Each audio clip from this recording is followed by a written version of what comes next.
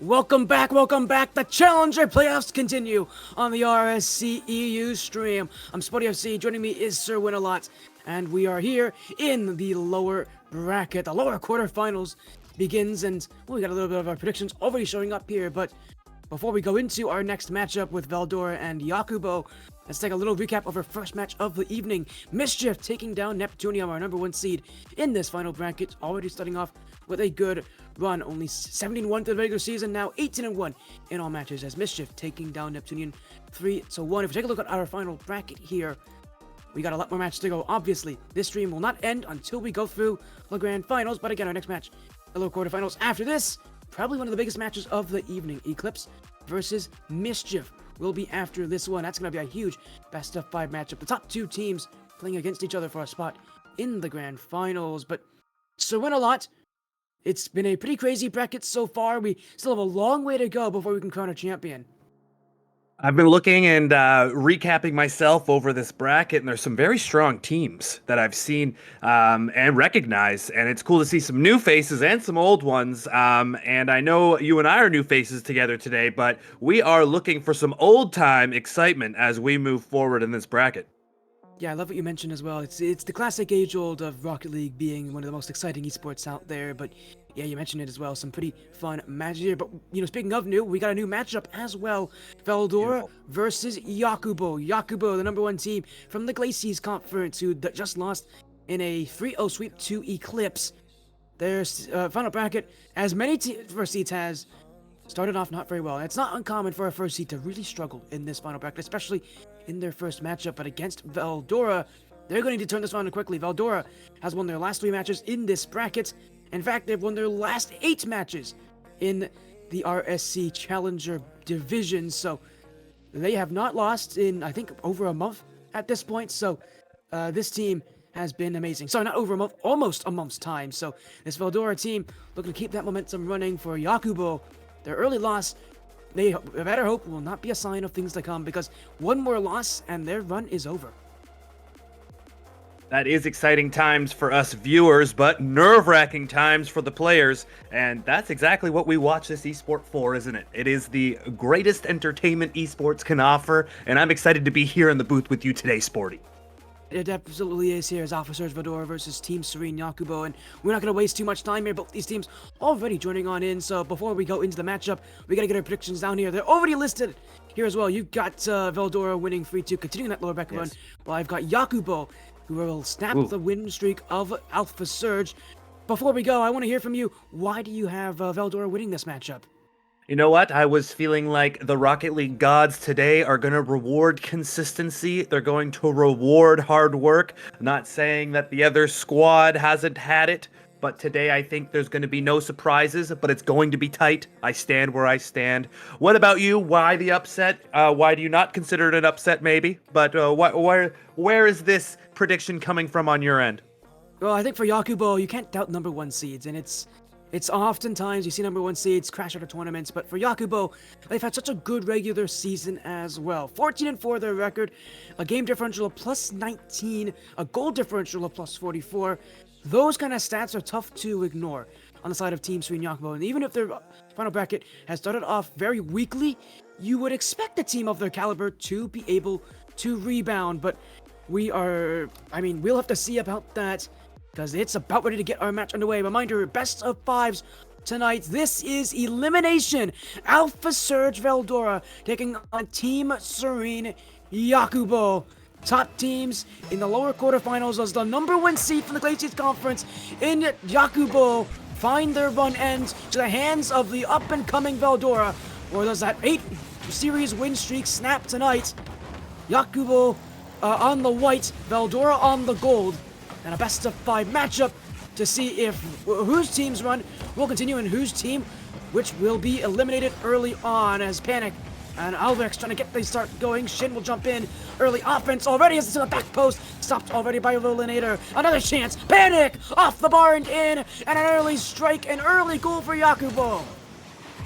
And what an introduction to the series here. Panic already showing a couple of chances on net, a big save, and then a follow-up finish from Panic himself. This is going to be a good series, Sporty. Oh, it absolutely will be. I mean, all the matches today are going to be good. You can't say any match isn't going to be exciting, considering that, mind you, this is lower quarterfinals, and from here on out, these matches are getting more high intense, better with the competition they have, and with more on the line here in the Challenger Division. As a miss off the back wall, that's a free chance for Dom, and he'll like that one back. Veldora, their first major chance of the game, and one that Dom, if he had a second chance at it, would not have missed. Nope, I don't think he'll miss another one like that tonight, and he'll hope he doesn't either. That was a great opportunity squandered, as Alex does come out to the mid part of the field here. They are getting caught in a bit of the midfield play. We're going to see who can control boost and get a good attack, as Deadly is going to get it up the wall and around. Can he get past Shin? He does. He's going to get a good chance to center it here. Oh, he just whiffs on that. And Sporty, how much are we going to find that the whiffs are going to start to come down to nerves, not skill? Well, I think they've already come down to nerves early on. Again, for Yakubo early on today, it was on the RSCP stream. Really struggled with keeping control. Really struggled with that consistency. And it does come in parts of those whiffs, but hey, sometimes it works at times here as the ball floats in the midfield. And this is Challenger Division, mind I tell you here. Stuff like this, like Chaos of the Moment, does strike when you least expect it. Yakubo of Team Serene have a 2-goal lead. Yeah, a bit of curse of the commentator there. The other squad will say that that was all part of the plan, but we do carry on as Big Swifty gets a good touchdown, trying to bounce dribble, gets over one, has a good chance on a 1v1 here. Can they absolutely score? No, they cannot. It's a great save on the goal line, Sporting. That's exactly what we want to see. The counterattack almost starting up there. That was quick play from them, quick defending as well. They got back quickly, and that's what we like to see from a good squad. Is there any way through this midfield right now? It seems to me there is not. I think for more so, it's not that neither team can get through the midfield, it's that neither team can win the midfield. It is very much a back and forth game, and a lack of possession and a lack of great challenges as well. Meaning that you're not going to win the midfield, you're not going to win a lot of those challenges, and you're not going to hold offense for very long either. There's going to be a game based off of who can get that offense started quickly, and who, more importantly, can score with haste. Because simply put, you're not going to get that many second opportunities, not that many chances, meaning that the few chances you do get, you need to make count. As Dom, midfield, Big Swifty jumping in, the Panic will get the block, and Yakubo will look for the clear. And it does a good job there to get down on top of the ball and then pop it up over the first challenge. It's so important to get past the first challenge out of the corner. Give your team a chance to get out, and they do. And they're going to be able to keep the pressure here with a great touch from Alex. Deadly Dom first on that second ball. Again, the midfield just becoming a bit of a hasty place, and it's a great demo. Is they're going to be able... No, they are not able to capitalize on the free space from that, which is too bad, but they still have pressure. This is becoming a series of demos, it looks like. They are starting to play very physical, Sporty. Do you think that's going to have any type of, what a save, any type of impact going forward?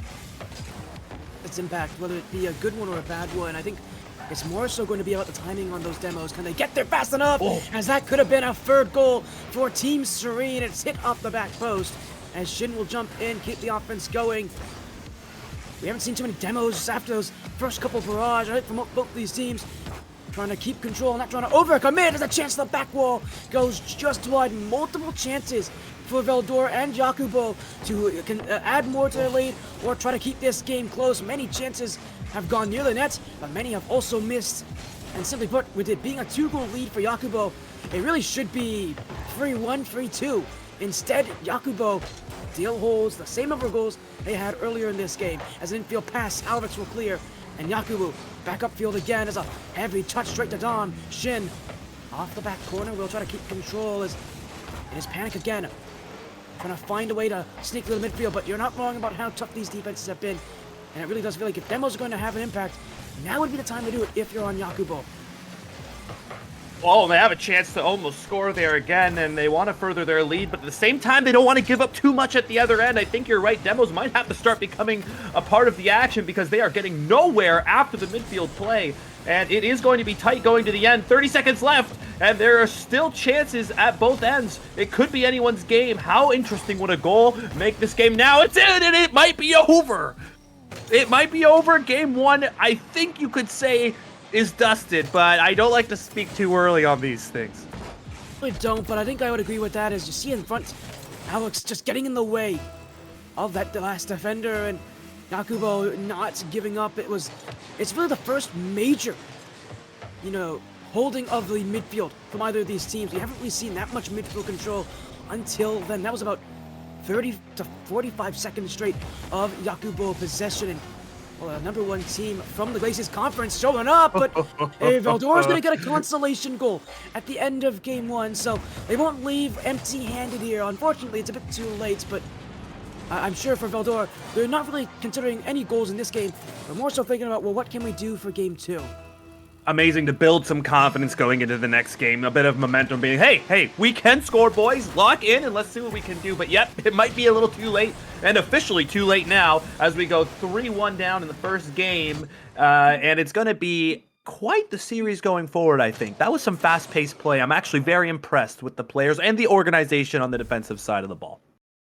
Wrong about how fast these teams are playing. I think more so, though, the one big thing that seemed to be an issue for both teams this game was that accuracy. There were so many chances that looked just wide, just off target, where you feel like these teams, they've made great opportunities for themselves, but the accuracy wasn't always there for Yakubu and for Veldora. Well, Yakubu will take the win. You can't deny that both these teams had chances to add more goals to their tally. I think we could have seen a different score this game for sure. I think it also could have been 5-1. For like, you know, it could have been, but it isn't, and we have to live in the reality of where we are. It's 3-1 going into game two. We have definitely some more Rocket League to play, and I think some more dramatic moments. There were a couple nervy goal line moments, and that's why we love the sport, though. And going forward, I think it's going to be a different score this game. I think they're going to come back with some vengeance, and Veldora very well might come back and make this series more interesting than we thought.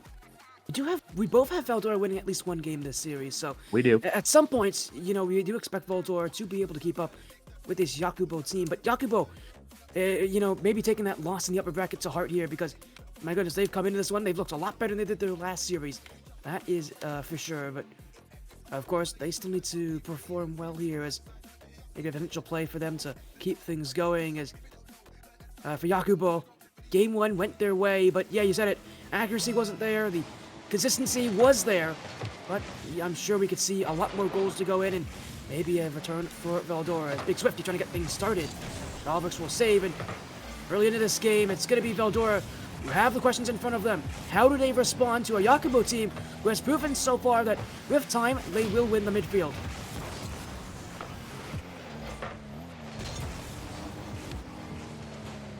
I think we lost connection here. You there? I thought we lost connection with you.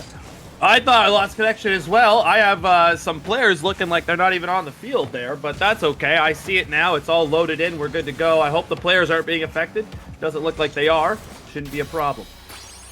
Oh, and what's not a problem here is Shin with Cole 1 for Yakubo as a infield tap around, and he was one-on-one with Rollinator, but Honey Boost Rollinator just won't catch up in time. It was a very awkward rotation. Veldora had a demo in the backfield as well. Just all sorts of chaos, all created by Yakubo. And with goal one, you said it, chaos is going to be the name of the game. Yakubo utilizing that very well early on. Here comes Alex. He's going to be trying to get that double. Just can't quite get there. Veldora is going to have to pick up the pace of play. They can't just be on their own goal line making saves and barely clearing it. They're going to have to do some things that are going to make this a more interesting series. Cleared away by Big Swifty. Shin to the back wall. This play just continuing to bounce in front of the players of Veldora, but it's so tough to keep that possession as Shin. High touch, Dom will be waiting for it as Rollinator jumping into this one. Still room to work with as Panic. Going to back pass this one to Shin. Still possession of Team Serene, but now they'll be forced back. Jumping up his Panic. He'll cut out the way. But Rollinator to keep offense for Veldora. Alpha Surge trying to find their first of game two. Big Swifty to the corner. Shin will be waiting. It's not a great first touch, but knowing the challenge, he'll hold control and take this ball away as Yakubo continuing to let time tick away. And while they only have a 1-goal lead, if they can hold this lead, it won't be too hard, but they've overcommit. Rollinator scores. Yakubo left Lynette. This is exactly what we needed to see. We needed to see taking advantage of one mistake. There's the whiff, and there's been a couple, and they finally find themselves in a good position to score, almost saving their own goal, but it finds its way into the net. Here we go, 1-1. Yo, maybe this is the start for Veldora, as again this is their second goal this series, but the first that really feels like it actually matters to them. Last game, they scored with so little time to go. It was anything but a goal that would matter. As with time, they're going to look to keep things going here. As Yakubo, again, trying to keep that midfield. You can tell it's For them, at least, it's all about winning that midfield, winning that possession, but without a lot of time on offense, they really got to make things work. Back wall, Alvrix, no doubts about that shot. Veldora never even jumped for it. Well, great rotation, first of all. A good little pinch touch off the back post. And Alex just turns quickly with little boost. I think he takes them by surprise by playing that confidently. But in threes, you kind of have to. You have to go for the ball immediately, and he does. He spikes it down 2-1. What a goal. I was going to mention that I was not happy about with Yakubo was their lack of urgency when it came to their shooting opportunities. But clearly, Alvrix showing that urgency of Yakubo is there and absolutely can be utilized. Alex to the side wall will keep this one away, and for Yakubo, I need to see more of that urgency, but it's an infield play. Here comes the chance for Rollator, but that's gone off the crossbar, and Shin will prevent the follow-up chance. Dom will clear this one out as it is still possession of Yakubo, but they're on their own half. They're not going to win these challenges forever, as offense still, Rollator with room, with space, and with a player in the midfield. Dom to beat them both. Panic gets just enough on it, and Alvrix will get this one away. Team Serene, while they have not escaped danger just yet, have bought themselves some time. And time is what they need right now. They are under the pressure, but they are also going to be getting goals. They can't have the close post. Another follow-up shot is in. Wow, we have a 2-2 goal game with 2 minutes left in game 2. There couldn't be much more two of us here, but I will say it's starting to feel like the wheels are turning for the squad down 1-0 here, and I will be saying Veldora is going to be coming with a vengeance in this next 2 minutes of play. They've already shown that they are coming back with a vengeance here. I don't think it's will they. It is when will they be able to take the lead with this one? Because right now Yakubo, even if it does feel like they're playing weaker this game compared to the really strong performance of Veldora, it is still tied. They're still playing extremely well here, and Veldora cannot take this game for granted as an infield play. Shin, the left side wall, has room, but can only put this one to the back. Rollinator can't get it. Big Swifty, it's a huge touch off the back wall, and it will give his team time to get the ball away. Veldora are back in business. They are back in business, and they're going to have to be able to collect some boosts on the way out here. It does spawn for him. He's going to be up off the side wall. Here comes Alex for a great 50. Actually, at 50's into the middle. Can anybody get there? It's a whiff. Panic has to really be careful here. He does. Can Rollinator get it back into the middle? He does. Here comes the back boost for Panic. Can he clear here? He's been so good at this for the first 2 games, clearing his back lines off the back wall. He's been Mr. Consistency with that. And how much do they rely on him in the backfield of play, this Yakubo team? Because he seems to be absolutely controlling his third man. And that last by back so far for Yakubo, no matter who it really is. You mentioned Shin, but I really think this is something that all 3 players have done well, is that that last player back is playing so passively and is playing so smart on the play. They're not committing. They're not taking unnecessary risks in this point. They know what's at stake here in the lower bracket. And they know that if they do make a mistake, that might just be the reason that Veldora can win this second game and start the run in the series, as Dom has space. Panic will be there. That's a mistake, but it is kept out by Shin. Now Alvrix forces out Rollinator. Panic to clear. And it will be space for Yakubo down the other way. Team Serene maybe with one last chance in game 2. Alvrix, that's a horrible touch. And it will be the other way. Big Swifty to the net. He's missed. It's in! Veldora with game 2 in the dying moments. Big Swifty with a big goal.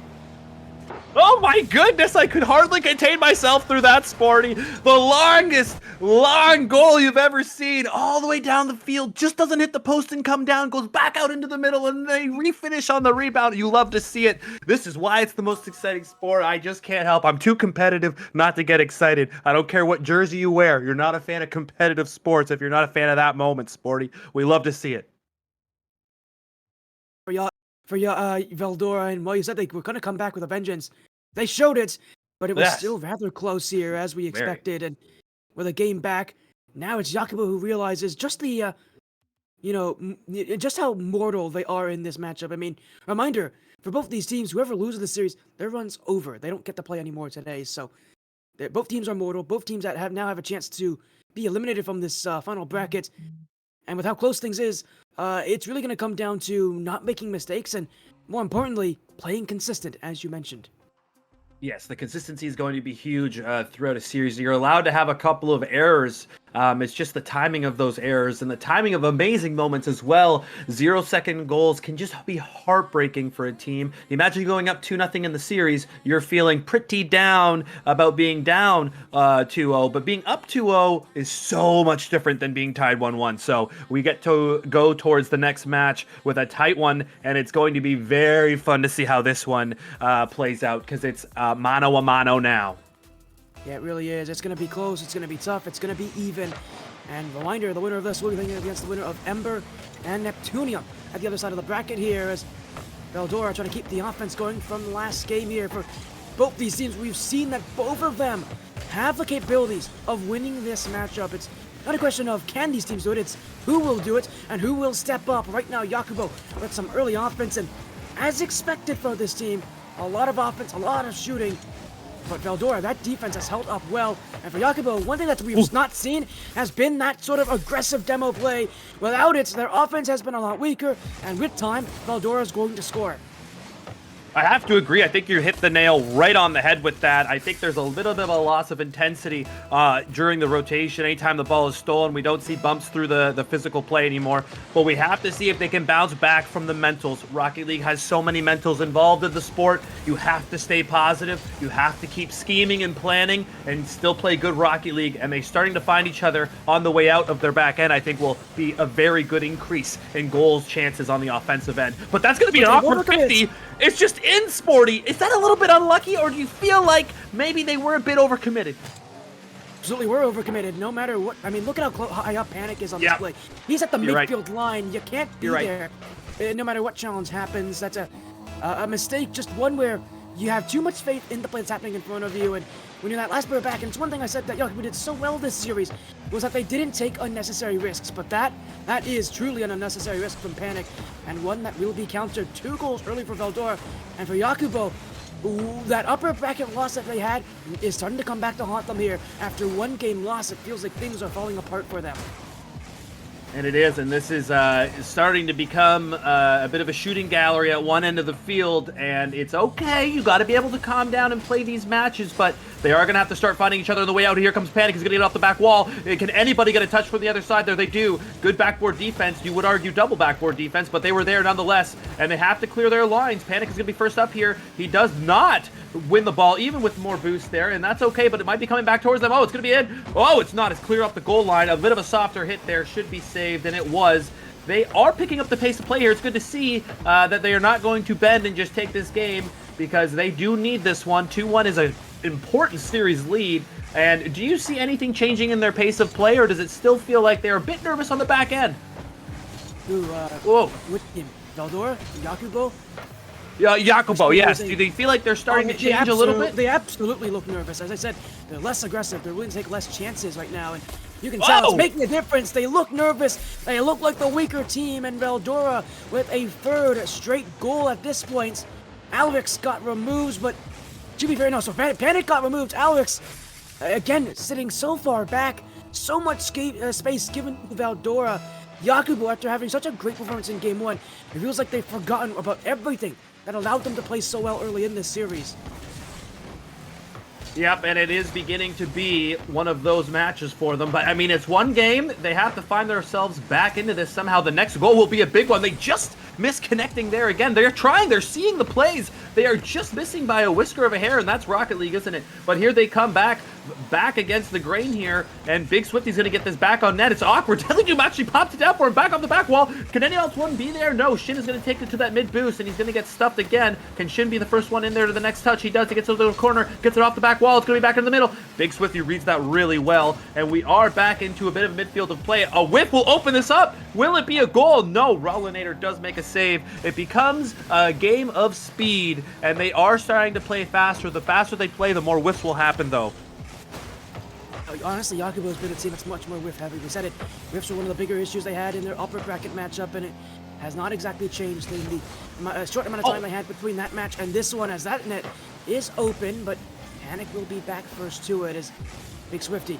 Oh, he doesn't actually make contact here. Rollinator will be waiting back as Alvex has an infield option. Will just go towards the goal, but again, without that much aggression for Yakubo, things have really not changed. A shot on, saved by Alvix. Panic, can't react in time. Another whip for Yakubo as Alvix will clear. Dom to the back corner. Shin will have this one, but Yakubo, the pressure really gets to them here. A lot of mistouches, a lot more mistakes than early on, and those mistakes, those whiffs, are only making things worse for this side. It does seem to be throwing them out of rotation, doesn't it? They're not playing each other's whiffs, so they are trying to be like, hey, I trust you're going to hit the ball. And then when they don't, seems to be throwing them off a little bit. But, I mean, that can happen in one game. I don't think they should panic yet. They are going to have to battle back next game. I'm not saying this game is over. It's still a lot of time left. I'm just saying it's starting to look forward to the next game here being like, what can we change? What can we fix? And I think it's just the whiffs, Sporty. I don't think there's anything else that needs to change too much. If they come in again, it's going to be off the back wall, and it's going to be a counterattack here. It's going to be the fly V, 2v1. He gets the ball up, and he gets it over. Well, what a great save by Deadly Dom, and we've said that a couple times tonight. I think he's going to have a good rest of the series. He's making some great saves. Some good efforts here, but I want to add more to it. It's not the whiffs that are the issue. I know that sounds weird. It's not the whiffs that are the issue for Yakubo. It's the confidence. It's the confidence for this team. I agree. You whiff more when you don't have the confidence, and we saw them in game one. Look confident, look strong. They had mistakes, but they were minimal, and they never really felt like an issue for this team. This game has been very different, and for one major reason, they don't look confident anymore. There's a Yakubo team that is starting to get in their own head, in their own space, and simply put, when you don't have that confidence, mistakes are going to happen. You know, and this team is making a lot of them because they don't look confident. At the 2-1 lead for Veldora at this point, one away from moving on to the lower semifinals, take on a winner of Ember and Neptunium. And I think we've already said what we need to say here about Yakubo. They don't look confident, and if you don't look confident, you're not getting wins. I agree, and maybe it was one whiff that created the insecurity. You could argue that, but the future whiffs were definitely due to insecurity, as you say. I would love to hear your brain on this, Sporty. Maybe a quick, you go into the dressing room in between game 2 and 3 here, and you're the leader of the boys playing this game. What do you say to the lads to get them back into the confidence section of Rocket League going into an elimination game? Yeah, if I could like coach Yakubo at this point, if I could give them words, it would be remember game 1. You won game 1 for a reason. As they're going to take a timeout here, so Smart. So a timeout call, but so a little bit of extra time here for Yakubo, an extra minute to 2 minutes in between games. But for Yakubo, if I was talking to them, I would be remember game 1. They played well in game 1. That was a win that they deserved to have, and it was because they played confident, they played the way they needed to, and they didn't really let the pressure get to them. It felt like after they lost game 2, which was, again, a very close matchup, it was Veldora playing better, playing up to Yakubo. They just kind of lost it. They lost their control, they lost their composure.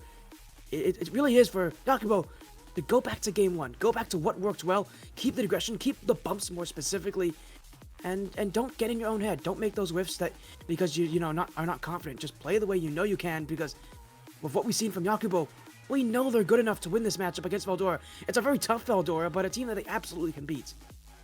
You know what? I agree. The first match, there was no hesitating from them. There was none. They were getting to the ball first in the offensive corners, and they were creating chances for themselves, rotating through and bumping people off the goal line. Did not see that once in game 2 or game 3. And I know that they didn't have as much control of the game, so it was hard to get that rotation going, but the couple of times they did, it did feel like they were leaving the zones kind of early, going to get boost. I agree, they weren't playing as confidently. However, this is a new game. It's 0-0, 5 minutes remaining on the clock. After this timeout, which I think is a smart call, we might see a very different team, especially if they heard what you had to say, Sporty. Yeah, we'll have to see, but so often these timeouts have not really worked. It's so weird with these timeouts, because for teams that aren't used to these timeouts, it is very tough for them to get used to it, because it oftentimes doesn't change anything. So it can freeze yourself as well. You're right. It absolutely can, and I have seen so many more times when teams use these timeouts after losing a couple games as badly as Yakubu have, losing that confidence. It's so tough to bring it back, because more likely than not, these timeouts are really good for whenever you feel like you've just been beaten so badly in the game that you need to slow the other team's momentum. For Yakubo, the issue isn't Veldora's momentum, it's their own confidence, and it's so tough to bring that back in a timeout.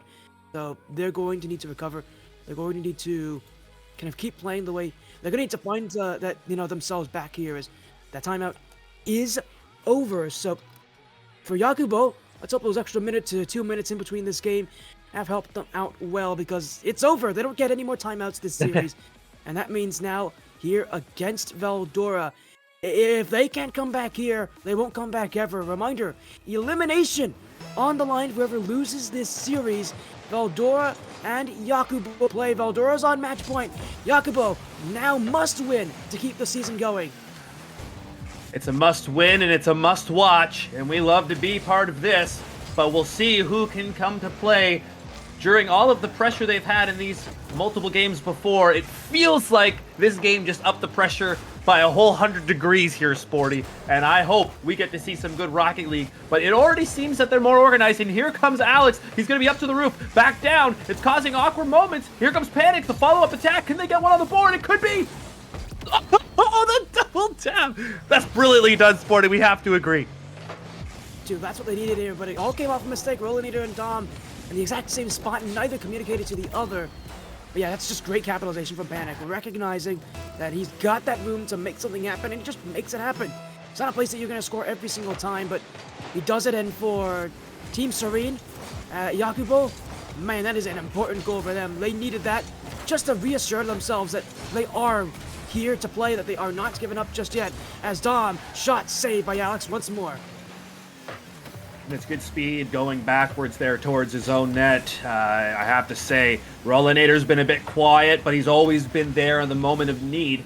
As he's going through for the demos, Panic is again on the backboard defense, which we've seen a couple times tonight. He's been so good at it. Here comes Big Swift. He gets first touch over, and he just has to get this pinch down for a teammate. He does. Deadly Dom's on. Panic again comes from nowhere. Panic forces him high. Rollinator could get the double tap, and it's down, it's up, and it's in. No, it's not. Chaos on the goal line. It's in. Oh my goodness. Sporty, there was a moment of 10 seconds there where anything could have happened, but it ends up in the back of their net. Oftentimes when the ball is just resting in front of the goal line like that, all you need is one more chance to put it in. It's an early goal for Veldora, one that they definitely felt like they deserved after how well they played the offense. But the one thing I'm noticing already, this game is a lot slower than the other ones. It's slower, and while it is chaotic at times, it is very much more passive for both these teams. They're both waiting, they're both playing patience. And while there is chaos, it really feels like more so both of these teams are waiting for the first one to flinch. That neither team wants to move up too fast, neither team wants to play too aggressively. They're both just waiting for somebody to make a mistake, somebody to miss the ball, somebody to give them an opening. You know, I'm glad you actually mentioned that, because I felt that as well. As it is in. Oh my goodness, Sporty. Maybe a bit of curse of the commentator there. That was some of the fastest play we've seen on that second ball. Is this by design? Have they been lulling them to sleep, trying to create a slower pace of play, or do you think it was more instinctual? Because that timeout does that to teams. It slows teams down, it makes them think, it makes them question themselves, and Veldora, I think, had that moment early in this game where they just were a bit slow, trying to recollect themselves. But hey, with time, you're going to see them pick the pace back up. It all comes down to if Team Serene can't keep up with them. But Alvarez missed that ball right there. Panic off his own corner. Rollinator trying to jump on in. But it will be kept away as Panic with room on Dom. This one's to the back wall is going to be Big Swifty. Alvarez off the side wall will stay on this one as it's pinched away. Rollinator. It's a high touch. Will go out to Dom, but it's Alvarez again. Swifty does take it. But Alex will force him out. Now goes Shin. That's off the back wall. Oh, it's pinched in the back of the net. Dom and Swifty ran into each other. And the chaos and the collision will put the ball in the back of their net. Well, I just wish you guys could have been up here in the booth with me and Sporty there to watch both of us perk up when that happened. That was wild. We both squeeze our necks in disbelief. We have a 2-2 game, and is that a sign of things to come? It's an own goal, so I can't exactly say for certain here. For Yakubu, I'm actually very worried for this team because they have not exactly started up this game nearly as in control as you want them to be. But hey, they're finding goals and they're doing a lot better at taking their chances. Panic jumps in as Big Swifty. He wasn't ready to make that touch as well. The player that was supposed to go for Deadly Dom got removed before going to the back wall. So Big Swifty had to make a quick move, couldn't get there fast enough. And that demo opened up the play for Yakubu. I think the viewers are in disbelief there of that 30 seconds of play. That might be the worst 30 seconds we've seen from Veldora there. But again, they're going to have to stay in this. They are going to have to stay in this. They are just one goal out and they are going to have to stop the bleeding here because they can't even seem to get it up with their own end, but they finally do. And can they re-equalize this game on a whiff? And a bomb thing's going to be 3-3 going into the last 2 minutes. All to play for, elimination on the line. Can they hang on? I don't know, but we're going to find out. Yeah, reminder for all of you again, Veldora playing well. If they can win this game, they win the series with it.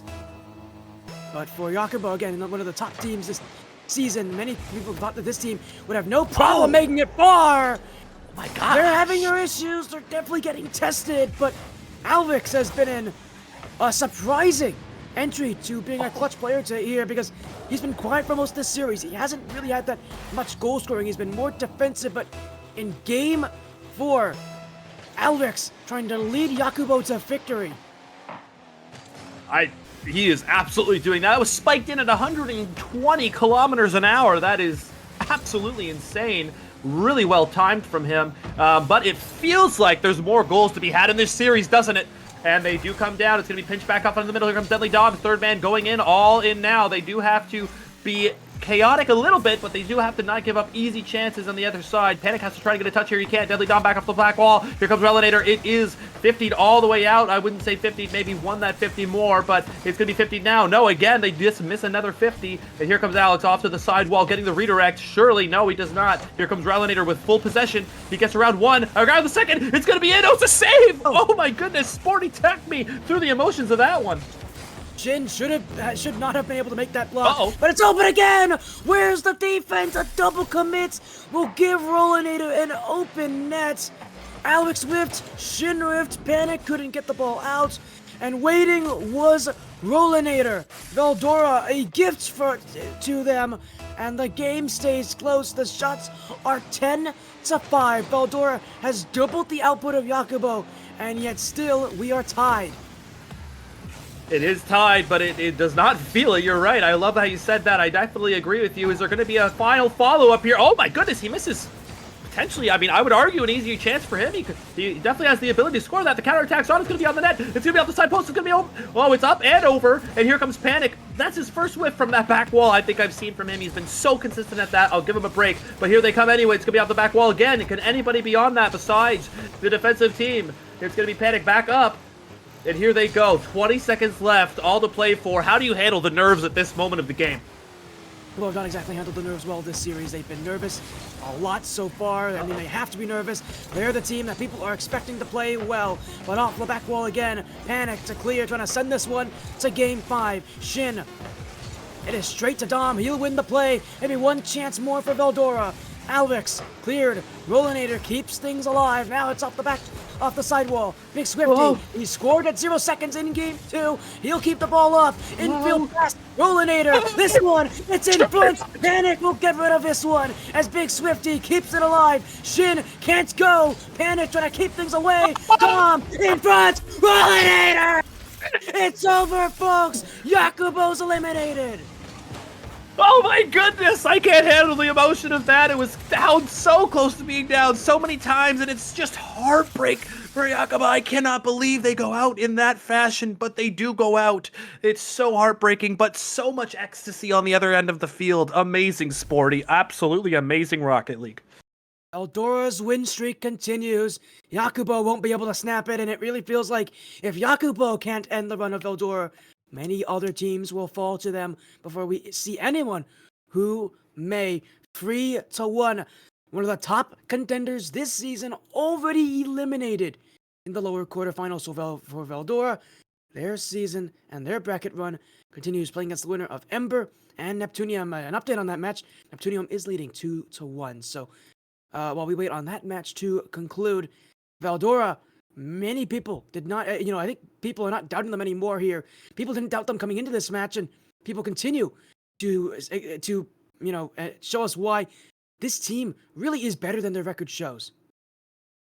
Clearly. And it's maybe a bit unlucky on either end, but, got to be good to be lucky to be good. I think the more impressive part, Sporty, was you putting up with my emotional personality up here in the booth. Thanks for doing that, buddy. It was a pleasure casting with you as well. Yeah, it was, and it was a pleasure to get to see these teams. Unfortunately for Team Serene, their run tonight is over. They are eliminated in 2 matches as well. they could only get one single game victory, and it really felt like for them it was just a collapse of emotions. They could not handle this bracket. But for Alpha Surge Veldora, the incredible run continues, man, through play-ins, through this lower bracket, they continue. They'll be playing against the winner of Ember and Neptunium, as that match actually is going to Game 5. So, again, that's on the RSC B stream. So if you want to go see that, you can. For now, we're going to go to break. When we come back here, not only will we have an update on our lower semifinals matchup that will be on the RSC-EU B stream, we will showcase you the upper finals, Eclipse versus Mischief, the match of the night so far. Asteroid.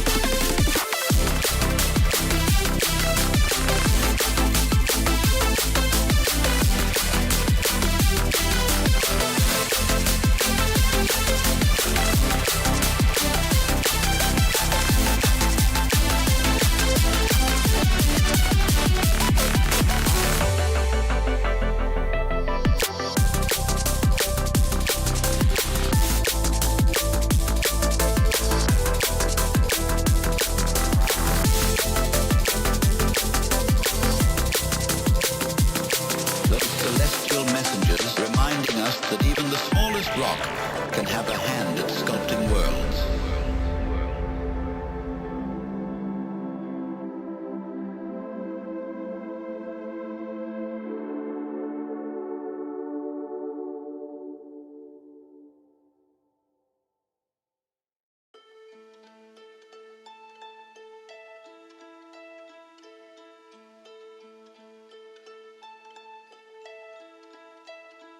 I've been treading water for some time, picking up the parts of all my life. Didn't get to solve it this time. How am I to break apart? Don't tell me why we can't collide. Nowhere to run, nowhere to hide. Don't you feel? Don't you feel it? On the break of dawn, I'll follow you to carry on. On the break of dawn.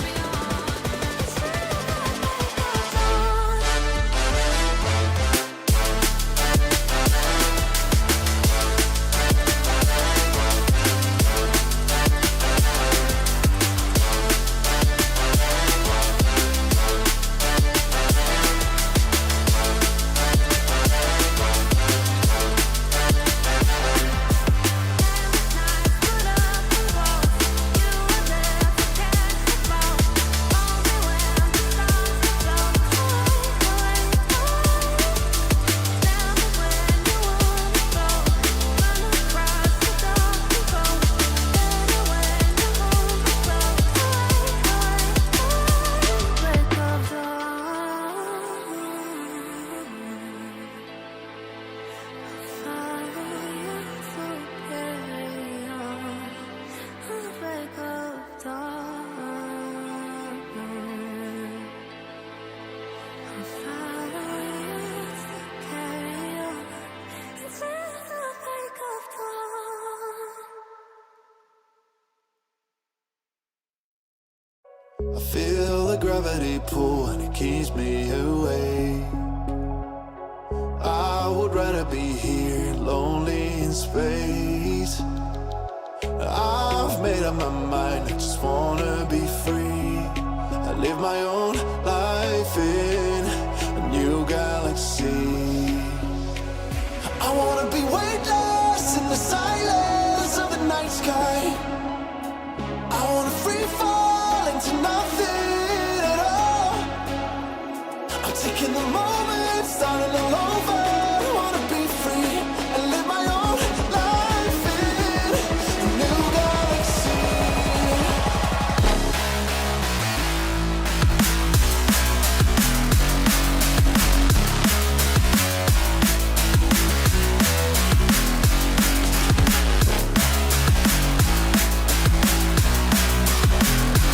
I live my own life in a new galaxy.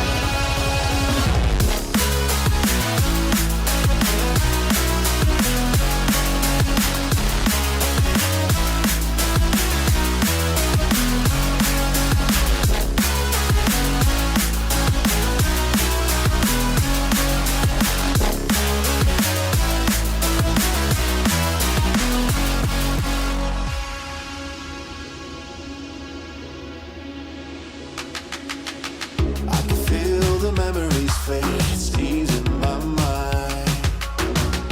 And I can finally breathe when I'm closing my eyes. I never realized what I just could do, but now I know I'm better off without you. I wanna be weightless in the silence of the night sky.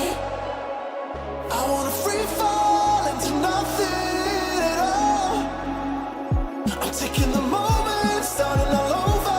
I wanna be free and live my own life in a new galaxy.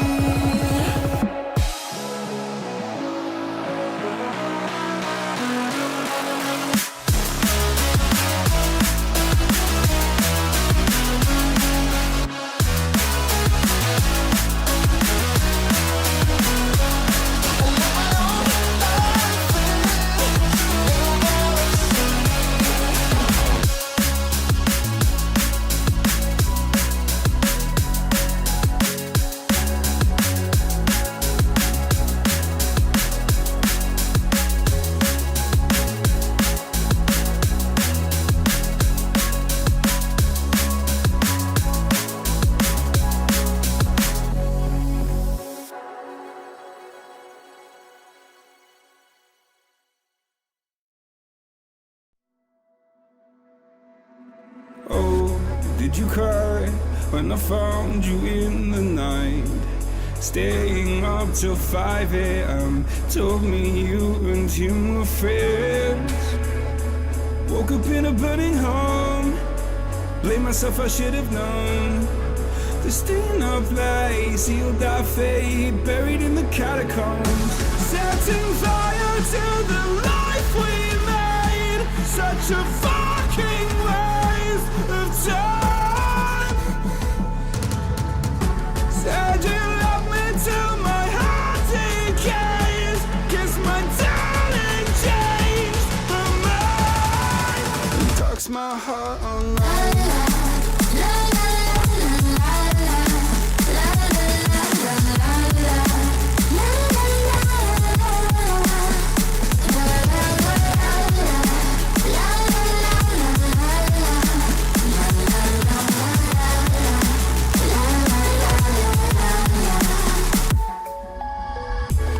Was I blind? But too afraid to find that you changed your mind from sleepless nights. Was I part of your design? Push me till I broke alone. No one heard my heart explode. It's a suicide dive, just knowing you die and question everything you know. Setting fire to the life we made. Such a fucking waste of time. Said you love me till my heart decays. Guess my darling changed her mind. And talks my heart all night.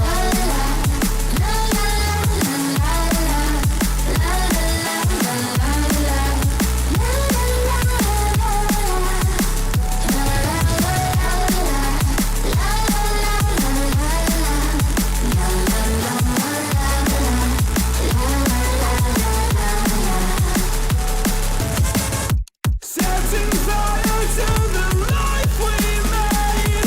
Such a fucking waste of time.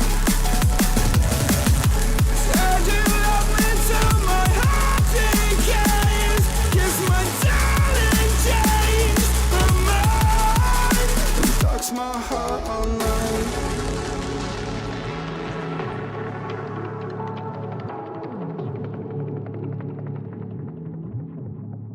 And darks my heart all night.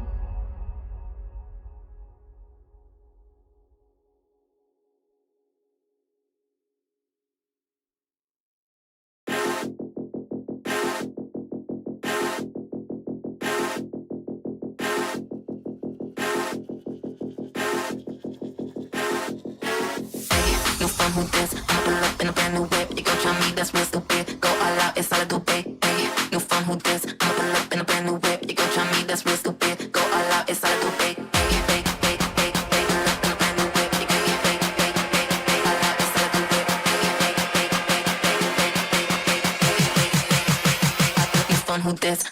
New phone, who this? I'ma pull up in a brand new whip. You gon' try me, that's real stupid. Go all out, it's all I do, babe. New phone, who this? I'ma pull up in a brand new whip. You gon' try me, that's real stupid. Go all out, it's all I do, babe. Hey, hey, hey, hey, pull up in a brand new whip. You gon' get hey, hey, hey, hey, all out, it's all I do, babe. Hey, hey, hey, hey, pull up in a brand new whip. You gon' get hey, hey, hey, hey, hey. New phone, who this? Somebody get me. Somebody get me. Somebody get me. Somebody get me. Somebody get me. Somebody get me. Somebody get me. Somebody get me. Hey, hey, hey, hey, pull up in a brand new whip. You gon' get hey, hey, hey, hey, all out, it's all I do, babe. Hey, hey, hey, hey, pull up in a brand new whip. You gon' get hey, hey, hey, hey. New phone, who this? Hey.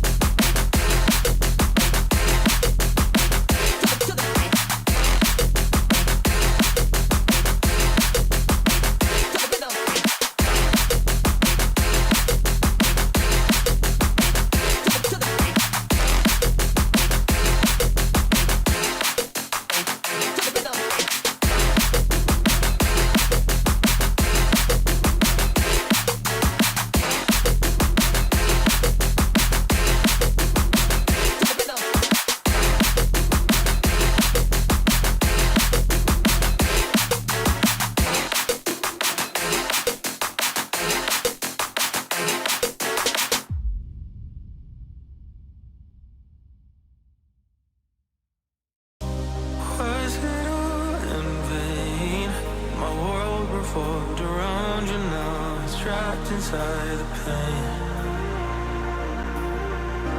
Maybe I should stay in the dark after you had it to a place so far away.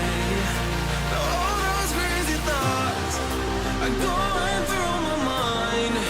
A part of me I can't escape. Our love was so sublime. It doesn't make no sense if you're not here again. If the only one who's gonna hold me there for me to say, what comes after the end?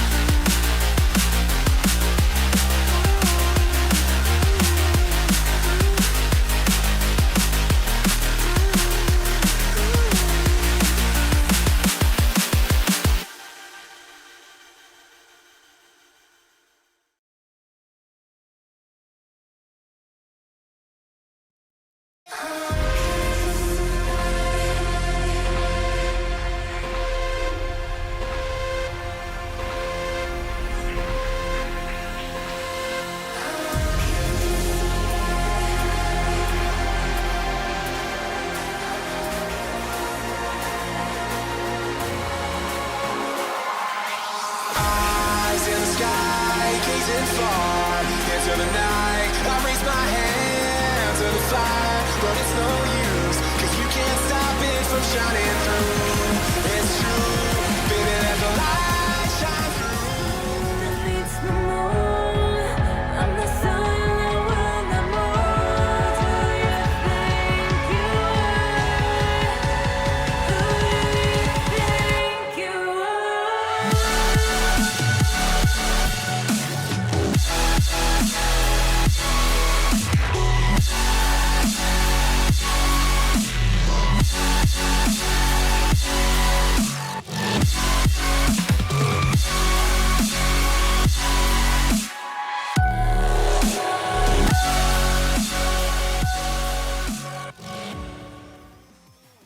Everybody to the RSC-EU. We're here for our upper bracket final, and it's between two teams that have really fought their way to be here. One of them has definitely sort of put up a more surprising fight than the other. I think a lot of people expected Illusory to be here, but Eclipse is a little bit more of a wild card, and Ghosty, well, when we look towards that upper semi-final that Eclipse played against Yokobo, I think a lot of people were expecting that Yokobo squad to be here.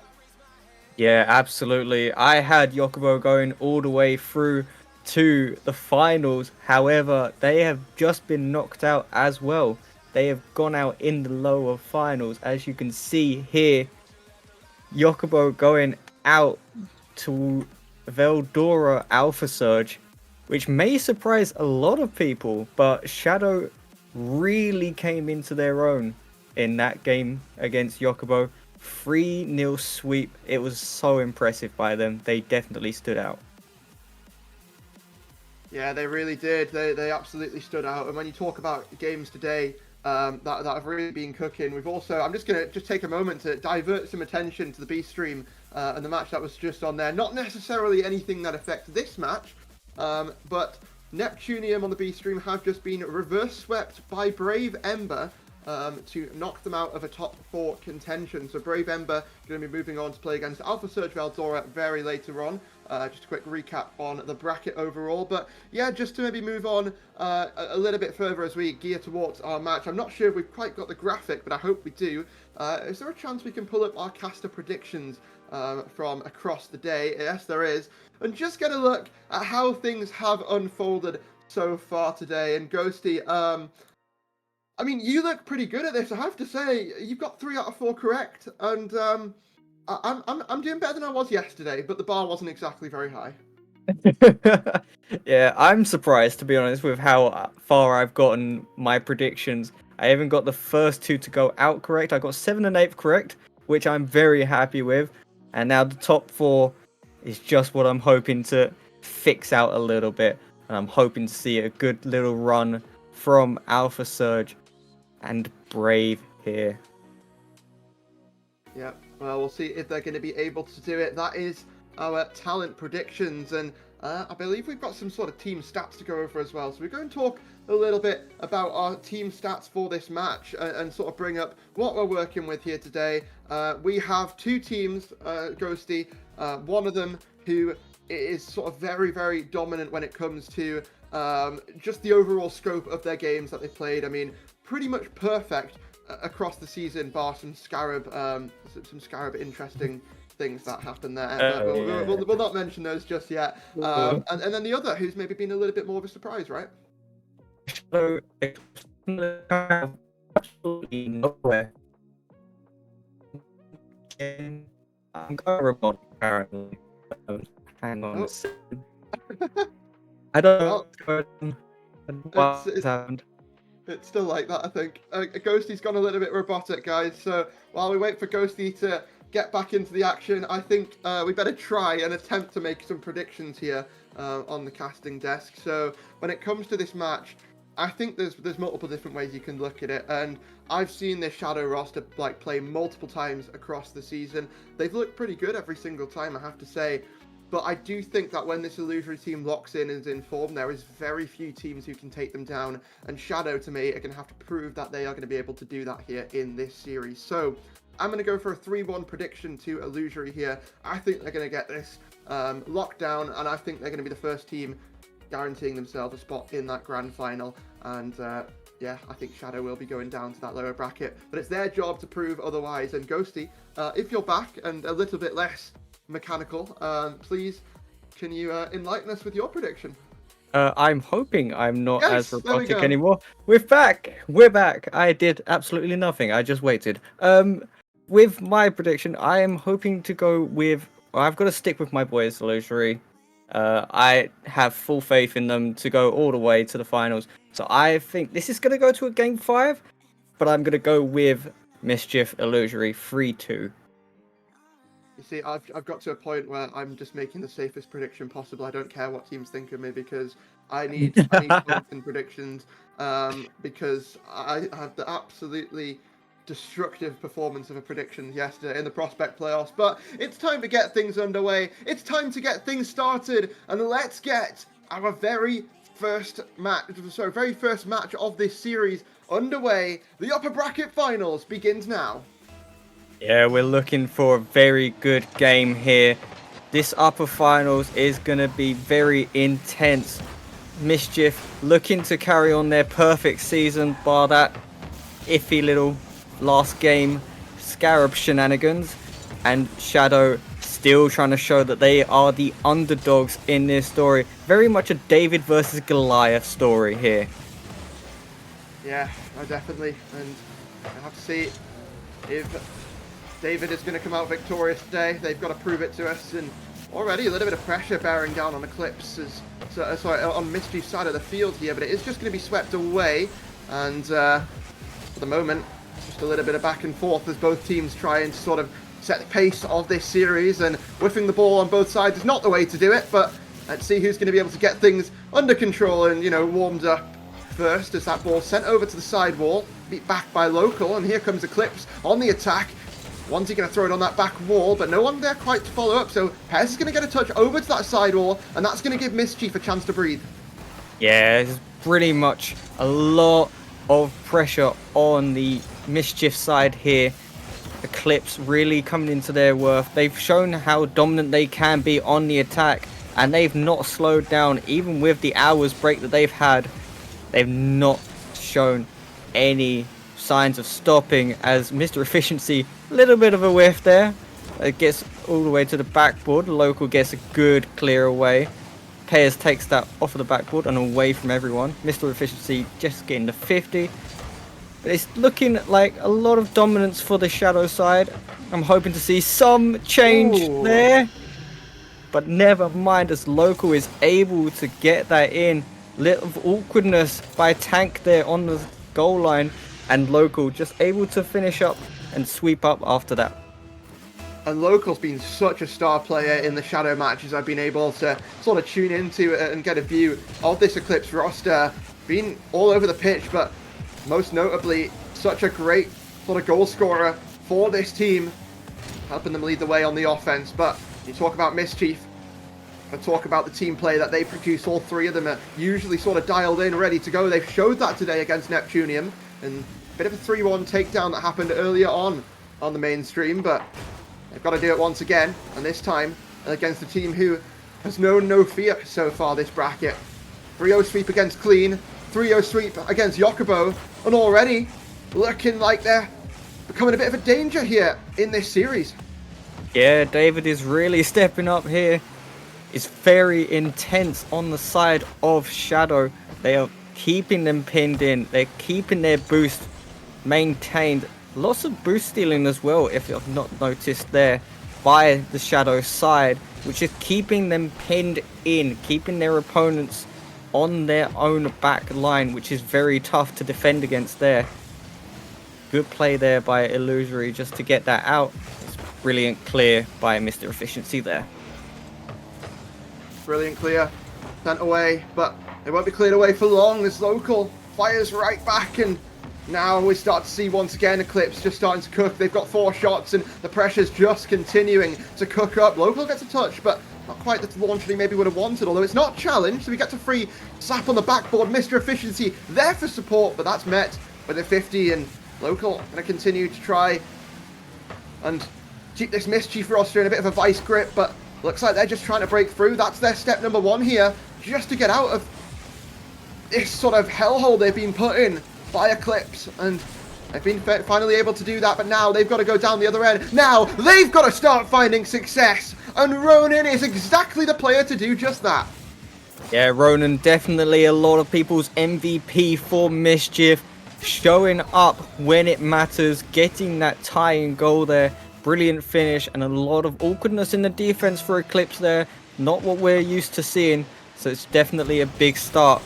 Although, as I say that, Onesie getting a good 50, just absolutely dunking on Tank there from the kickoff. Pears trying to do a Spanish, it looked like, but it just couldn't get the demo. It's a brilliant 50 by Onesie there. 2-1 immediately. Immediately not giving them an opportunity to breathe is this Shadow roster. They say, you can have one, we'll take it straight back. And now Mr. Efficiency's got the time, got the space to work with, but that's taken away. And now Onesie's going to have to be the hero, but Local tried to fly in and it was instantly swept off of his lines. A little bit of a double commit, but thankfully Onesie's got that touch back out and over to the side. And now trying to continue the play. Local, he's up for it, trying to play the 50, but had a pretty easy touch on that one. It's going to be passed out to Tank, and he's got the touch there, but just back and forth here across both teams' sides. And they're both just sort of cooking up that pressure. But so far, a lot of it has just gone missing for a lot of those teams. I think both teams have struggled a little bit with making those that pressure sort of count, making those shots count. But Eclipse, they've been able to execute better. And unfortunately for Mischief, they've got to do it soon, or they're game one down. Yeah, they've only got 30 seconds to make something happen finally. Not a lot of boost for Pears, so he couldn't make a play there. I'm just hoping to get somebody on this Mischief side to just take some control, take some of the pressure away, get the passing plays in, what we're used to seeing from this team, as that's a brilliant passing play there. Pears just couldn't get the accuracy and the power that he wanted on that shot. Not quite. And the end of it, it will go to Eclipse. The ball will hit the ground. Game number 1 taken charge of by Eclipse. And they're going to walk away with the opener of this series. But Ghost, I have to say, though, I think there was a lot of opportunities for both of those teams there that you know, went a little bit awry, that could have been capitalized on, that maybe didn't. And I think there's improvements to look at for both sides there. Obviously, Mischief, it's just about getting that ball cleared away and then thinking, right, what do we do now? Because a lot of the time, right, they were getting that ball clear, and Eclipse would just had the rotation so perfect, it was just getting fired right back every time. And the problem for Eclipse is, yes, they had so much pressure, but a lot of the time they struggled to get that sort of converted into goals. So while Mischief had good defense, they weren't able to get it any further than the halfway line on many occasions. And while Eclipse had good offense, a lot of the time they weren't able to convert it into goals, but they did get the game 1 win, which is all that matters. Yeah, it's 50-50. A lot of these, both teams need to work on Hang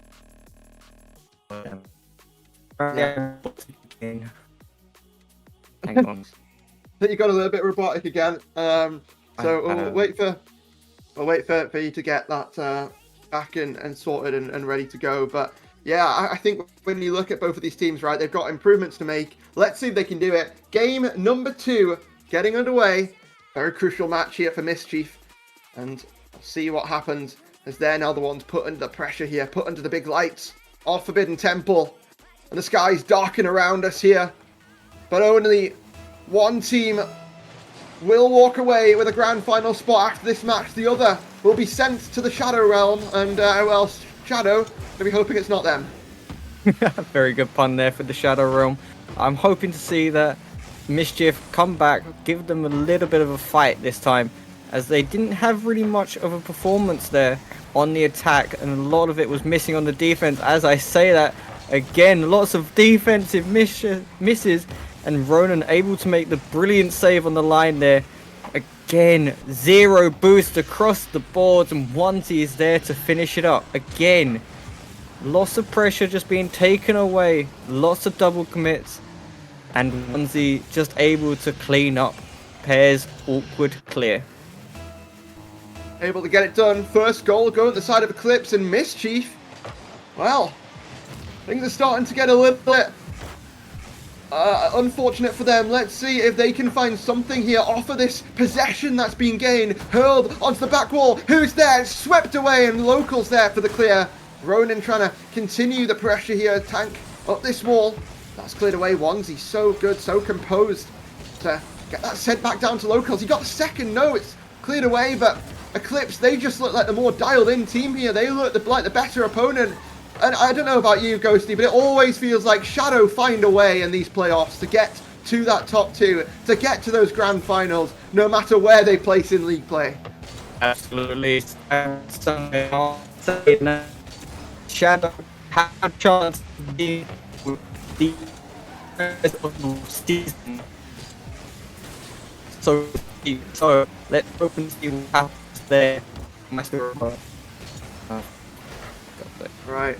Well, oh, it is hit back over here by Mischief. They're trying to see what they can do on this attack. See, they can pick up any goals here off of any mistakes that might occur. And also to try to force those issues themselves, Ronan along that wall. Local, they're so early, ready for the challenge, looking for the dunk, but going to be tipped away. And now we get to see if this attack's going to continue. It's a counter-attack. Tank, oh my word, what a pass! And what a redirect. Tank sending it in, but pairs with a pass. And Mischief with a response. Yeah, it's a good doink there by Tank, able to get that finish. Pairs with brilliant pass into the midfield. And it's a beautiful play. That's what we've been expecting from this team. 17-1. They're finally showing up when it matters. They are definitely showing up. And now they've got to close things out here. But still got a long way to go before that. Mr. Efficiency to the ceiling. Who's there for the pre-jump? Someone tried for it, but didn't quite get any success. Mr. Whoa, what's happening there? The bump play was missed. The shot was also coming through, but thankfully, the reverse bay parking on the goal line was saved by his teammate. So Mischief going to hang on a little bit longer there, but the defense certainly some question marks being raised. Absolutely, we're hoping that Illusory can come back. To be honest, get their footing in this game. Just hoping and praying, because this team have been showing up all season, and now when it matters, are they really going to falter here? I really hope not, as many people predicted them to be in the grand finals themselves. Yeah, well, I think most of the casters were definitely some of those people who predicted that. When we look across the caster prediction sheet, see a lot of purple. That purple often corresponds to Illusory on those prediction sheets. Ronan getting that save to keep this at a tied state of game. And continue to tap things downfield. The thing is, it is just been picked up by Local. Not got a lot of boost, but certainly has possession. That's going to get tipped off though. Good interception by Pairs to put that to a stop. But now Tank, he's looking for the infield. He's met by the 50. And Eclipse holding on that defense. But I love these sort of cuts in rotation. It's causing a lot of chaos for Mischief. They don't really know what's going on in Eclipse. They're just getting good touches that they need to continue forcing this ball downfield. Yeah, the positioning and the rotations are perfect from Eclipse here. They're really coming out strong, really throwing off this attack from Mischief. They're not knowing what to do. It's a brilliant save by Tank there, but they're not knowing what to do and how to cope and how to recover against this team. Still just over 45 seconds remaining. And that's still time for a goal to be put in. Is this the moment? No, it's cleared away.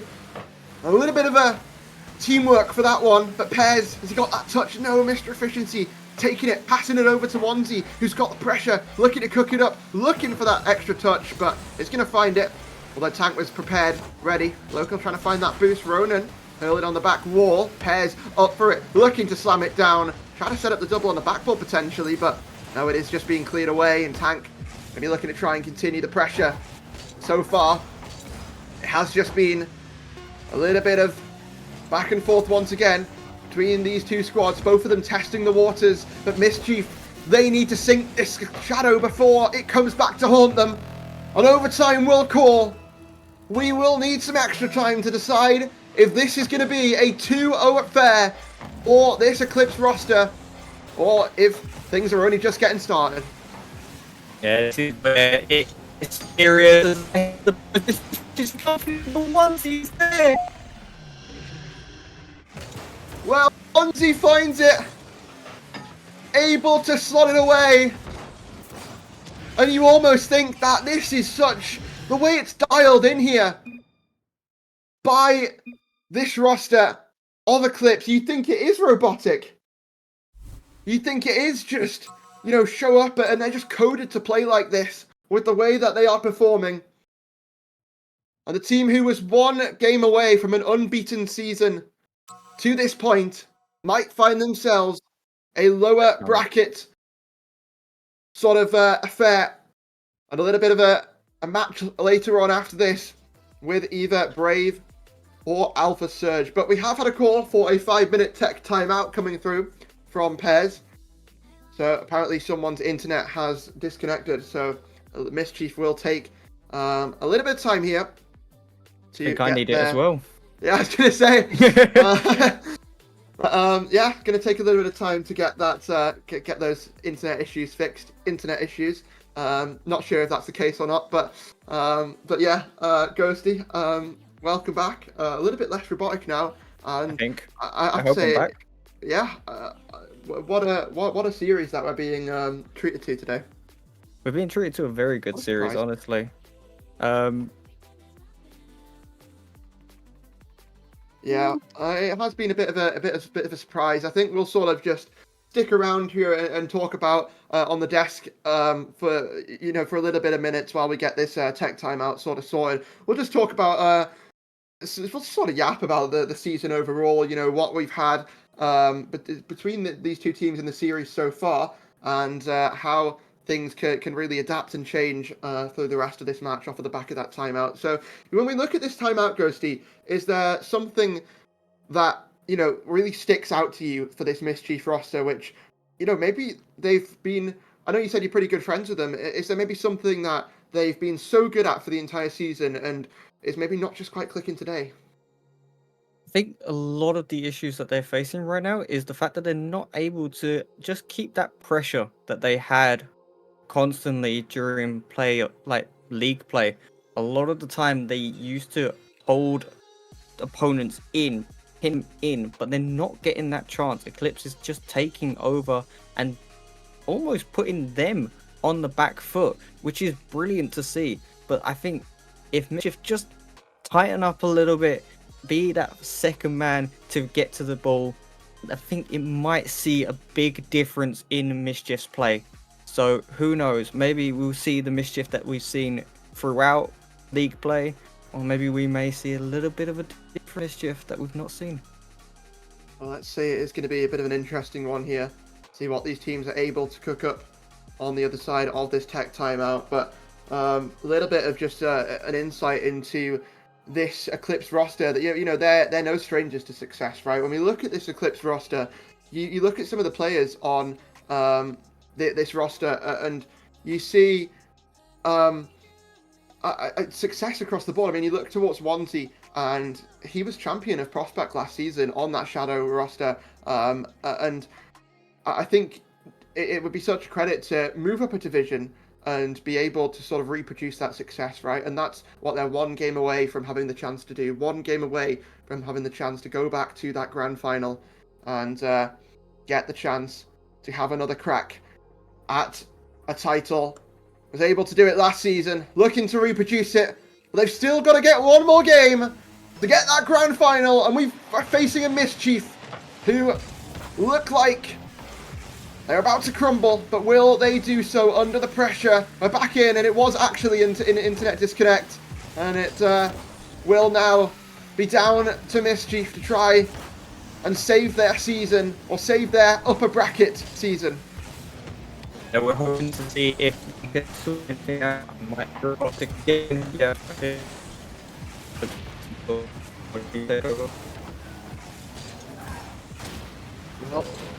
it looks like so far off the start of this game, a little bit of aggression coming through. Demo is to open up the field. And that's what Mischief really needs, right? We've talked about for so long of this series, how they've been locked away. They've not been given opportunity. So why don't you just create your own? And that's what Ronan's gonna do. Takes to the sky, glides to success. And Mischief have awoken here in Game 3. Yeah, and the beautiful finish. Run there, beautiful finish into the double tap. It's beautiful. But Onesie is there to complete a fucking, oh my god. Beautiful, beautiful shot there by Onesie, beating both players out. Beautiful shot there. 1-1 by Mischief. Yeah, 1-1 by Mischief. And we're now going to continue through this game number 3 as Mischief pull out an insane goal, and Eclipse respond just like that with another redirect. Not the first that we've seen from Onesie, and it hopefully won't be the last here for Eclipse as they look to seal the deal in this series. Will they be given the opportunity to do so? Onesie looking to put it on target, swept away in pairs. Maybe just sweeping the lines here for Mischief. They've had a great start to this game. What a shame it would be to let that one slip away. Good 50 there in the corner. Ronan going to get a chance to try and play for this, but Mr. Efficiency, he's more efficient, he's faster to it. And that has been sort of the story of this series so far between these two teams. But how can that adapt? How can that change? And how can Mischief rewrite the script so far? Yeah, they're really starting to get into their groove here. They're finally getting into the game that they like to play. And you can see that there's not a lot of pressure now coming on the Shadow side. And Mischief is just taking over as much as they can. They just need to shore up their shooting percentage, shore up their attack, just to make sure that they can get their shots on target and into the net. So let's hope and see that that's what they can come up with in the next couple of minutes. Couple of minutes going to be so crucial, right? I mean, when you look at these games, they've been close, right? I mean, it's not just been what the scoreline says, which is 2-0 right now to Eclipse. These have been close games, but these games have also been swinging the way late on to the side of Eclipse, and Mischief need to change that, need to rewrite it. Pears, is he the person to throw it on the backboard and start creating some more openings here for his teammates? But no, it has been picked up. Onesie, is he going to be the miracle man once again, looking to dance his way around all the defenders, but no success on that occasion. Local having another crack at it. Onesie also looking to put it on target. But that pressure once again not warranting the goal. And now we look towards the counter-attack. Yeah, it's very awkward there. Shadow almost getting 2 good chances, but Post saving them twice. This Tank gets it past everyone, but no one is there for Illusory. Nobody is there on the attack to follow up for Tank. And that's something that they've been missing. They've been missing that second man constantly. Just trying to get a second person to follow up their touches is all that they need. And it's not looking good for them currently. 50 in the corner.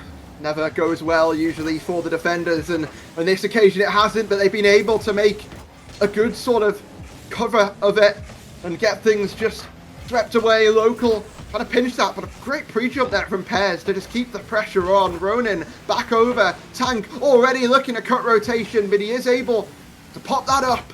And Pears now re-jumping, re-challenging, looking to hunt down for this second goal. Mischief have been craving, but the defense is too good right now for Eclipse. They're getting that back out over to the corner. The rotation is perfect, but all it takes is one mistake.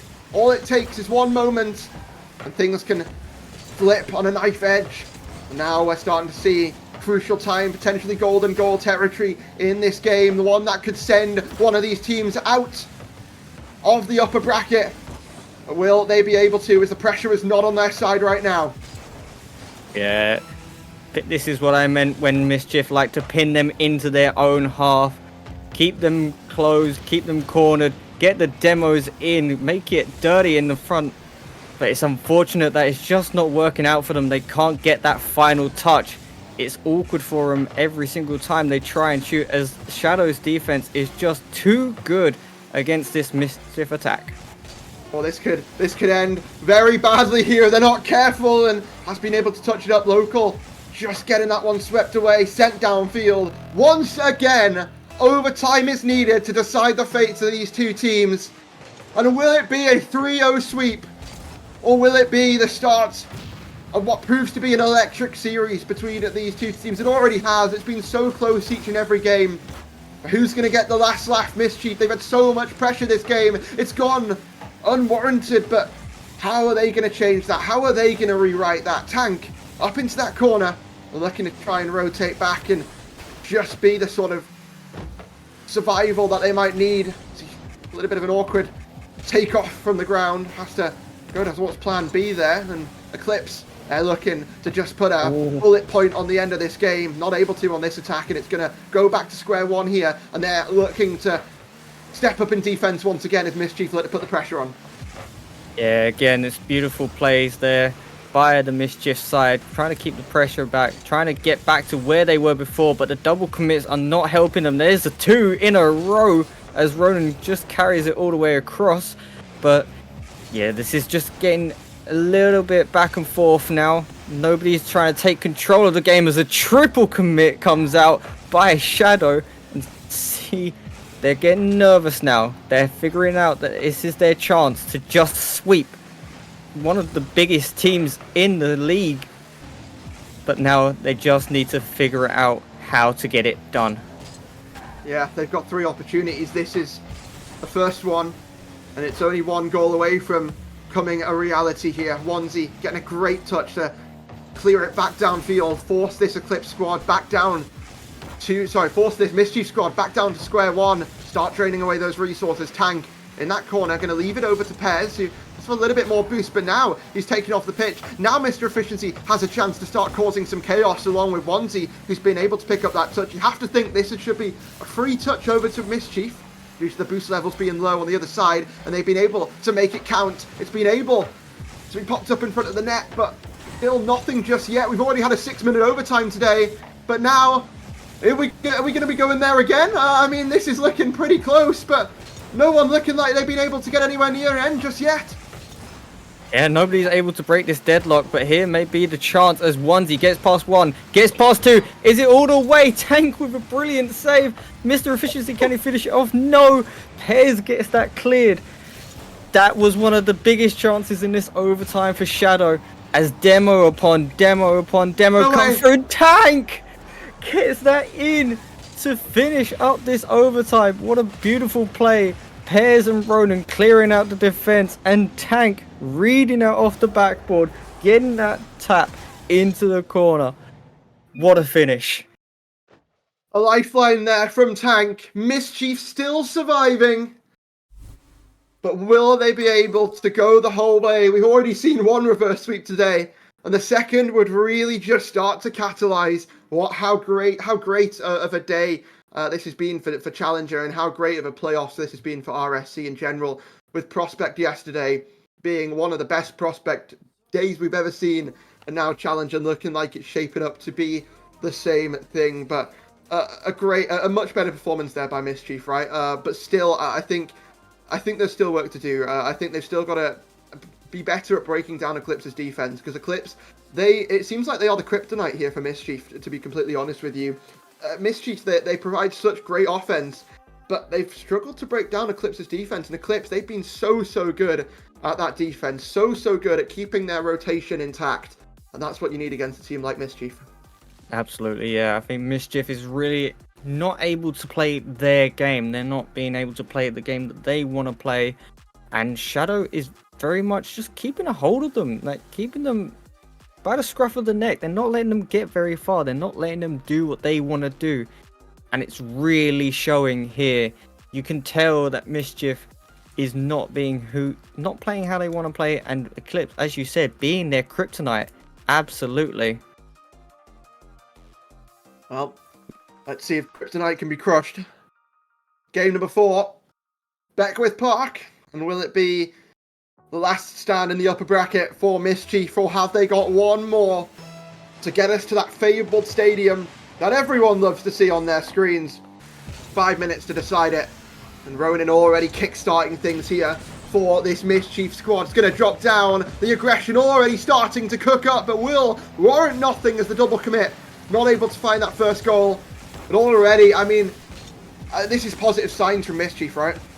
Absolutely, yeah. It's a lot of positive signs you can take from this. He's taking control already.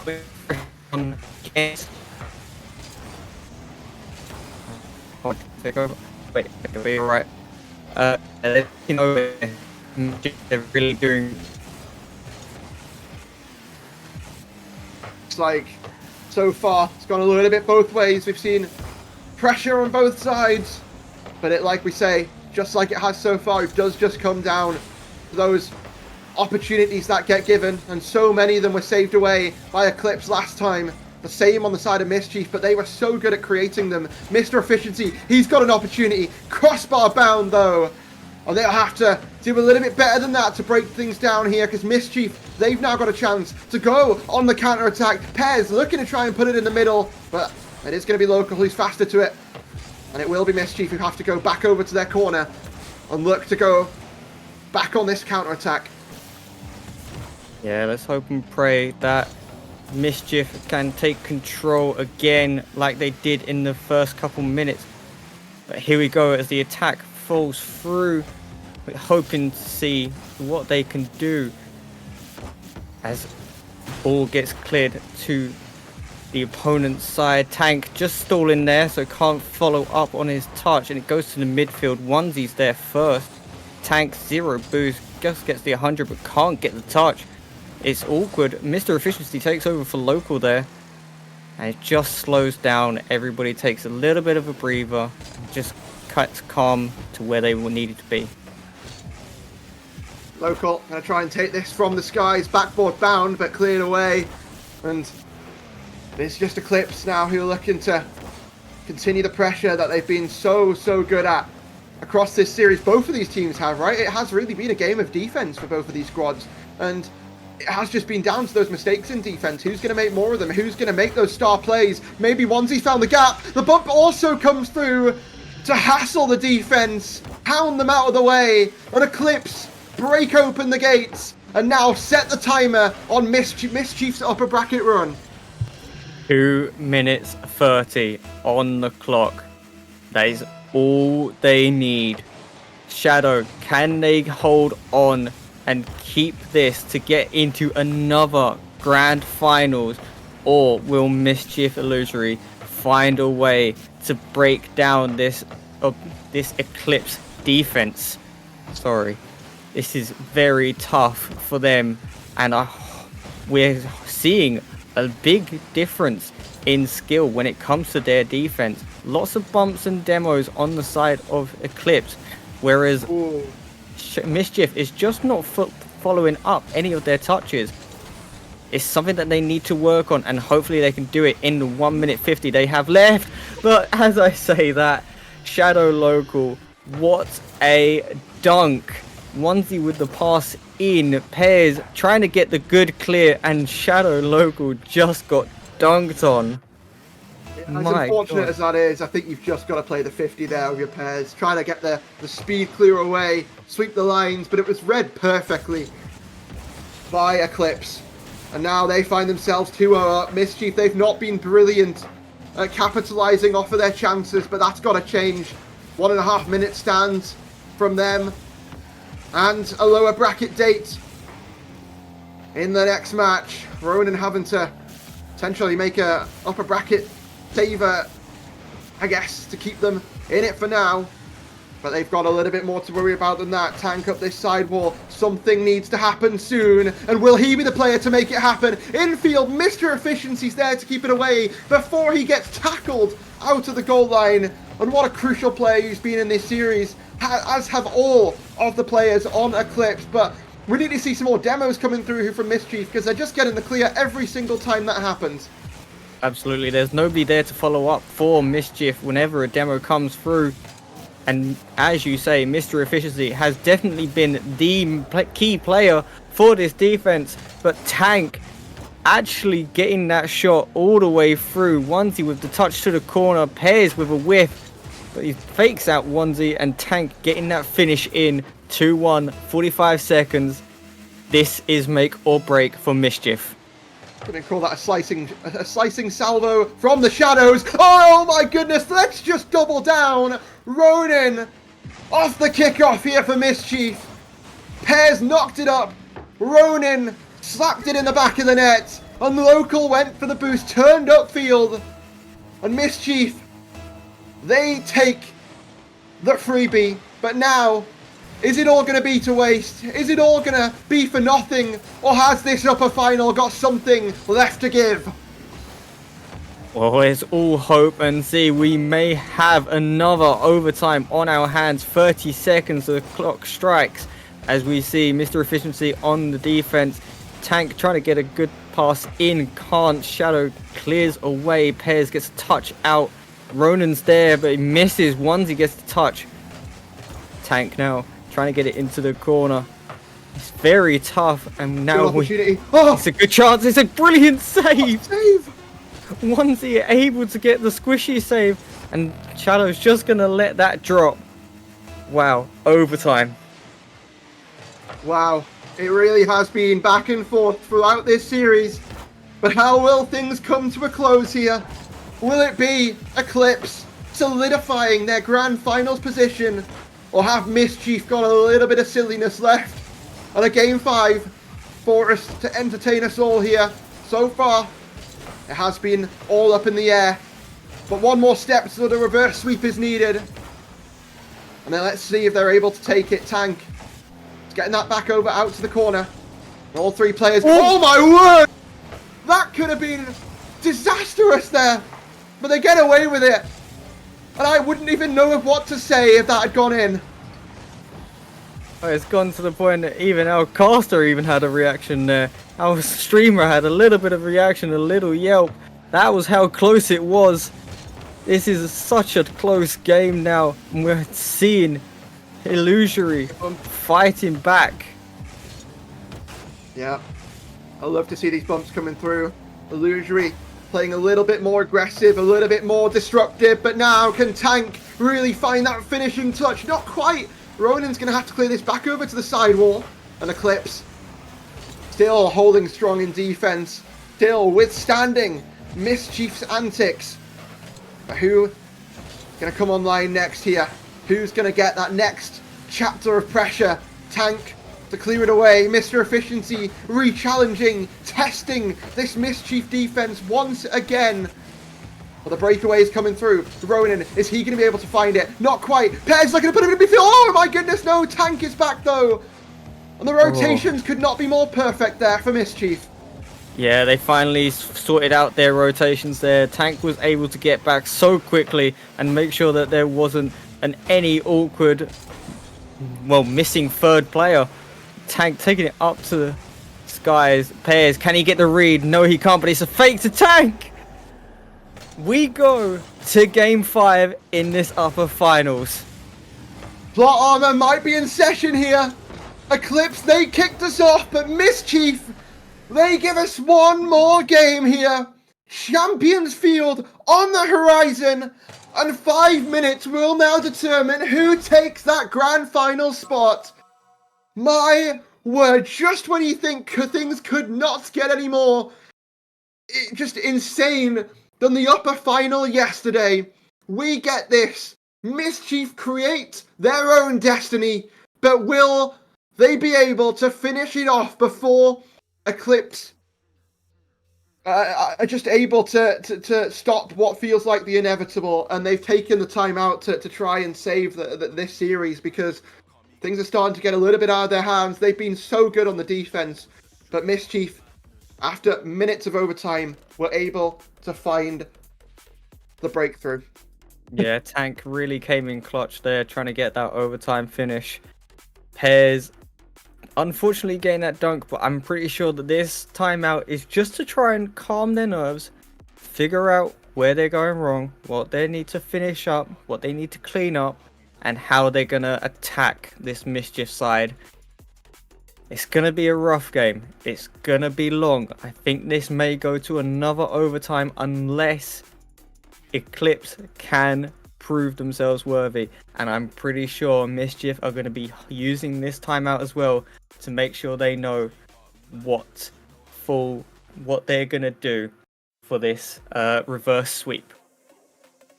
Yeah, well, when you look at Game 5 records across the different sides, Mischief, they've got a 5 Game 5 so far across this season. 4 of them have been theirs. And Eclipse, I have not been able to count up quite yet how things have gone for them. They've also been to 5 Game 5s. And so far, when you look across the records. It's not really going their way. Well, I'm just reading through them now. But now it all comes down to this match. It all comes down to this one. Actually, I correct myself. It's 3-2 to the side of Eclipse on their game 5s. So 4-1 against 3-2. But in the end, it's a reverse sweep or bust here for this Mischief side of things. And they, like we say, are just waiting for this timeout to come to an end on the side of Eclipse. Yeah. And I don't know how this is all going to go. I mean, the timeout success rate so far in playoffs, we haven't seen that many of them. But when they have been called, they've usually come into a bit of success here. Most notably, yesterday in the upper final, we saw DSQ take that timeout after winning game number 4, going into game 5. And I talked to them in the interview after they won. They said it was just to calm them down, right? Make them relax a little bit going into to this match. And I talked to Nations, and he just said that they were panting like hyenas on the mic, just to make sure that they were calm going in, and maybe that's exactly what Eclipse need right now. But that timeout is over. The time has been expended. Let's get those players on the pitch, and 5 minutes away, and one of these teams find themselves from a grand finals appearance. Can Eclipse send themselves back to that grand final after Wanzi won it in the Prospect Division last season? Can he get that second opportunity to double down, or have Mischief gonna really just live up to the expectations that everyone held them to? Yeah, we're seeing if Mischief can do the reverse sweep here. It's gonna be tough. This Eclipse side has looked so strong, especially on defense. Now, can they make it happen in offense as well? As we see here, Tank off the sidewall, getting a shot in. Can he get a finish? No. There's another shot on target. Local with a good save. Mr. Efficiency getting that cleared out. But again, illusory Mischief with the amount of pressure that they like to put on teams. At the first minute, it's all been Mischief's side. It has, but how can Shadow change that? How can they rewrite the stories? Once having a little bit of an early look, but that's been cleared away. That's been picked up, and now Tank trying to put this on target. Has he found it? Yes, he has, but no, it's cleared away by Wanzi. The shot was good. The save was even better. And Eclipse living up to their defensive name once again. It's a brilliant save. You've got to give credit to Wanzi there, and you've got to give his flowers. Tank, what a beautiful shot there. Just unfortunate that this Eclipse defense is one of the strongest in this league in general. They've been really showing how much they can save, how many goals they don't let in. It's impressive that they've gotten this far, that they've shown how that they can get to this far, as well as Wanzi with another brilliant save as well. That's down and awkward, but Wanzi can get that clear. Well, it's been confirmed that whoever loses this game number 5 will go down to face off against Brave in the lower final. A match that Mischief will be very comfortable with, having dispatched them 3-0 twice already this season. But will that be their fate? Or will they already lock in that grand finals position at the point in time that we speak of right now? Wanzi going to try and touch this down, just play that 50 once again, stall a little bit of time, let his teammates reset. And that's what they've been able to do. That's what they need to do. Just take that time, play it slow, make sure they're not speeding things up too much and getting too ahead of themselves. Mr. Efficiency, is he able to be the brick wall here on the side of Eclipse? Not yet. And Wanzi's going to pop it up. And now, Mischief, they're going to look for that counter-attack. They're going to look to try and get this first goal. But this series has been so close across the board. And Ghosted really just feels like that's going to be the way things end as well. I think this might be looking at another overtime. 2 minutes left on the board, and neither team looks like they're about to break. As I say, that Tank gets a brilliant double tap. It just hits the post, but as it goes out, Ronan is there to clean up. It's so unfortunate for Tank to not get that in the final game of this series, but Ronan able to finish up is exactly what Mischief have been needing. Well, when your team is the highest goal scoring team in the entire division by over 30 goals. That's the sort of performance you need to have. These are the goals you need to be scoring.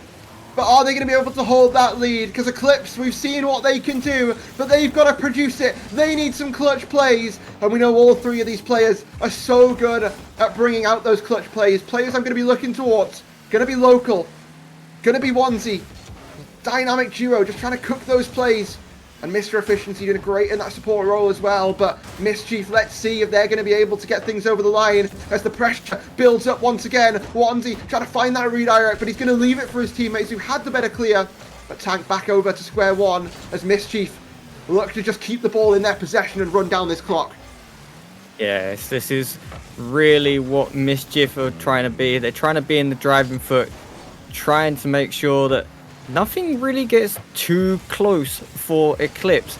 Trying to keep the pressure high as that goes all the way through. This is the thing that he's been wanting to from bringing past get through. Well, that goal was so powerful.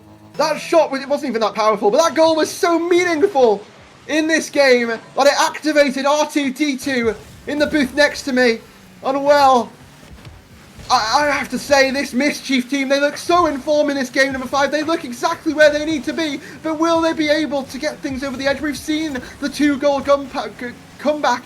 It is possible, but we've not seen it from Eclipse. We've seen it from Mischief. And now Eclipse will be tested. They'll be put to their limits. And Mischief, they've recovered. The reverse sweep might just be on the cards here. But 20 seconds is still what they've got to endure. And Local, he's got to do something. No, he will not. And 10 seconds remain. It's all or nothing. It's now or never. It's now or lower bracket for Eclipse. And that will be the fate that they find themselves with. The ball will hit the ground. Reverse sweep completed. And Mischief hold on and earn themselves the rights that everyone predicted them to have. Grand finals locked in. Upper bracket locked in. Mischief have awoken, and they show no signs of slowing down. Absolutely, yeah. We've finally been waiting for this illusory side to show how good they are, and it's only taken till Game 5 to really prove their dominance in this game. Other than that, I would have to give Shadow a lot of credit. The Eclipse side here definitely putting on a show against this side. So congratulations to Mischief to get into that final, and we'll see if Eclipse can get back to where they were before. See, when you're going to look at your series MVP, it's got to be Tank, right?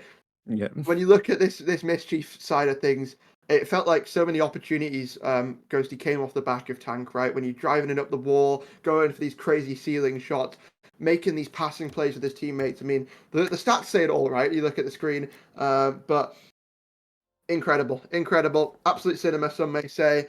But yeah, a wonderful series. And like I said in that series as well, confirmation that now we will see this Shadow roster, we will see this Eclipse team move down into that lower bracket final to play against Brave Ember for a grand finals position. And let's just talk about Brave for a second, because I think a lot of people certainly didn't predict them to be where they are, right? And I know you put them top 4, but you also had this Alpha Surge Veldora team just over them. And Brave, they've been able to go that extra mile, go to top 3, and earn themselves that shot at a grand final spot. So have you got any thoughts on maybe sort of Brave as a team, Ghosty, and why you sort of rank them so highly compared to all the other casters? I think Brave, really in these last final weeks, has really upped their game. Like, no matter what, they've been going up and up and up in this last couple weeks. Like, ever since they did a roster change, I believe, they've really showed their dominance. The past couple weeks, they've gone, I think 4-0. I think they might have gone. But I had to rate them quite highly here because I love the boys as well. Yak is a brilliant player. Akmo as well. They're gonna really have a really strong showing here. Well, let's see if they're going to be able to. Brave Ember versus Shadow Eclipse is the next match coming to your screen in around about 10 minutes. So stay tuned, come back then, and we'll have the penultimate match of the day coming to you.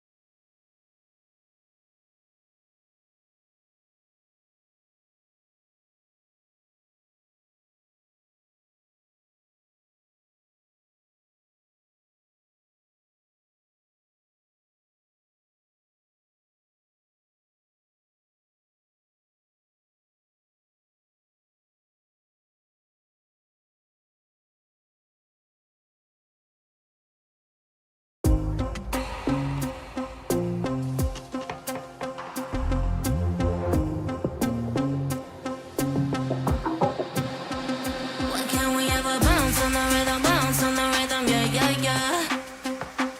You gotta make a move to me, baby, yeah, yeah, yeah. Nah, you know me, I'm not wasting time. No secrets left to hide. You gotta show me love when you're ready, yeah, yeah, yeah. Why can't we ever bounce on the rhythm, yeah, yeah, yeah. You gotta make a move to me, baby, yeah, yeah, yeah. Nah, you know me, I'm not wasting time. No secrets left to hide. You gotta show me love when you're ready, yeah, yeah, yeah. Say yeah, yeah, yeah. Say, you know me, I got no time to waste. Type of energy that can't be replaced, no debate. We could take it back to my place. I can turn around, let me show you how it tastes, yeah. A baller, mind on the dollar. Swallowing the bottle while you're smoking on gelato. Now do you need some of that no-no? Just tell me that you're coming through. Why can't we ever bounce? Why can't we ever bounce on the rhythm, yeah, yeah, yeah. You gotta make a move to me, baby, yeah, yeah, yeah. Nah, you know me, I'm not wasting time. No secrets left to hide. You gotta show me love when you're ready, yeah, yeah, yeah.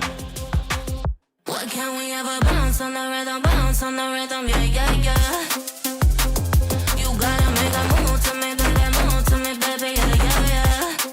Nah, you know me, I'm not wasting time. No secrets left to hide. You gotta show me love when you're ready, yeah, yeah, yeah. Why can't we ever bounce on the rhythm? Why can't we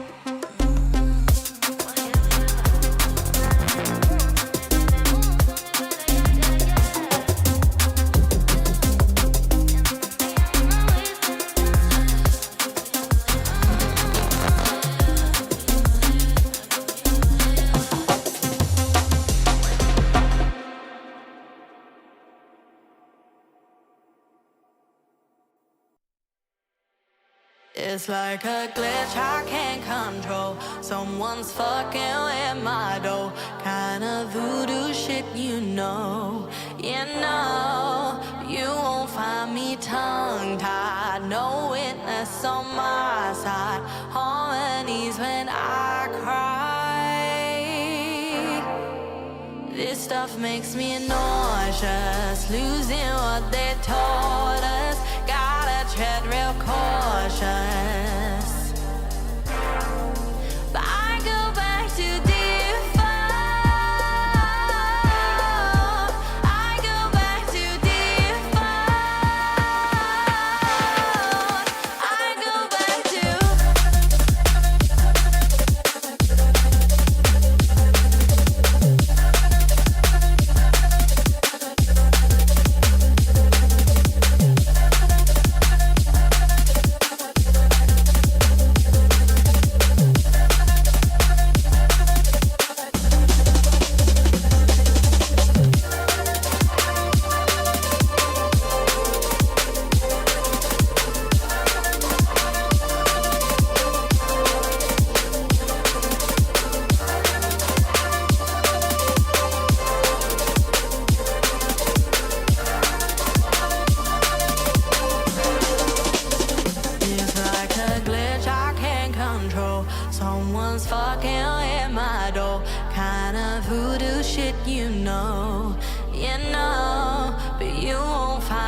tongue-tied, no witness on my side. Harmonies when I cry. This stuff makes me nauseous, losing what they taught us. Gotta tread real cautious. I go back to default. I go back to default. I go back to default. I go back to default. I go back to.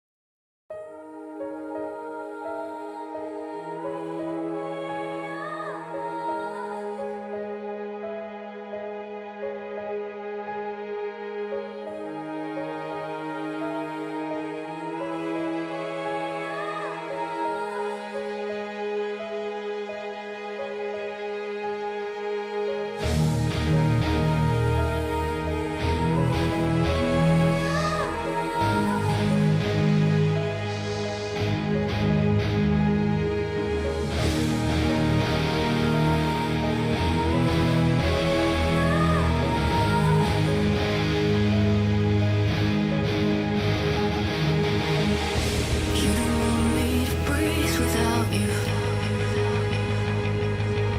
You don't want me to be without you. The moon meets the moon. I'm the sun that will not move. Who you think you are? Who you think you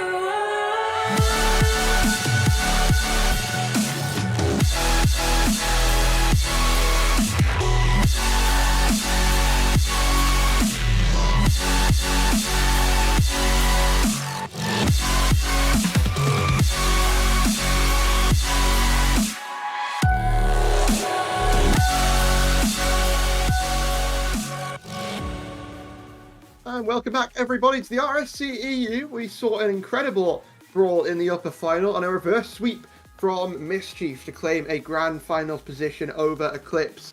But now we look down towards the lower bracket final, our penultimate match of the Challenger playoffs, and 3 teams remain. Obviously, we've got Mischief waiting for their opponent in that grand final, waiting for their challenger.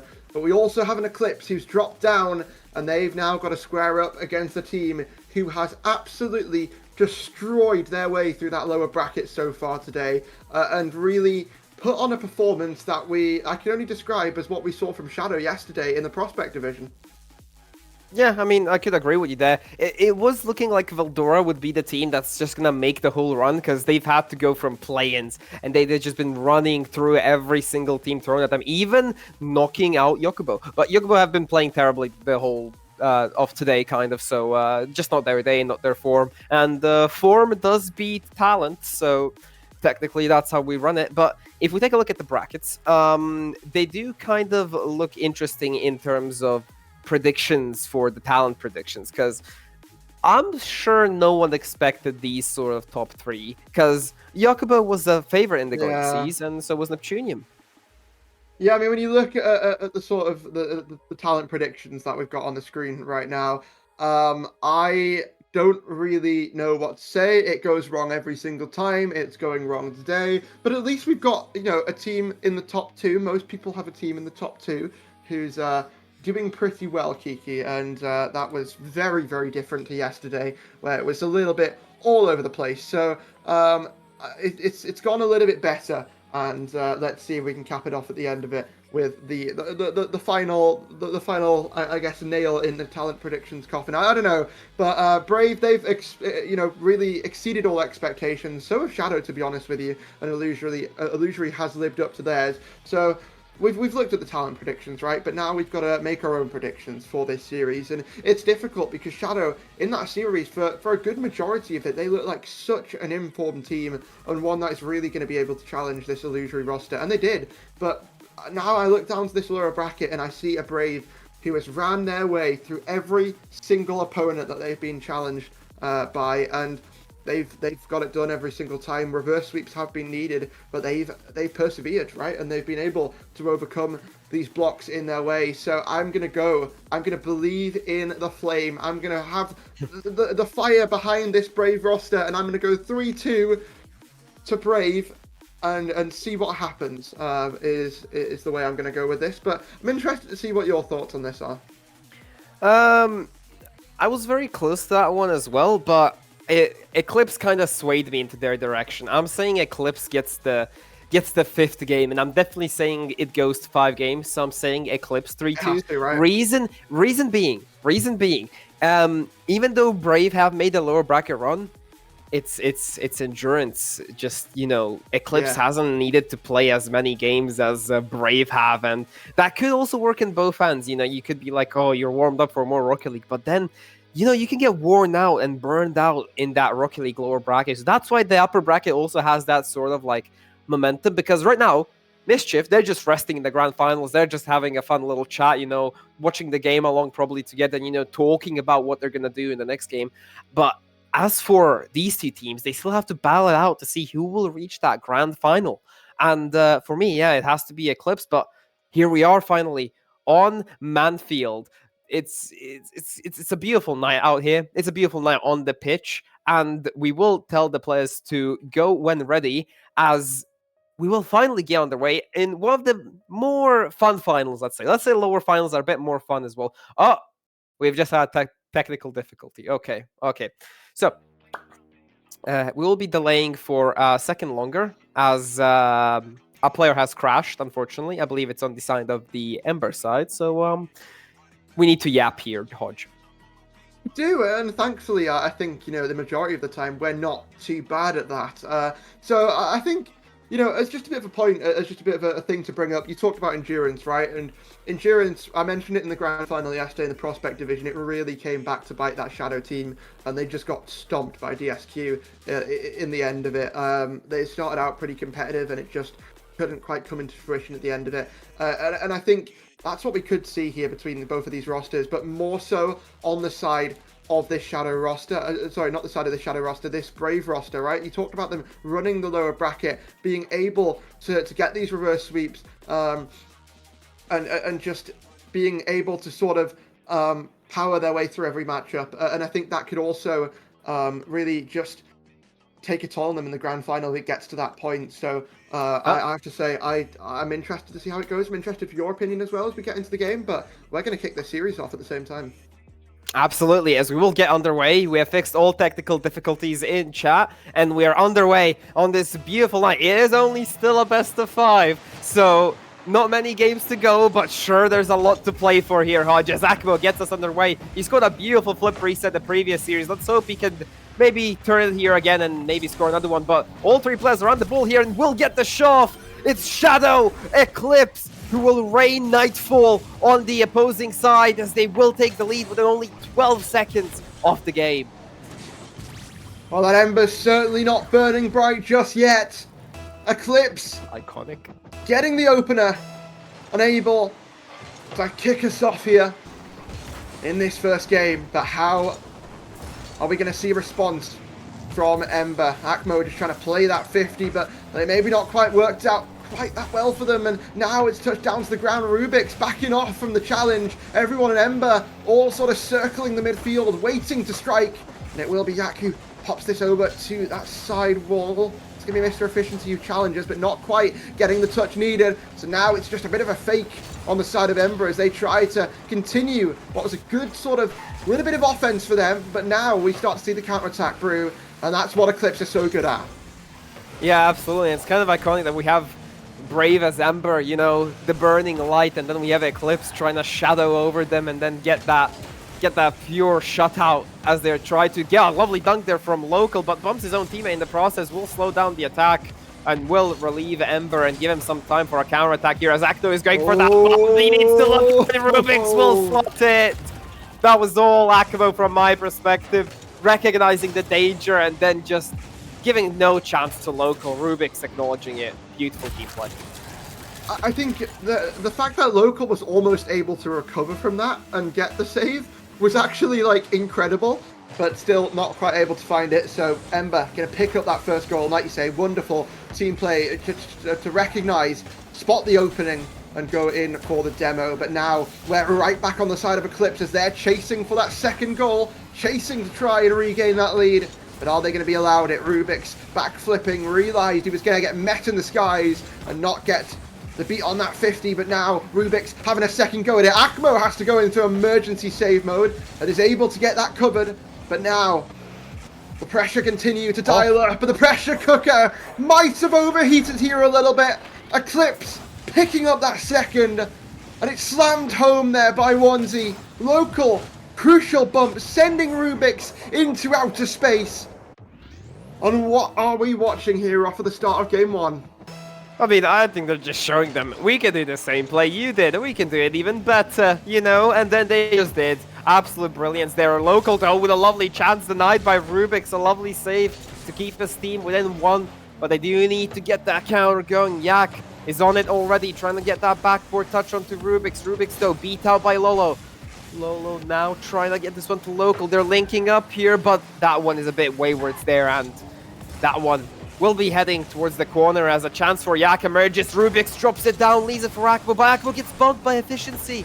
And this one was... no, it won't. No, it won't. Never mind. It will not head towards goal, as Local will get bumped away on this one. And this one should be a clear-cut chance here for the side of Ember, but it seems to be a bit of back-and-forth Rocket League here and there.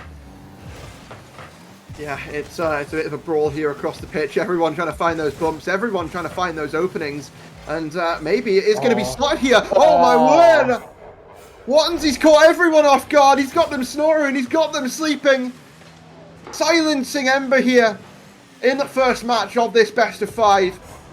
And everyone on Ember turned around, but no one was able to get there quick enough and get a hand on the play before it went in the back of their net. Absolute brilliant chip there, just high enough and just low enough to get over Rubik's under the bar. Rubik's now trying to set up Yak here in the center. Eclipse are having that lead right now, and Ember need to wake up from their slumber, as right now, Onezi leaves that one, and Mr. Efficiency will be grateful as that one gets him on the board, and it's already 4 for Eclipse. 4 for Eclipse. This is looking destructive. This is not looking like the Ember we saw throughout this bracket, but a good point from you, Kiki, earlier on, before this series began, was that, you know, performances for this long, playing for this long, can take a toll on you. You struggle to sort of continue to perform at this sort of level. And for a team like Eclipse, who has only had to play 3 games, if you include this one, they're ready to go. They're primed. They're peaking. And maybe that one's barred down. Of course it is. Local's got the 5th hammered home. And this game is just out of the question for Ember. I mean, and that crossbar queen title getting its name, getting that crossbar down shot, just, I mean, a bit typical, isn't it? But this one should be all but locked out. But I will say, Ember have already made a comeback from 4-0 down inside the minute 30, so, you know, this is kind of the prime stage to them, and it was in game 1 as well, so anything can happen here. But no, if you leave your net open like that, honestly, we'll just claim that one for free. And this one has gone away from them completely.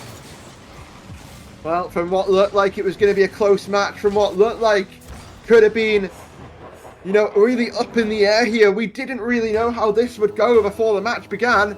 everyone were in the VC, the production as well, a little bit umming and ahhing about who would take this, but we're now looking towards Brazil territory, and it is Eclipse who are looking to turn the lights out on this Ember performance, shut down their flame, and make them sort of run out, stop burning here in this lower bracket.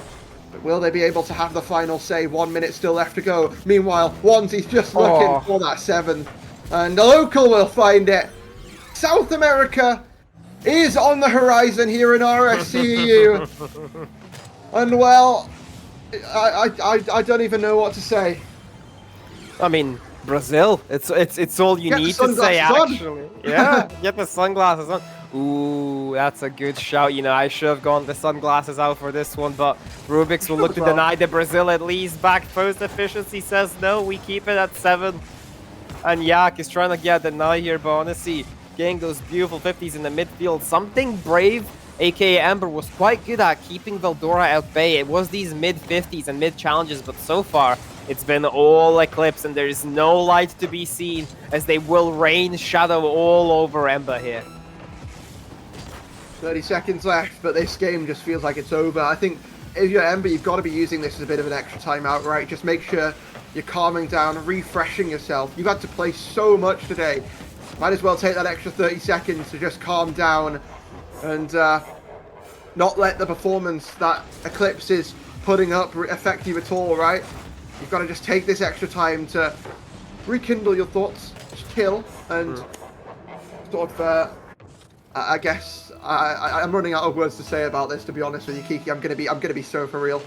I mean, there's literally not much to say. It's 8-1. It's despicable showing from the side of Ember. They need to wake up, and I'm saying if they don't use a timeout here, they're crazy but brave, and it's in their name. So it's the only thing I'm interested about, actually. It's not even game 2 if I'm interested about. I'm interested about a timeout here, because that will kind of decide game 2 here. My god, honestly, okay. That was an interesting shot to take here. Maybe a bit of flair, but this one will hit the ground here, Hodge, and wow. I think I'm going to explain this in the most British way possible. We saw Ember, you know, get that goal, and then it was bosh for the rest of the game. That's all I've got to say. British enough. I like it. I quite like it. I mean, the light went out, so look at the points. My goodness. I mean, we have gotten a bit of a back talk from the production there because of that. But yeah, I mean, kind of going towards the prediction. But I need Ember to keep this one close, and no timeout. Interestingly enough, no timeout will be called here from the side of Ember. They are happy to continue as is and keep getting boshed, as you would say there, Hodge. Because all I'm seeing here is Eclipse just absolutely dominating like a team force. I would like to see Mr. Efficiency get on the board a bit more. I mean, 800 points between local and honestly just, you know, splitting them. But let's see Mr. Efficiency get some efficiency in there and get some points, you know? Well, game number 2 getting underway. 8 big Bosches were throwing their way on the side of Ember, but how can they respond? How can they change? How can they reignite the flame beneath them that's got them to this point? Forbidden Temple is going to be our battleground to find out. And we're only seconds away from kicking things off here. Like you mentioned, a little bit of an interesting sort of play from Ember to not take that timeout. I think in a best of 5, right? A lot of teams wait till game number 2, but that's a lot of the time out of reach when you talk about trying to then pull off a reverse sweep. So a little bit of an interesting one to see them not take it there and then. They obviously believe in themselves. They obviously believe that they can still find a way back into this, and Rubik's is in the skies. This is already more pressure than we saw from the Moore game. Yak trying to pass this back down, but Eclipse realistically have just got to sit and watch and hit the ball there. Yeah, I mean, the midfield play is not there, and honestly, he's trying to get this one past, but denied right there as some semblance of hope still remains. It's just a matter of time. If I think if Eclipse put 1 goal behind them, they're able to put 50. That's how it feels, kind of. As soon as they find that winning formula, they're just going to keep going at it and just been banging on goals. As honestly, is playing control how it's supposed to. The midfield game is not Braves anymore. It's not Embers, as Local will look to put this one down, but it will be efficiency. Oh. The man I asked to get more goals gets more goals. Lovely and fitting. Beautiful pressure there. A double commit coming in from Ember, though. Not much trust there, but an almost save there from Rubik's as well.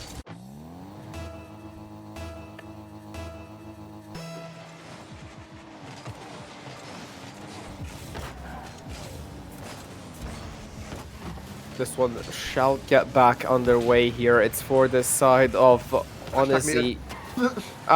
Yes, I was a bit concerned there why my co-caster was not vocalizing, but we are back.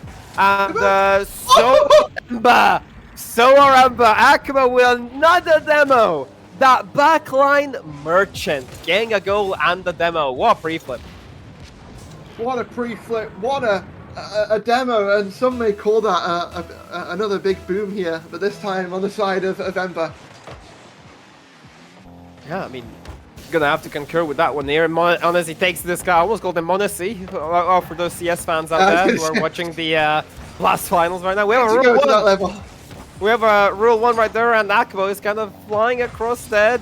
Maybe not realizing it's 2v2, but he does keep control here. Lovely little play here. Sets up Honesty even, and Akmo trying to get that counter attack going. Yak down to Akmo. Local reads him perfectly though. No follow there, and we are casting a 2v2 so far as the rule 1 will get respected. Yak to the sidewall, trying to get that boost starvation going, but honestly, had a free shot, puts a bit wide, but that demo might open something up here for Local. But Akmo gets back there in time, and once again, another save requested from him, but Yak will be there to intercept. So, yeah, we're living happy in the rule 1 here. Yeah, and living the happy life, and maybe the heart rate monitor's not quite, doing the same. Probably off the charts for the people in that rule 1 here. They can't really do anything in the situation. They've just got to hope their teammates are higher ranked in 2v2. But but yeah, we're seeing so far Ember starts to cook up on this attack, and maybe slotting up, but no! The chance goes to waste, and it's not quite slotted. Is that what's going to come back to bite them? We'll find out. But this duo of Yak and Akmo, I believe, yes, still getting cooking on the offense, but still not quite able to find it. And well, I think I've never seen a closer 2v2 match. Yeah, I mean, especially if you're missing open nets, but Honesty is looking to put an end to it as he gets the near post shot. Beautifully slotted just behind the Akmo, I believe, was there to try to receive it. No, it was Yak, and just slotted behind him. A beautiful shot. Yak, nothing you can do about it. And there's your explanation to, well, your answer as to who's ranked higher in 2s. Well, I mean, when you look towards your sort of reference earlier, he sort of turned into Monacy there, turned his car into an AWP and fired down on the goal line, but now, is he going to do it again? Not quite.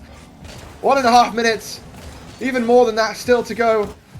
And Ember really starting to need something, need anything. Good touch over at the side there by Rubik's, but we talk about players who've stepped up today. He's been one of them, right? MVP in 2 series of the day at least, and gonna have to have a similar performance if he's gonna carry that over the edge.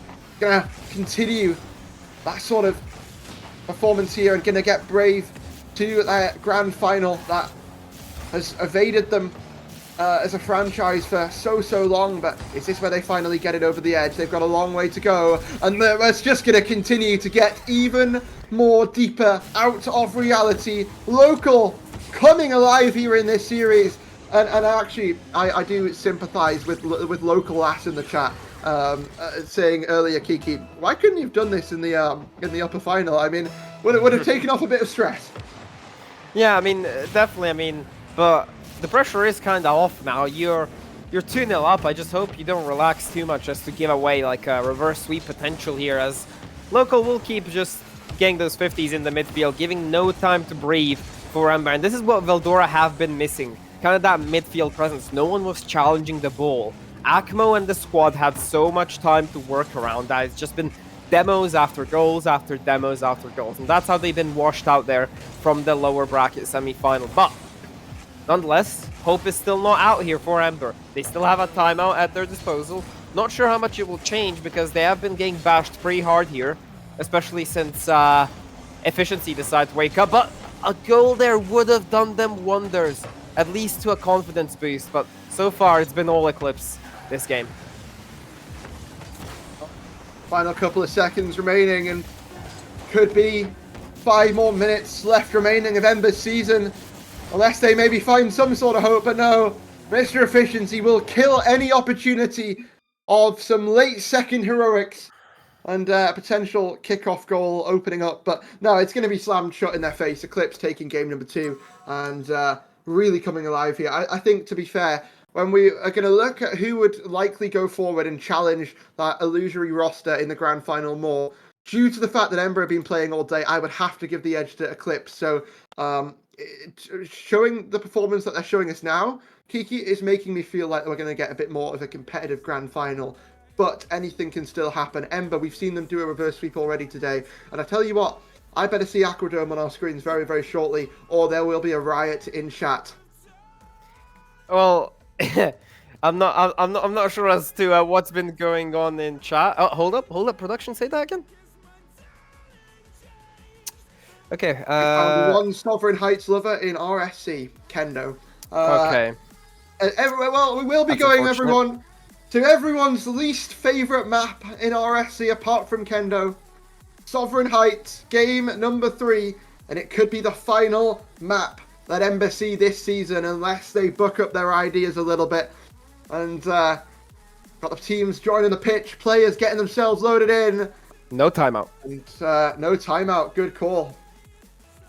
Well, we'll see how good it is for Ember. I mean, faster, more break time for casters and the team as well, who's gonna win this one if Eclipse do convert it. But in terms of calling, I'd say not the brightest here. We're gonna have to see what Ember can pull out of the hat, if anything here. And Local trying to already slot one behind, but imagine this: all your hopes resting on a map where there's literally buildings getting constructed in the background.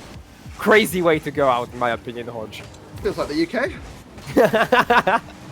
Feels like the UK.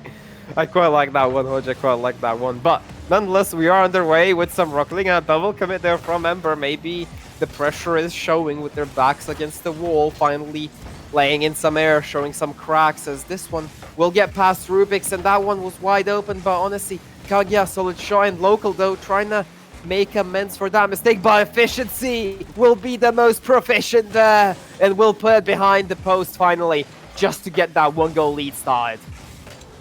He's first, he's fastest, and he is efficient. First goal for Eclipse, and they're looking to turn the lights out.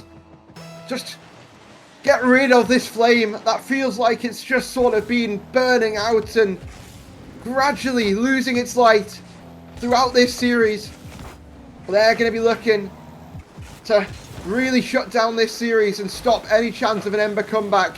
Stop them from another potential reverse sweep, but let's see if they can even get a goal on the board, because that's the first step here, right? Get that little bit of momentum, garner that little bit of hope, and see what they can cook up. But Yak trying to 50 this, and hang on, that's on target. Everyone's going to react quickly, and the 50 of dreams here for Ember is going to get them back in game number 3.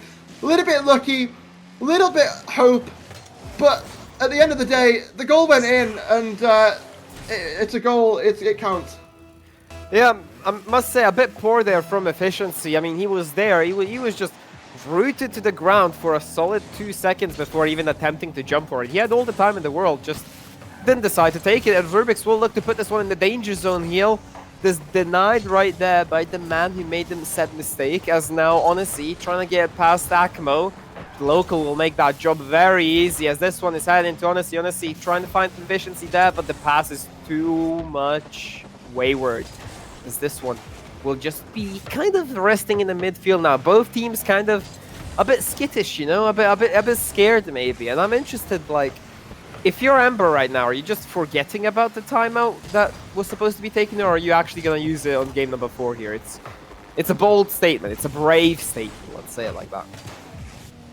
It is, and well, right now we're looking towards another shadow sort of attack here. They're looking to barrel down on this side, but maybe Ember can pick some mistakes out of this haystack of attacks that we've seen from Eclipse. They've been so efficient, and now Akmo is going to be the one to break the lead that's been held by Eclipse for so long throughout this series. Hope has been granted, but they've got 2.5 minutes to still hold on to that hope.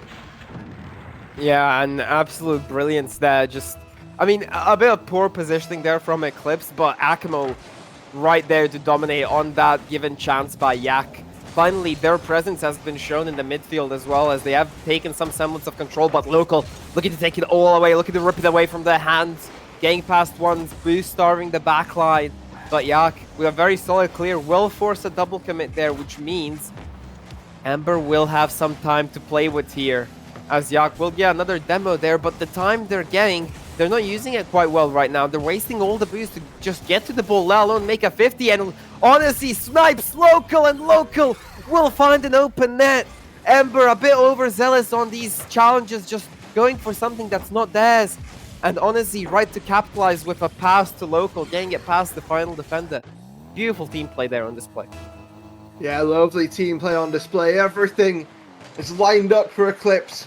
The sweep, the grand final spot, and a rematch with Illusory. But Brave, they've been doubted so much this season. They've had their backs against the wall, but things, unfortunately, going from bad to worse for them here. And top three is might be where they stand at the end of it, unless things start to shake up, unless something or someone comes alive here. Because Eclipse, they're able to snipe it from the halfway line and able to regain that lead here. Well, at least there's no South America on the sunrise. That's true. On the horizon, yeah, that's a very good one here. It's a good start. They're keeping this one close, at least keeping it within grasp, keeping us entertained as what we would like.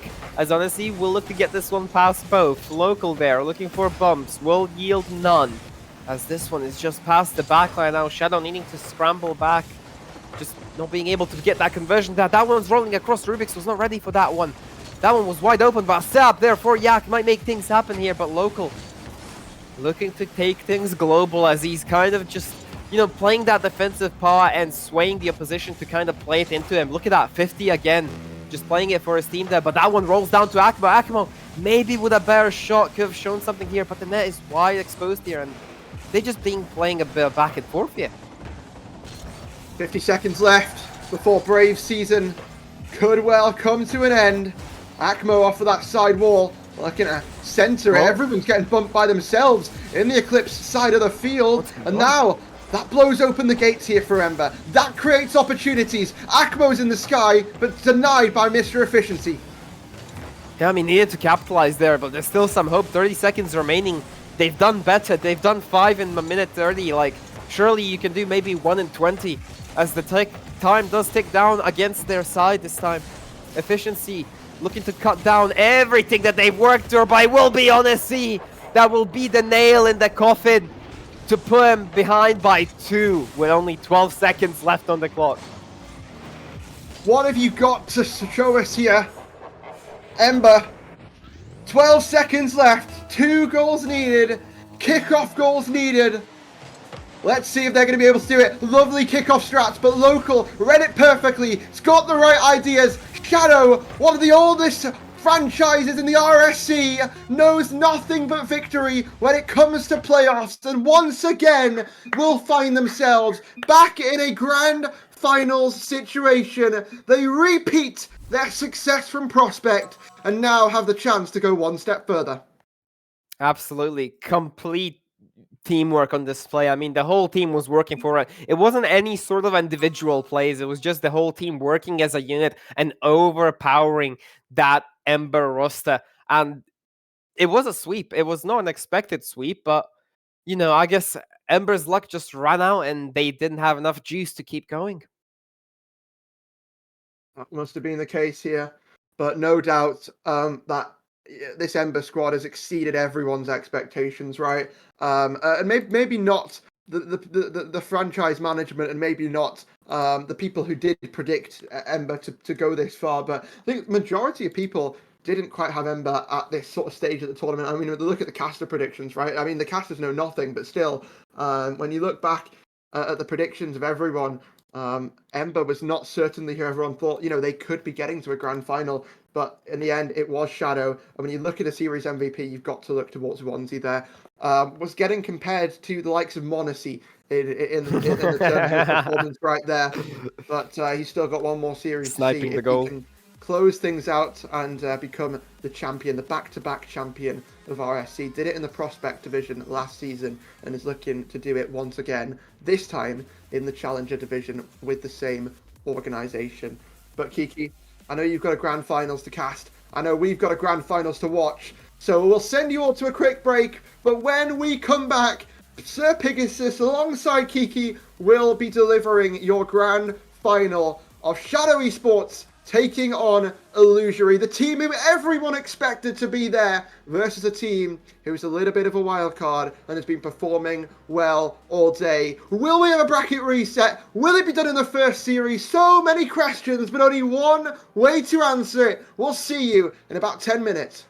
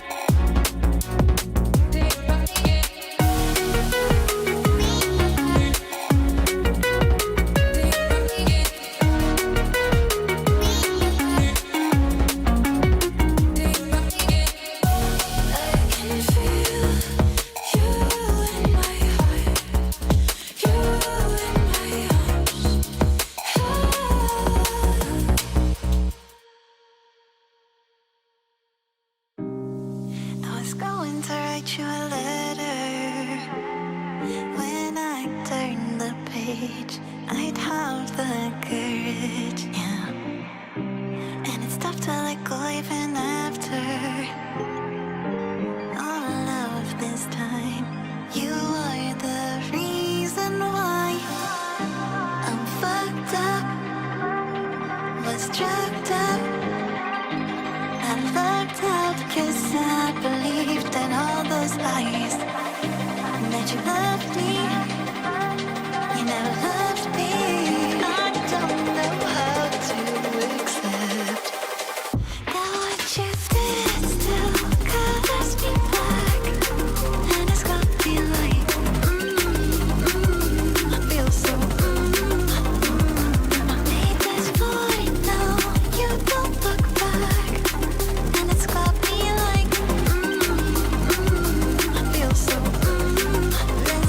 it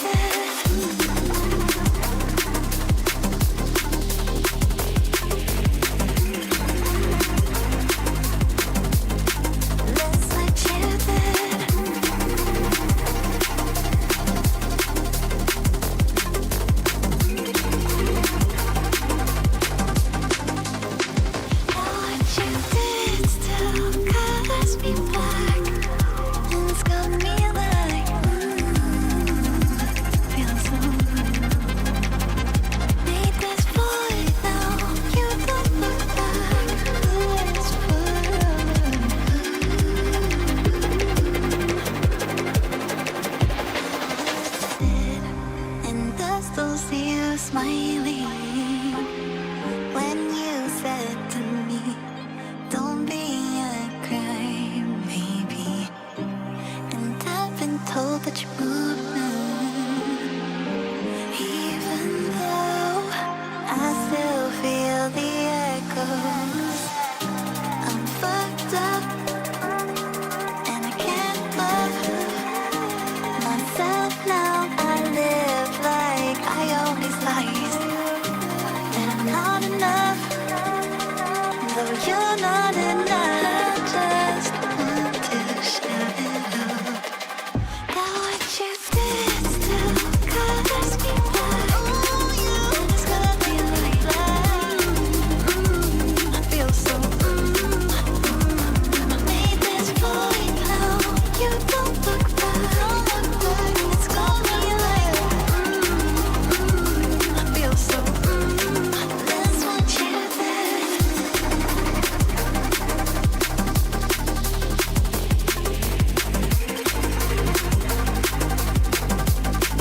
That's what you did.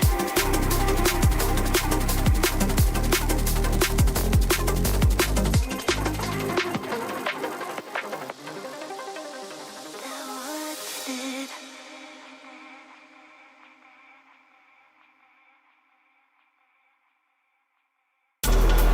Emergency broadcast system.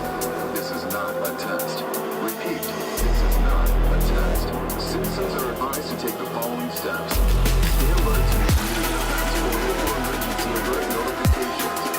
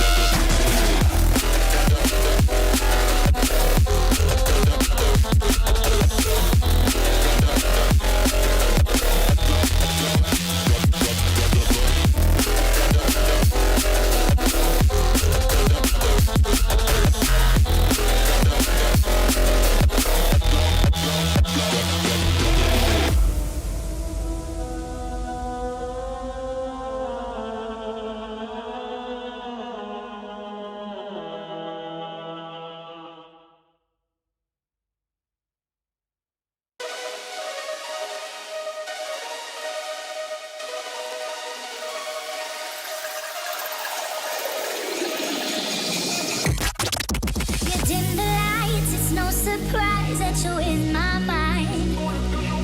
You fooled me once, you fooled me twice. I ain't going back this time. We're making up, we're breaking up. I don't know why.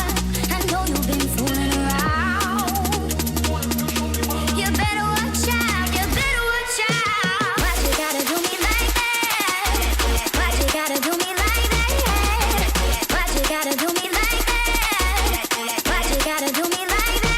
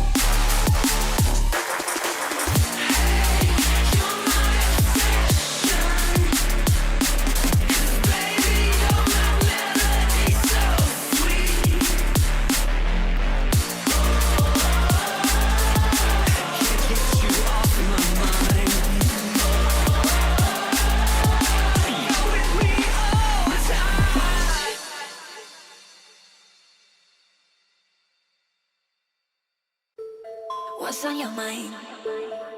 Can I read it from your eyes? Can we lay and make the time stand still? What if we stay? Pretend there's nothing else.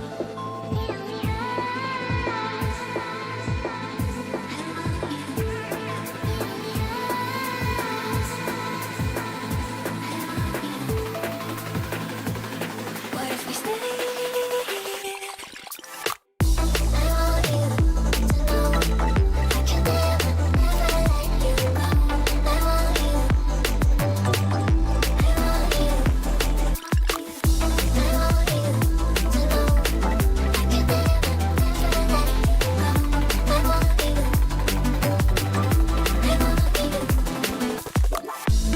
What's on your mind? Can I read it from your eyes? Can we lay and make the time stand still? What if we stay? Pretend there's nothing else.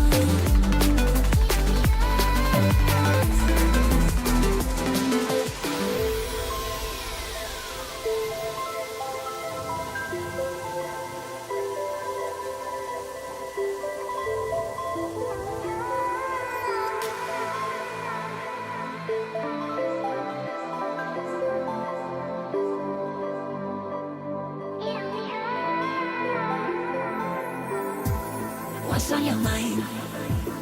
Can I read it from your eyes? Can we lay and make the time stand still? What if we stay? Pretend there's nothing else.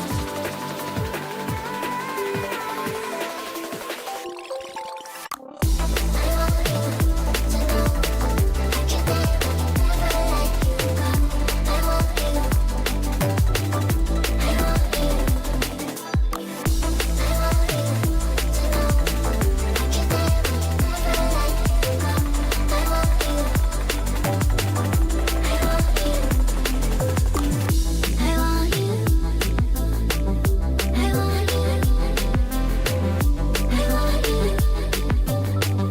I want you.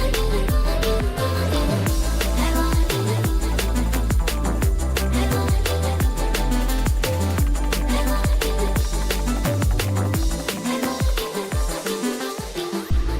What's on your mind? Can I read it from your eyes? Can we lay and make the time stand still? What if we stay? Pretend there's nothing else.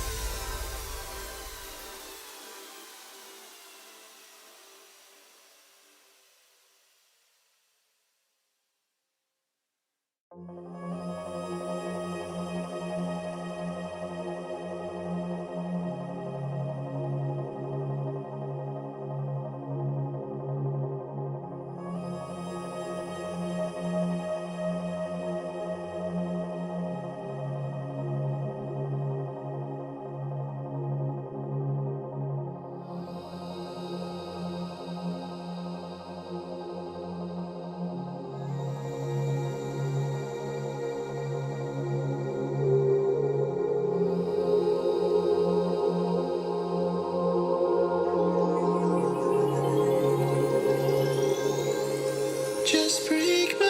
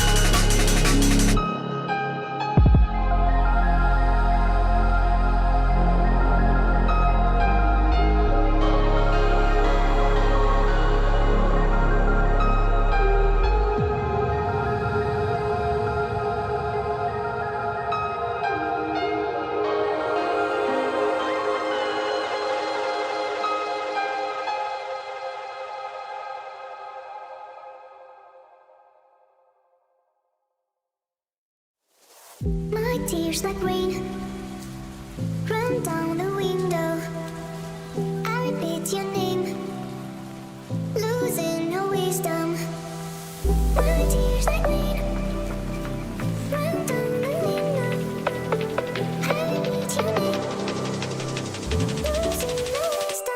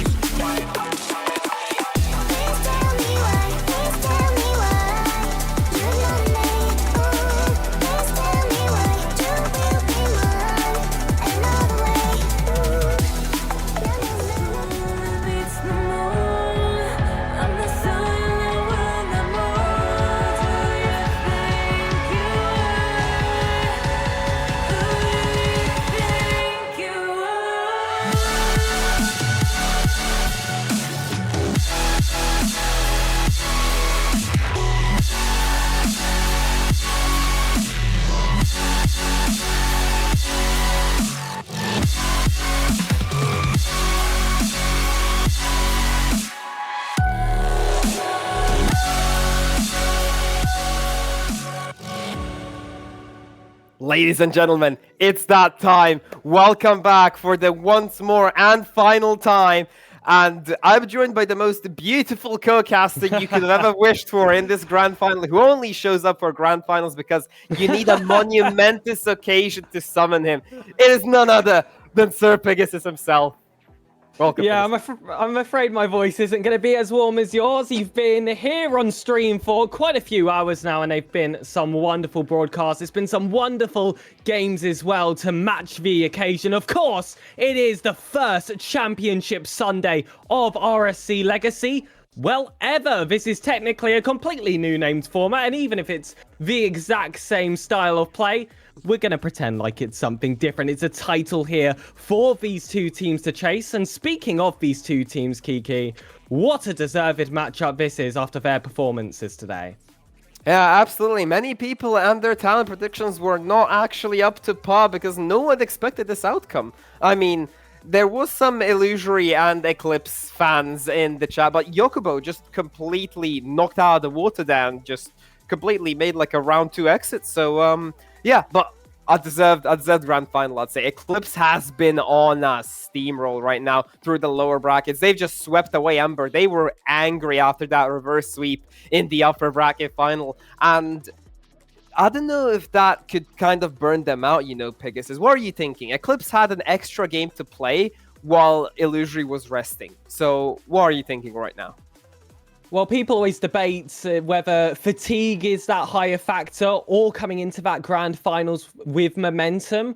In this specific case, I think I'm going to give it to Eclipse, especially with the nature of how they lost in that upper finals, a Game 5 to Mischief. That would have been extremely disheartening for those players. So to be able to go to the lower finals, and let's be honest here, completely dominates Brave Esports, that's that bit of confidence and that getting themselves back on track that I think they needed to have this grand finals be close and potentially go the entire distance. And well, speaking of predictions, here are some from the talent. You'll notice there a lot of Team Serenes in those grand finals. Unfortunately, they were not quite able to make those regards, and not a single person predicting Eclipse. In fact, I believe that's Archeon putting them at their highest spot alongside GM667 with a third place position.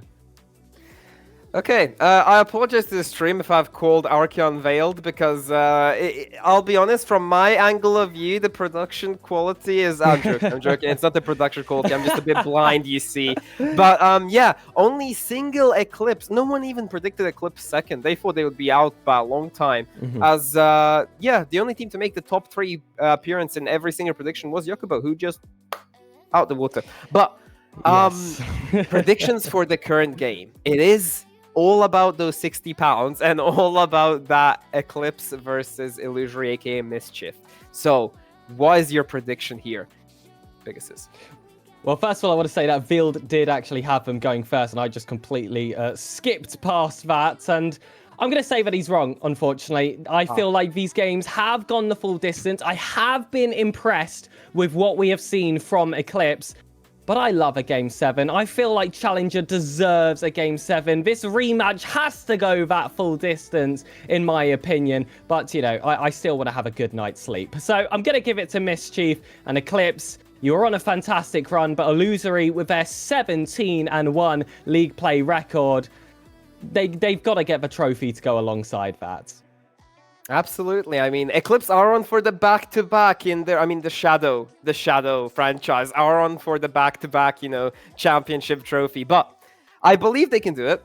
I just want a good night's sleep, though. So I will be going into 4-2 for Mischief this time. I don't think it's going to be a Game 7. I think they're going to close it out in 6, maybe. Maybe if they, use a timeout or two. But I'm saying 4-2. I think Eclipse just runs out of steam in the end, gets burned out by all the amount of Rocket League they've had to play, and Illusory was just chilling with hour-long breaks between every game, just, getting that cool ice onto their, steam. Maybe it slows them down, or maybe it just, slows them down way too much that Eclipse can take it away from them. So yeah, 4-2 for Illusory. And our first game, we're always, as always, heading to Manfield Night. Absolutely. Oh, sorry, you can see no, map scene on screen. You can see the map scene on screen. I'm sorry, I'm just so excited. I've been waiting all day. I've been sitting at my desk. This microphone hasn't been used. And well, it's the grand finals. It's the tier as well that I used to play, and I've been in this position for. That one didn't end very well. This story, however, will end positively for one of these rosters. We all predict Mischief. Only one person was brave enough to go Eclipse. We're just going to have to see if they can go that full distance. They couldn't in that upper final. Mischief only lost being to their own hands after, of course, that fail of the week in week 9. Of course, we were all giggling, but they might just get that final laugh. Game 1, ladies and gentlemen, is underway. Mischief versus Eclipse. Yeah, and right off the back, maybe a kickoff goal here for Tank. Just widely missing that one, but Pez already coming out hot. But this one is looking to go to the other end. And honestly, within 9 seconds, will be the first one to take the lead in this grand final. Well, that was quick. Yeah. It didn't take us much time to get that action started. And like you said, it is Onesie, that player who, of course, got themselves some titles in Prospect, promoted himself up. Was he going to be good enough to hang with the bigger dogs? Clearly, he can. Yeah, I mean, I've given him a nickname, Honesty, instead of Onesie, because he kind of resembles the playstyle of Honesty, but none about that. That's a completely different game right now with Pez. They already want to get one back here. The pressure has been immaculate there. Ronan, can he finish this one off? Met by Onzi. Just not enough on the offensive angles. They need to be a bit faster here, and a whiff there from Pez. Maybe some nerves showing early on here for the side of Mischief. They have been mischievous in their earlier games, but so far, they've been quite tame this time, Not jumping right out the block. They're kind of, taking it slower than usual. Most teams that this Illusory side face, they're dominant. It's all those one-sided score lines, goal after goal after goal. It's them in the final thirds, and they don't really face much from their opponents. We saw that there was one team that could be that difference maker, and it is this Shadow roster. Local looking for that second goal. It's saved well there by Tank off his own line. And it just feels like that challenge will continue its way into the grand final, because Eclipse, they're out here for revenge. Yeah, I mean, after getting denied that sweep, and getting reverse swept as well, Mischief are quick to fire back, though. They don't care about the anger. They're here to play, and Tank, the man himself, just dominating that sort of midfield section. He's always been the follow-up player. Every time I've seen him play, I've just seen him as the follow-up player who capitalizes on those 50s that his teammates set up. Certainly, he's been, in my opinion, the best player for Mischief this season. Statistically, he is near the top at almost every single positive record that you could ask for. I'm sure they're going to be within those standings of player of the season for the tier as well. But of course, you would like that trophy alongside that title. You want that final game-winning performance, and it's nice that he can dip his toes into the water early into the series, but Ronan will be looking for that redirect efficiency. He's able to tap it out. It does drop well here to Onesie. Local, being that third man, wants to take it forward, and this is Shadow's second chance in a grand final already this season. We saw their prospects yesterday get beaten out by DSQ. They were also coming in through that lower bracket. And well, we're hoping that that pattern doesn't continue. I'm sure Eclipse looking to fight back against one of the toughest teams, one of the teams that I feel like most people thought had the highest percentage of taking the entire tier. Of course, alongside that rival roster with the exact same league play record. Yeah, I mean, it's always usually a trend whenever I play these sort of playoffs that like the 5th or 6th team just makes an incredible run. And we could have had that from Brave, which were very close there, but just fell a bit short there in the game against Eclipse. And so far, we have Mischief with a bracket reset for the first time, being some of the top dogs to actually make a stake for that title. And they are looking dangerous as Tank gets that demo, but Local away for a safety there in Mr. Efficiency there, looking for a bump of his own, maybe looking for some revenge there, but Ronan will get a lovely little deny there, and Pear's trying to work some magic on the counter-attack. There's been a lot of bumps and demos, Pegasus, I have to say. This is going to be a dirty series in terms of those. Yeah, it's physical, it's scrappy. Already they've created that rivalry between themselves. They haven't been in that same conference. So the first time these two teams officially played was in that upper final. And we saw how much of a heartbreaker it was for Eclipse to lose that first life, lose their insurance.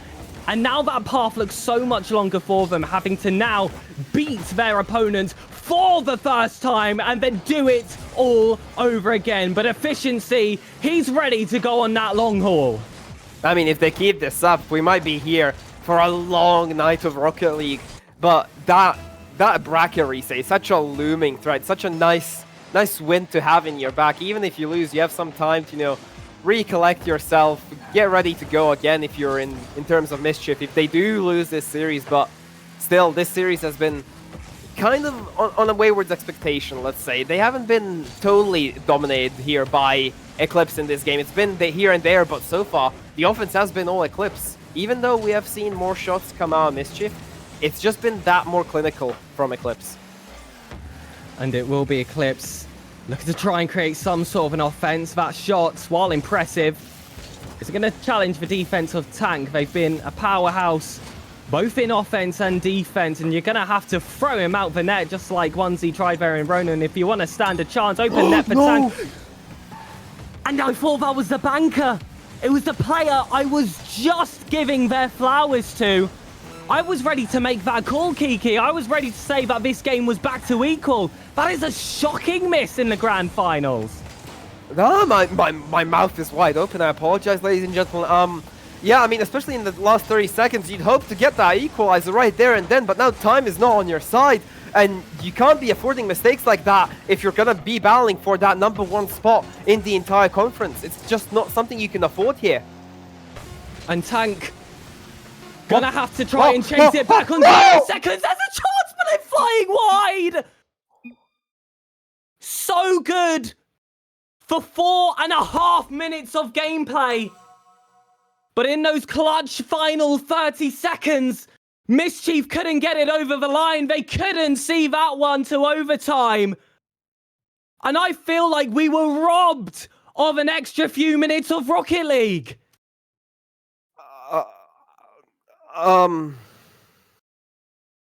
Yeah. I'm sorry, I'm speechless. Tank, I mean, the contender for that team of the season, if you want to be one of the best players in your conference, you can't miss 2 open nets. Even that second one was a gift given to you from one of your teammates. You just can't afford stuff like that. I mean, surely you kind of have to slow down a bit, just think about it, talk about it, have a little, have a tea, have something to calm your nerves. But if you're kind of doing stuff like this in the grand finals, the script has been flipped. Pegasus, it's gone. It's completely gone. The mental effect that's going to have on the players is going to be huge. They're going to feel like that one ran away from them because, frankly, Kiki, it did. And for it to happen to that player, the one who is the leader for this team, is absolute insanity to me. We do have calls for a lobby reset here, so actually there is going to be a bit of a delay between game 1 and game 2, and if anything, there is some extra time for Eclipse to just get their heads, for Mischief to get their heads back into the game after that ending of the first. I'm still absolutely astounded. That is reminiscent of my RS Cast co-host Kingsman Gas in a certain grand finals. He had an opportunity to get the job done in the final seconds. They went on to lose that game, but I tell you what, they went on to win that grand final. So, you know, topsy-turvy balance there, if you want that to your name or not. Not many people would like to be compared to Kingsman Gas, but if that comes with a championship, then maybe you can sacrifice it.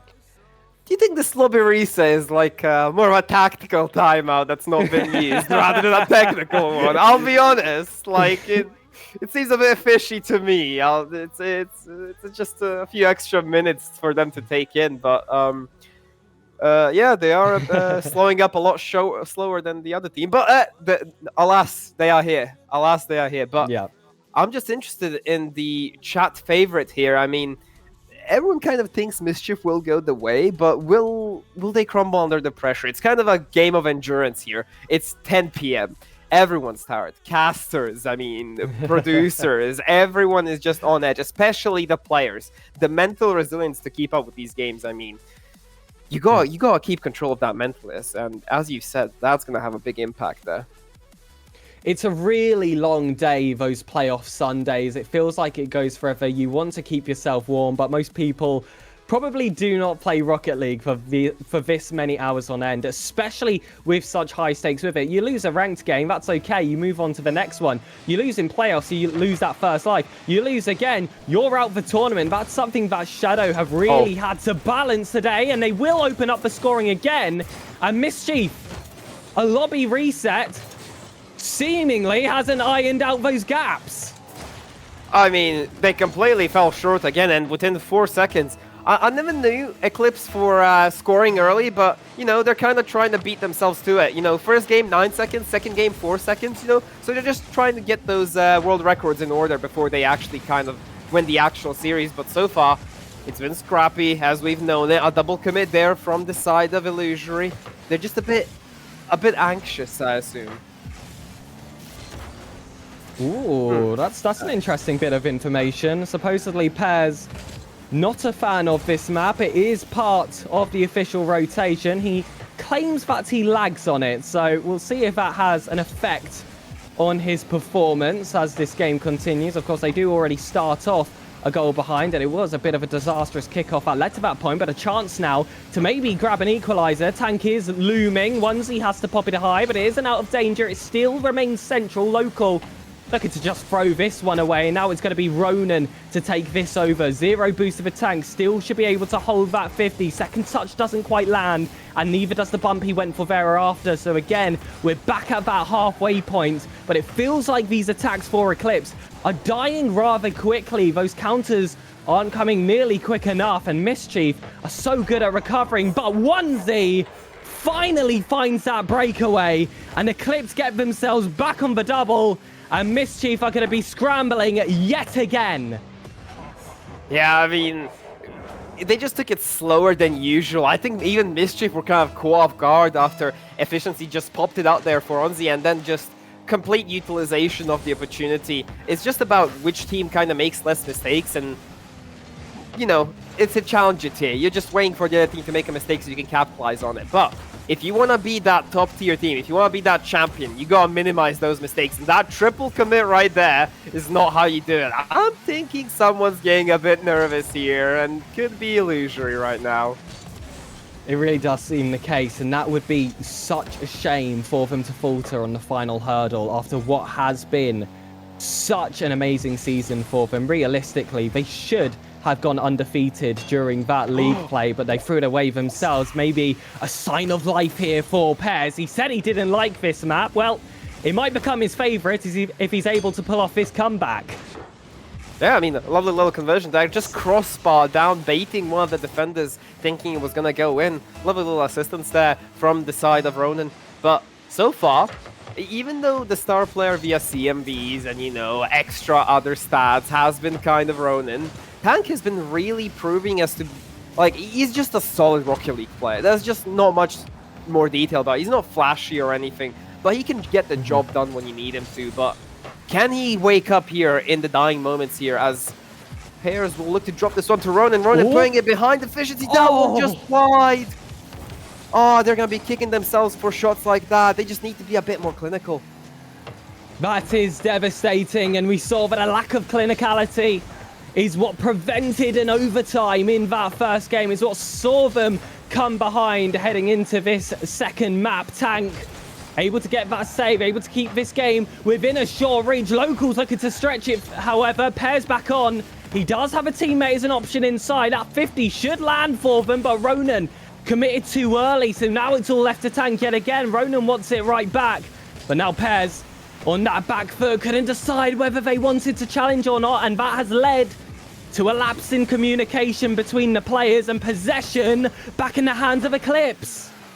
Yeah, I mean, they're just kind of throwing away these potential chances, but Tank finally alleviating some of that pressure, trying to find someone in the midfield. Tank not being able to get past Efficiency. Should have gone rid of that ball a bit earlier there, but a double commit might open something out here for Mischief, as they do control this ball quite well, but the offense is just tantalizing there from the side of Eclipse. They just seem to be over every single ball Illusory look to throw at them, and they can't seem to get a grasp of this possession. Pairs in that corner. Ronan just looking for that central space. It's where they've struggled most, but Ronan might have just found a teammate. Tank forced himself to commit. I would have rather stayed grounded there, allowed the third player to become second, and just rush back yourself. You've got to remember that they are an option. They've been with you for the rest of the season. You should be able to trust them by now, even in those high stakes matters like the grand finals. You can't change up a single thing. Ronan looks to pounce. Tank wants the top right corner. But Onesie able to land that save, keeps them in the lead, still not out the woods. Onesie gets it yet again. It's a lovely defensive effort, but a double tap from Tank still will not be enough. They're throwing the kitchen sink at them in this final minute. Is it enough to take on Shadow? Their defense says no. Yeah, I mean, the absolute testament that they are leaving behind here. They're not going down without a fight, and they are showing so much resilience here. Every player in the perfect position to counter any sort of attacks they've been thrown at. Mischief just are running out of boost. They're running out of energy, actually, just physically and mentally to keep this up. And then once Shadow strikes when you least expect it, as right now Efficiency has a lovely double tap to convert, but Pairs denies it, keeps his team alive for the last dying seconds of the game. Can they keep the ball up in the last dying moments? But Onzi will kill it right there. And we have Eclipse as the underdogs to go up in the series. My goodness, and it's a surprise to call them the underdogs after that performance they have had to open this grand finals. Dare I say, the scoreline might not show it, Kiki, but it felt like Eclipse were in complete control. The field domination stat might say otherwise. But even outside of possession, the way they siphoned Illusory off to those corners so that whilst they had possession, there was absolutely no quality within it. It made Eclipse just be able to run down that clock, take their lead, and hold on to it for as long as possible. They did get themselves 2 goals ahead, and it felt like after that point, they just decided they had enough. 3 players sit on the goal line, try and take a counter-attack if you can, but ultimately, it's not a shooting contest. You've just got to get more than the other team. I mean, Pairs was the one kind of complaining about lag, but he's the lowest pinged player here. But nonetheless, we will ignore that one so far. Still calling that one a tactical timeout, not a technical one. But nonetheless, we will be heading into Sovereign Heights, our favorite map by a single person in the RSC community. But nonetheless, a beautiful map to start your comeback on if you're in terms of Mischief here. And maybe they're just waiting for that reverse sweep to happen once more. Maybe they're just waiting for Eclipse to run out, you know, of energy or anything or so like that. But in terms of quality, they haven't shown much here for me, Pegasus, I have to be honest. Yeah, I'm with you here. It feels like, again, as much as they can have the possession, actually having it mean something and finding the back of the net is a completely different story. Pairs might have a chance. You've got to get that one on target. That's clear cut in the opener. Mischief want to get themselves off to a good start. Local tips it out. I love that follow-up touch to get this clearance across. And Mischief, just when they thought they had that little bit of pressure, They're thrown back into square one. Tank is even having to make a save here to try and find the teammate pairs, but a 1-2-3 connection keeps this movement going up forward, but similarly to when they had the lead before, Eclipse just happy to sit back and get those final clearances. They've got some confidence in themselves, but Tank, hop, skip, and a jump over that first man, still can't beat the defense. I mean, what else can you even try at this point? I mean, maybe demo all 3 opponents of like the internet, get rid of the defense completely. That's kind of the LAN cable. Absolutely. Change servers, you know, you never know. You take everything you got. I mean, it's just, there could be a slip up right here. The defense was not on par, but no one there to follow up from the side of Mischief. But yeah, I mean, the defense seems unbeatable so far. Even though they conceded a single goal last time, it feels like even if it was an open net, I'm running this one back to even game 1 right here. It feels like they wouldn't be able to score. Like, ever since that open net, it's been downhill for Mischief for me. And part of me is hoping that they're listening to the broadcast right now and just angry, wanting to prove us wrong, wanting to step up. This might be Pairs' chance. It was on target. Efficiency did well to catch that save, but it was a double commit, which is going to see a second player on a lower boost than they would like for this defense. 2v1. Ronan wants to tap it through. Again, the 50's not landing in their favor, and it just feels like another passage of play where Mischief have all the bark, but none of that final bite, and we know how efficient Eclipse can be on that counter-attack. You need to get yourself that goal lead soon, otherwise Eclipse will surely find it. It might even come now. 1v with the 50!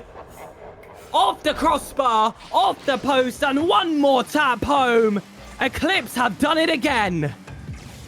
You know, if they make this first series very fast, I don't mind going to a bracket reset just to see some sort of semblance of close Rocket League. But I mean, missing those 2 open nets at the start is as close as you're gonna get. That one is an easy save for efficiency, and then they're just keeping control. Every single defensive touch they get, they are able to follow up. That's the biggest difference here, and that's how their counterattacks prevail. As this one is wide open for Local to slip up. Pez with a diving save keeps his team alive. And still within 1, well, lovely ground pinch does convert it. And we're seeing some life. For the last 10 minutes, we have not seen much from Mischief, but so far, when you need him, Pairs on a different map is there to show up. I'm sure that's the reasoning he'll have, my friend. I like that little drag coming from the corner, and it just had a bit more intention. Kept himself central, kept himself in control. And that's a lovely way to grab yourself a goal back. Now you've just got to be able to build off that momentum, because Eclipse, they're going to still have that confidence. They're going to still feel like they are that team in control, because you have had to chase them. Before that pattern is switched, you can't say you're the favorite team in this instance, especially with how well Eclipse have been positioning individually. In defense, in offense, on the transition, a rare double commit comes out. You must punish, and it's Pairs with a pair of goals. I mean, you said it. Brilliant defense, and then that happens. I'm sensing a bit of a Casticus right there, Pegasus. I did it last game as well. Yeah, I should just shut my mouth, honestly. Honestly. But a key note here. It's been almost 15 minutes of Rocket League. This is the first time Mischief have had a lead. First time ever in these last few series. Well, games. Apologies, not series. I'm losing it. It's very late. I apologize. But nonetheless, finally, let's see how Eclipse play from behind. Let's see if they're phased. Let's see the pressure. Is it mounting finally for them? Or are they still gonna go into this one cold-headed, looking for maybe a bit of a counterattack here and there? Onzi playing it very close there with his friend in need Local. Just a bit of... You need more control from the side of Mischief. They're just giving away every single ball they get on defense, kind of. Yeah, it does feel like that in those instances. It's all of these heavy touches. It's nice when they find a teammate. It's nice when they're able to string a few passes together. But when they're just hitting it, like I mentioned before, without that intention, that's when Eclipse are just going to pounce on them. And it's a group of 3 extremely fast players that feel like they cover every single blade of grass. What a demo there from Efficiency. And he'll use that positioning to grab this pass, put it in the back of the net, and ultimately grab their equalizer. Just when you thought Mischief we're going to get their foot through the door. We're going to be able to build up some confidence. Eclipse, slap them back into reality. Absolutely. Brilliant control there as well, and timing, but Ronan could have other opinions here, as Tank will look to keep this one in the danger zone. Efficiency, though, will get an easy clear there. But before I was rudely interrupted there by Ronan, I was gonna say that that reaction time and that trust from Efficiency, as soon as he got that demo and saw his teammate on the ball, he turned before even that contact happened, and that's why he made it. That's the trust that Mischief were missing. I remember you pointed it out. It's just the pure difference between these teams. It's the trust factor in between these rosters. And we were robbed of an overtime in game one. We might just get it in the third. That one slams down. If Eclipse grab it, it's going to have to be a reverse sweep for Mischief to get it done in Series 1. Otherwise, we could see Mischief claw their way back into this series, get that confidence boost, like I said, they desperately need after those first 2 games. Tank wanting to be the one to turn that charge, but I felt like it has been the pair's show in this third game. He is that sole reason that they do sit in this position in the first place without that 3-game deficit looming above them. Efficiency might have just created it. Locals there, but pairs, savior to keep them alive. Yeah, I mean, that was one of the best chances you're probably going to get in this game entirely. I mean, but brilliant save from Pez. Once again, that diving man across the back line, denying every single opportunity that's been so dangerous for the side of Eclipse. But this one could get a bit dangerous if Ronan gets another touch to it. Pez now up to meet this one, tried to slow it, but Efficiency denies. This man has been the backbone. Even that one missed, but Ronan will convert it. The overtime winner in the man himself, the star player that's been so fabled, has sent one of the players out the lobby. Locals had enough. He's gone to have a little think about what's happened in that final game. Because it was the side of Eclipse that got themselves that early advantage for Team Bat, forced Mischief to have to chase them from behind.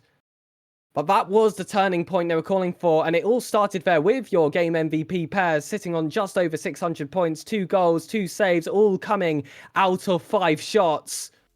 What a game he's had. If he can keep on this momentum and even potentially build on it, Kiki, we might see this series turn in a very different direction, because I feel like it has been all Eclipse in those first 2 games, and it was for a portion of that third. But I feel like those beasts on the side of Mischief may have just finally awoken.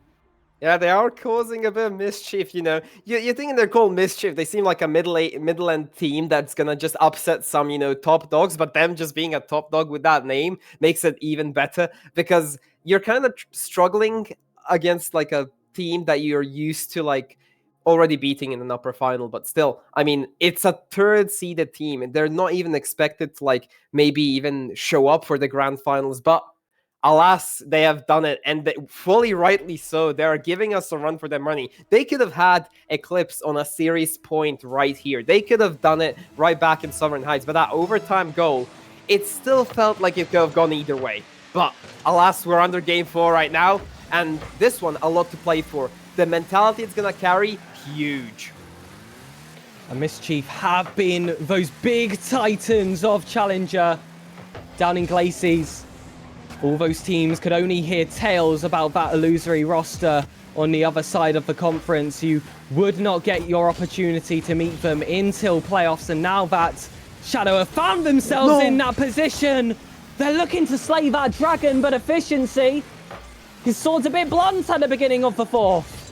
Yeah, no, efficient as we're used to him being. That one was destined for the bottom right corner, just a bit wide. It was, you had the whole net to play with. You wanted to put a bottom right corner, fair enough, but make sure to make it count, because those chances are not going to arrive anytime soon once again. But honestly, tends to think differently. He sets up Efficiency for another one, but that one is straight down the middle. Maybe a bit scared after putting the first one wide. Now, his shots having some sort of a safety net there just hit waywards towards the defenders, but I'm interested in the mentality. No timeouts yet this series. I guess both teams are content with the way they're playing, so maybe if they can get a demo or something scrappy to get started, maybe it can kind of crawl under their skins and then get something going for future blunders. I would look at after this game to potentially see a timeout. Maybe one for Shadow to try and stop that momentum that Mischief would have carried, or just Mischief to try and stop Shadow from grabbing that 4th game, trying to get it done in one. But still, a lot riding on how this one ends. Starting things off, it has been a lot of Shadow in that offense. But it's been lackluster when it's come to that final strike, and for the most part, Mischief really have not struggled to keep it out of their nets. But now then, with a little bit of forward space, Local, however, immediately passing it forward. That might be the setup they wanted. Beautiful clearance from inside the box there from the Mischief defender. And I feel like we're now starting to see these two teams really come to their senses now, Kiki. This is starting to feel like a much higher level affair. Yeah, I mean, finally we're seeing some closeness. No teams have scored. Once again, Eclipse are not used to not scoring within the first 10 seconds, thankfully. We're going to have a bit of a show before we get that first opener, and that one is going to carry a tremendous amount of momentum. That demo might just open it up, and Ronan will convert from it. Doesn't miss those open nets in game fours. Not saying anything about game ones, but that one will get converted, and Tank with a lovely little demo will get sorted right away. And when Mischief get themselves in that perfect position, all of a sudden, everything just seems to click for them. What could Eclipse have possibly done in that defense? You'd probably look to players like Local on that corner, but if he would have gotten a touch and it were too heavy, with that open net, the follow-up challenge would have led to that first goal regardless. Mischief can cover all of those bases when they are calm, when they're a bit more calculated, when they're less panicky, and that's going to be something that causes panic. It was a beautiful demo. Onesie gets that 50. Local stays close, but Pairs just wanting to dribble this one out. Keep this one low. Keep Eclipse as far away from that net as possible. That's a huge mistake in defense, and looking to punish is Mischief, but posts being hit, players being knocked out of the box will somehow see Mischief only have a 1-goal lead. But it's all on shaky ground. It feels like it could change in any second, and I mean in either direction. We've seen a few dangerous counterattacks, and we've seen a few random open nets spring themselves across. They've never been guaranteed to find the back of the net, but in this instance, Tank will collect. Just a bit faster than efficiency. Efficiency not being able to scramble to it. A brilliant sniper shot towards Tank lands in front of him. Luck does play a factor in some of these games, you have to admit that, but in Challenger, you can't let that prevail, and Onesie will look to keep it that way as he grabs one back instantly. And we're back at a 1-goal difference right away. Truly a one-man army there. Had to do essentially a 33-66 with two of the other opponents. Still somehow came out on top.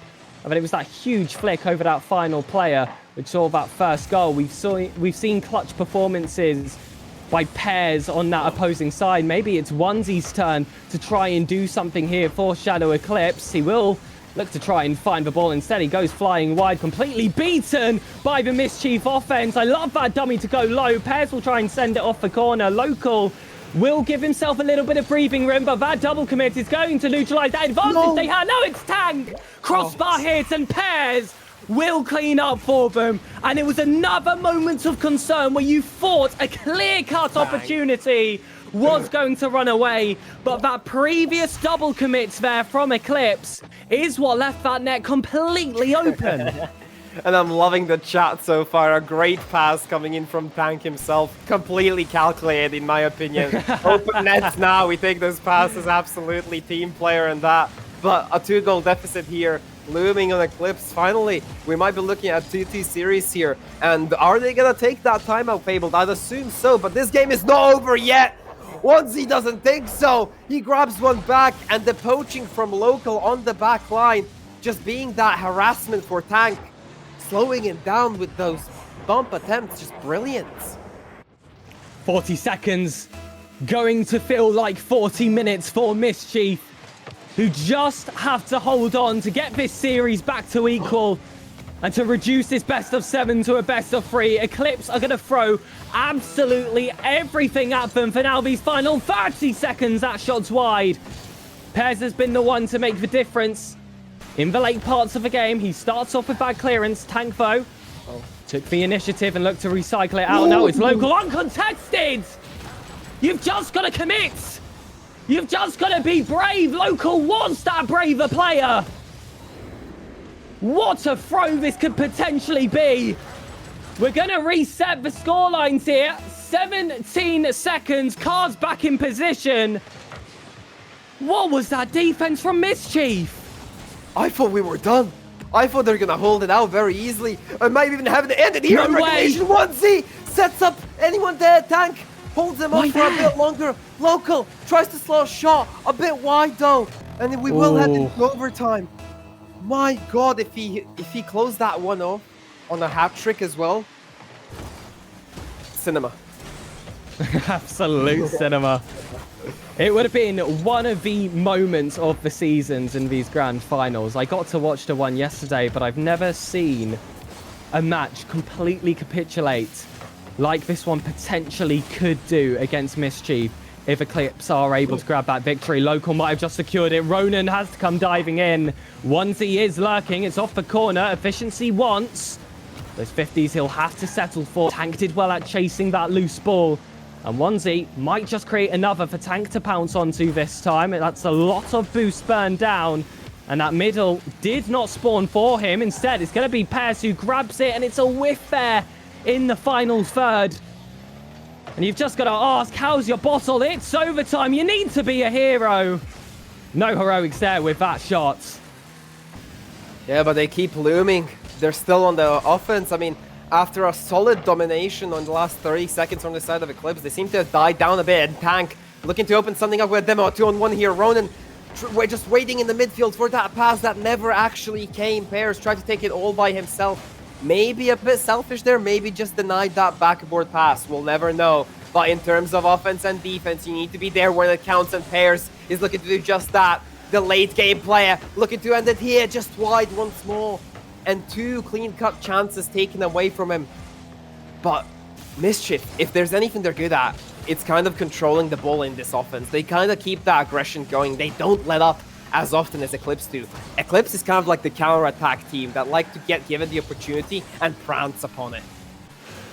Pears back in defense. Looking to relaunch that attack that they had for quite some time. It didn't quite have that final step. Ronan wants to supply it. And it was close to being a miss. Mischief almost seeing this game run away from them, but a series score back to equal. I spoke about those beasts awakening. I think they're still a bit drowsy from their slumber, but still it has been enough to take down Eclipse in this instance.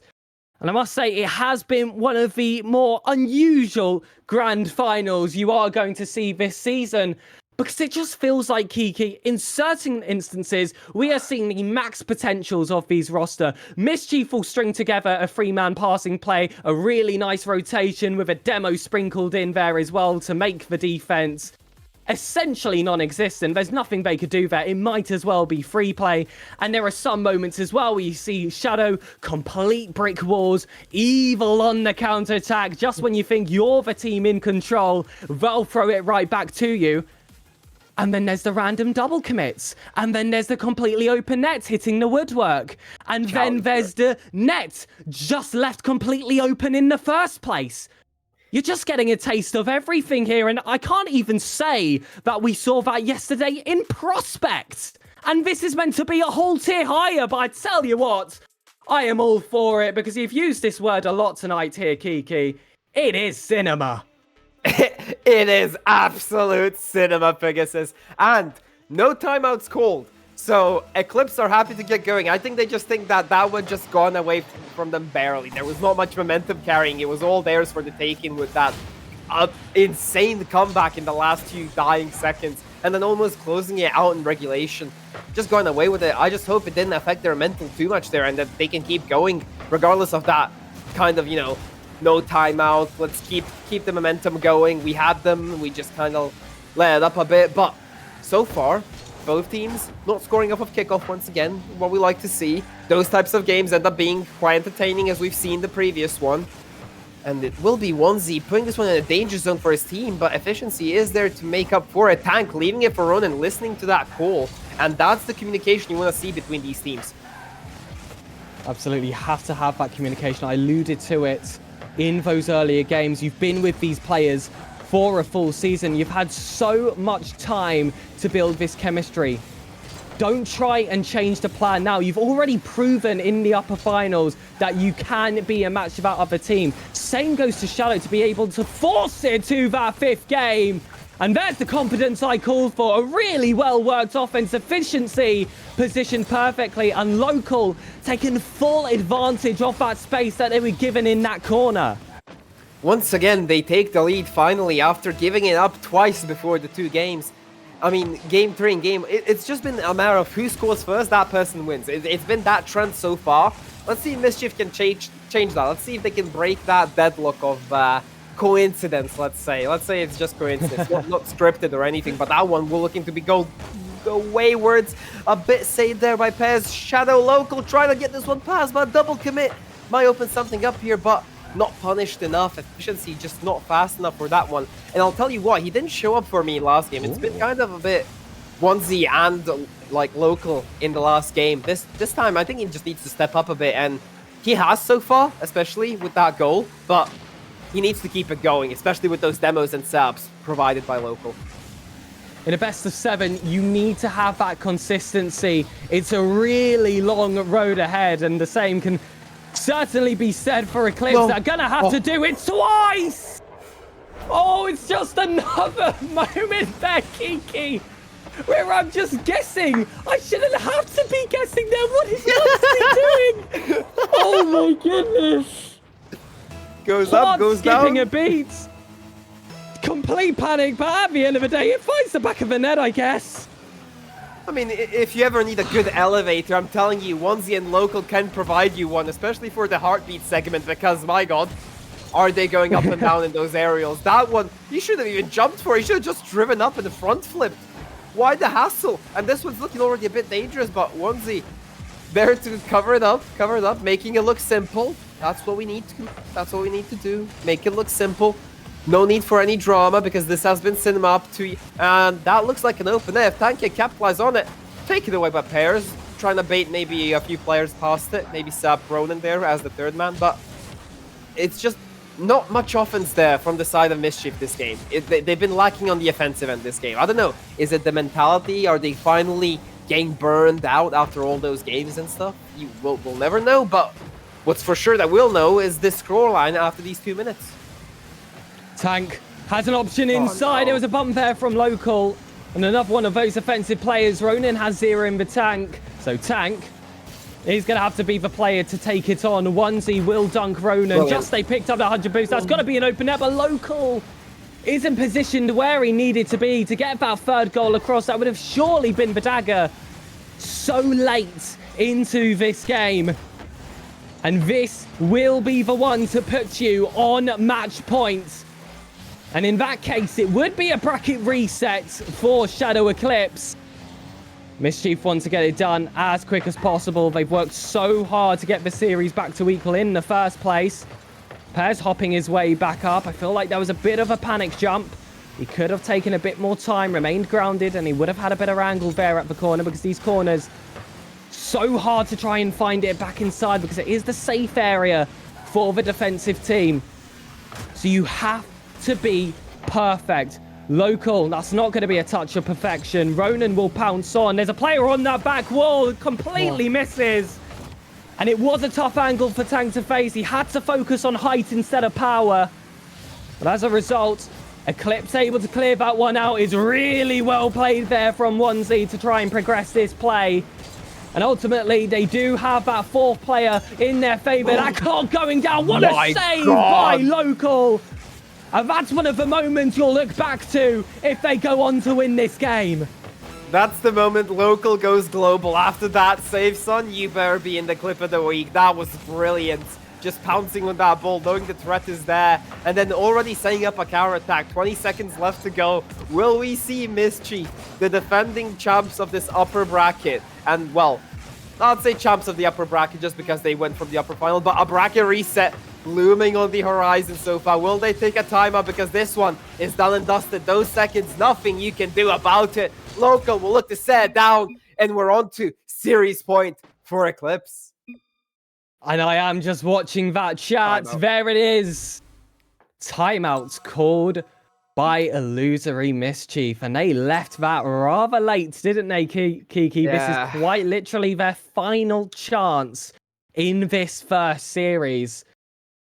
And they were just completely outplayed in that last game. It's such an unusual team to watch because it feels like everything just changes between games. It feels like we're seeing a completely different team every single time. You start to see those little glimmers of hope, but ultimately, they just couldn't get it together. And for the amount of space that Mischief were able to grab in that final third, it was only 2 shots total for Mischief. Eclipse are doing such a fantastic job at keeping them at bay. Absolutely. I mean, they're just not giving them anything. They're making them work for it, and that way they're just starving them from resources, boost, players. They're just wasting everything before they pounce on that counter attack that you specified. It's just a killing blow, you know. The 2 minutes have started now, and they will be converging on their timeout. In the meantime, I'd like to convert the topic onto a rather broad one. I mean, Okay. We're thinking about players as a whole and teams as a whole. Do you think it's better to go into a roster, a completely new one, and give players like time to grow chemistry, but like put them together via playstyle? Or do you think it's better to get some friends that have already played some time together, but not necessarily do match the playstyles that you need? In my opinion, this is an opinion that has changed over time here, Kiki, that I've been in management, where I feel like you initially draw yourself towards just trying to get the best players possible, slapping them on a roster and hoping it all goes well.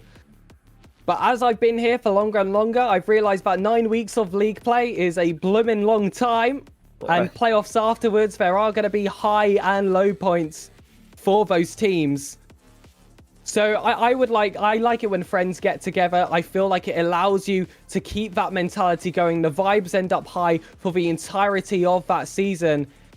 And it allows you to fight for longer, in my opinion. I feel like these players, especially on Mischief, they've had a really good relationship within each other throughout the entirety of the season. They've had a bit of fun with it, but of course you would, going 17-1. And in fact, the moments where they tried to have their most fun was the time they actually lost that one series, pulling out the Scarabs. But I'm sure they'll be using this timeout as friends just to lock themselves back in, let each other know that they have, on paper, been the best team in Challenger. Now it's just their time to prove it. And we will be moving over to Neo Tokyo to give those players a chance. It could end here for Shadow. We could see that bracket reset. Or, Kiki, as my prediction aligns, we might just get a ticket to Champions Field.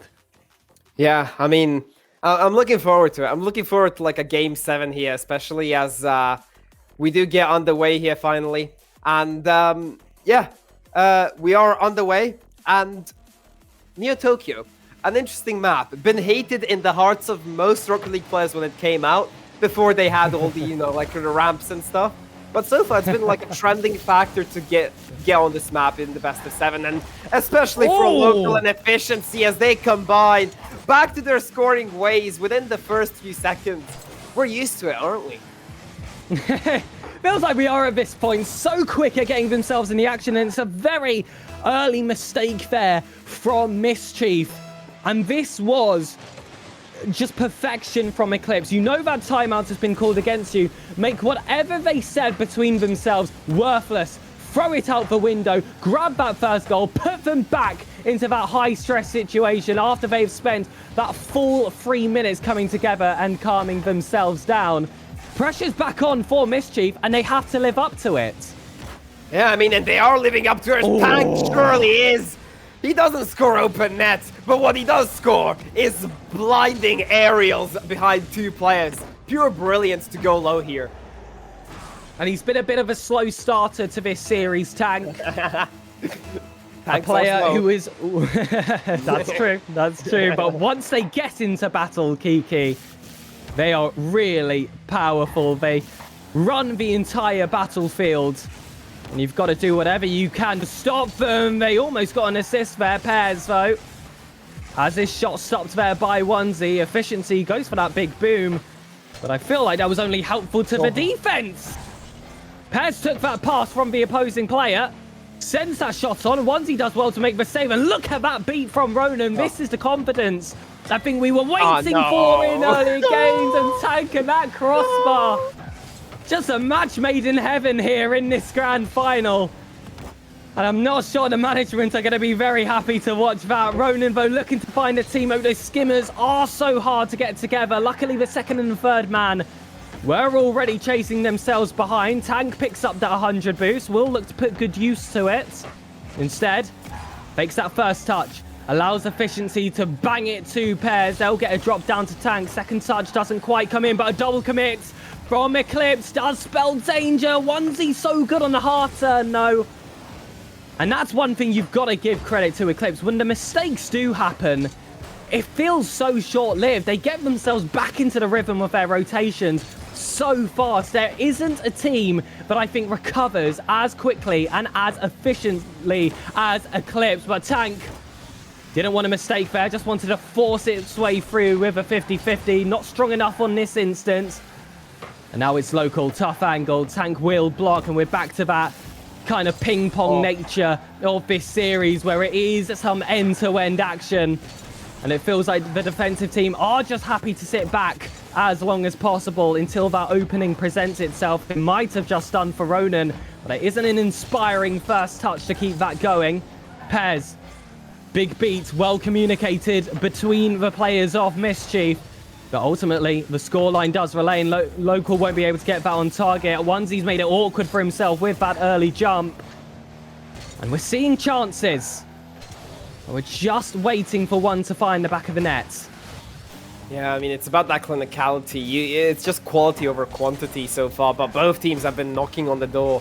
Eclipse more lately than early, but so far they have been finding their marks in terms of shots, and one of them is sure to find the back of the net if they continue with this pressure. But Tank setting up his team wonderfully there, and a demo, but that one just denied there. Not sure if it was a miss, but Tank doing Tank stuff and just blowing up other cars. I mean, that's what you're supposed to do if you want to get something going there. A double demo not going to yield anything yet, but Pairs up in the air, gets denied by Onesie. Onesie trying to find something here on the other end. Denied by Ronan. Pairs now setting up something here, looking for a bump. Local might just put this one in his own net.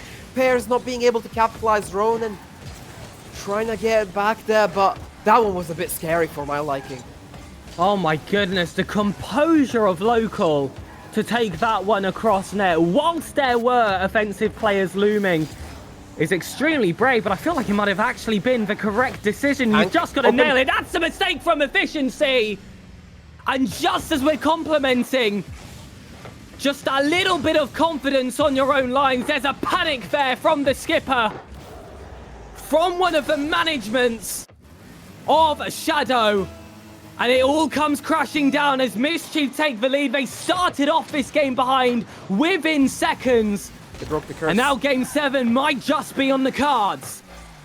Absolutely. I mean, I was writing down 1 out of 5. That's basically Tank's open net shots. So he converted one, which is a really good start going forward in this series, especially if you're looking towards a bracket reset potentially after a Game 7. But you gotta convert this Game 6 first if you want to end it right here, right now. This one headed waywards right now. Tank trying to get to the end of that one. Wow, pinch from Local, and who was the second player? Let's find out. It was Onesie. Local Onesie combining powers for a 150 kph shot. Wow, blinder there. Clanger, as we would like to call it. Well, when I spoke about, team play and utilizing your mates beside you to the best of your abilities, it wasn't quite what I had in mind there. But a little bit of genius there from Eclipse sees them back into that game, and as well, a miss on that backboard read. Wanted to kind of get that psycho clearance, but when that connection wasn't made, it felt like it was going to be an open net regardless. They just gave it that double padlock with that pinch and the power to generate. Ronan with a big bump, and that 50 as well is going to leave Eclipse chasing behind. Tank is an option. Efficiency, though, having all momentum. And that's left wait. Ronan Oh. in a spot of bother. 0 seconds. It's technically still up on a save from Pairs. Back to OT. A goal to reset the brackets if it comes from Shadow. And a goal to send us to Champions Field if it's illusory. Yeah, what? The stakes are high here for both teams, and the momentum is gonna be carried over into that Game 7. But Efficiency is looking to do it earlier, but Tank doesn't like to get demoed, avoids it brilliantly there. Local keeping that possession, keeping that play alive. Both players now bunching up here. Maybe some nervousness in the side of the Mischief ranks as they do kind of communicate eventually who gets on the ball. Ronan trying to get that potential, let's say, gentleman sweep if it's 4-2 here, as Onesie looking to get past one, not past two. Tank there on the ball. Go on, do it, son. Get something going there. Pairs waiting in the middle. Why is that? You have to be clutch. You have to keep your cool when the ball is there right in front of you. If they go on to lose this game, their confidence is going to be chalked heading into that bracket reset. You've got to bring your teammates back up. You've got to shake it aside because play continues. You can't change the path. You can control, though, how this play progresses. Make up for it. Ronan slams it up. Locals control, not to commit his jump, nor his flip there. To just keep this ball moving, fighting for a later 50. Team bumps can't come either. 90 seconds past that OT. You're giving too much space. Onesie wants the corner read to find a teammate. It awkwardly lands on Local, who's just trying to recontrol there by the corner. Instead, it's Tank to take it back over. It's another follow-up, which is just completely rushed and miscalculated. This is where the nerves really start to present. So late into your first best of 7. Neo Tokyo can have an effect on you, especially when you're the team trailing. You just used your timeouts. And this is how it ends. The second series loss of Mischief live in the grand finals. What a better place to do it than right here and right there. A brilliant goal, clutch goal. That's what you need to be. You need to be efficient like Mr. Efficiency. Pairs had the same opportunity to do the same thing, but this one will be heading into a reset. Pegasus thoughts. Oh my goodness, not like that. That's just not how you want to see a best of 7 end. The complete open net miss. And then followed by that final play, which, there were 2 options there in defense, and the first player really should have gotten it, but I was after just a full compilation of just rushed attempts towards the ball that allowed that offense to even stay there in the first place. A complete disaster in Neo Tokyo for Mischief. And they've got to come out better in that second best of 7. Otherwise, you can call it already. Shadow might just go all the way from lowers. Onesie will grab your MVP for Series 1. 6 goals coming from 22 shots, just showing you the amount of pressure they were able to land. 8 saves, 6 demos, and 2 assists to pair. I just can't believe that was the first series of the grand finals. Hey, we got our best of 7 left to go. What?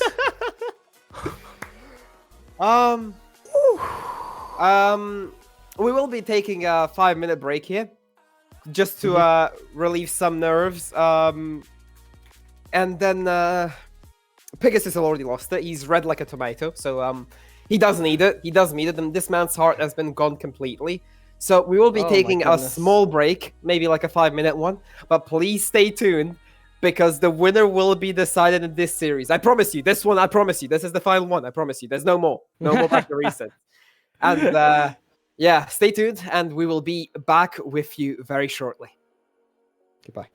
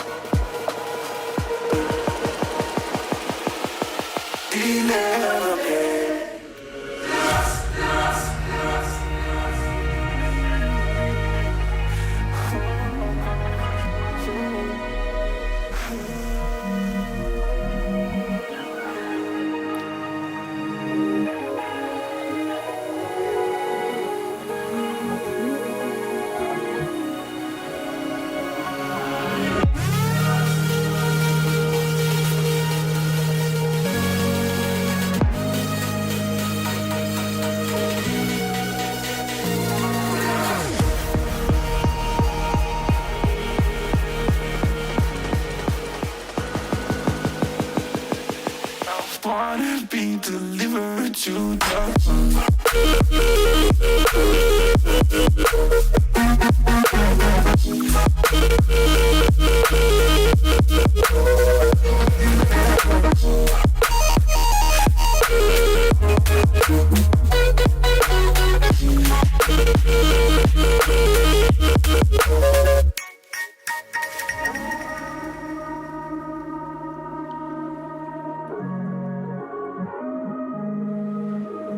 I wanna be delivered to the rug.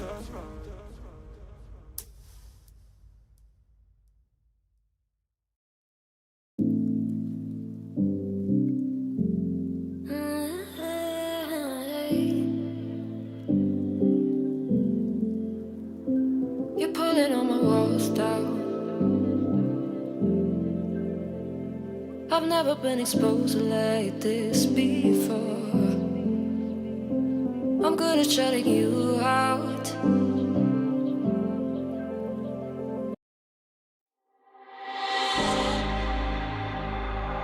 I don't wanna risk it all again, but I don't wanna be on my own. It always goes much better in my head, but the feelings end up wasted. So I'm sorry for breaking down when you said you got me.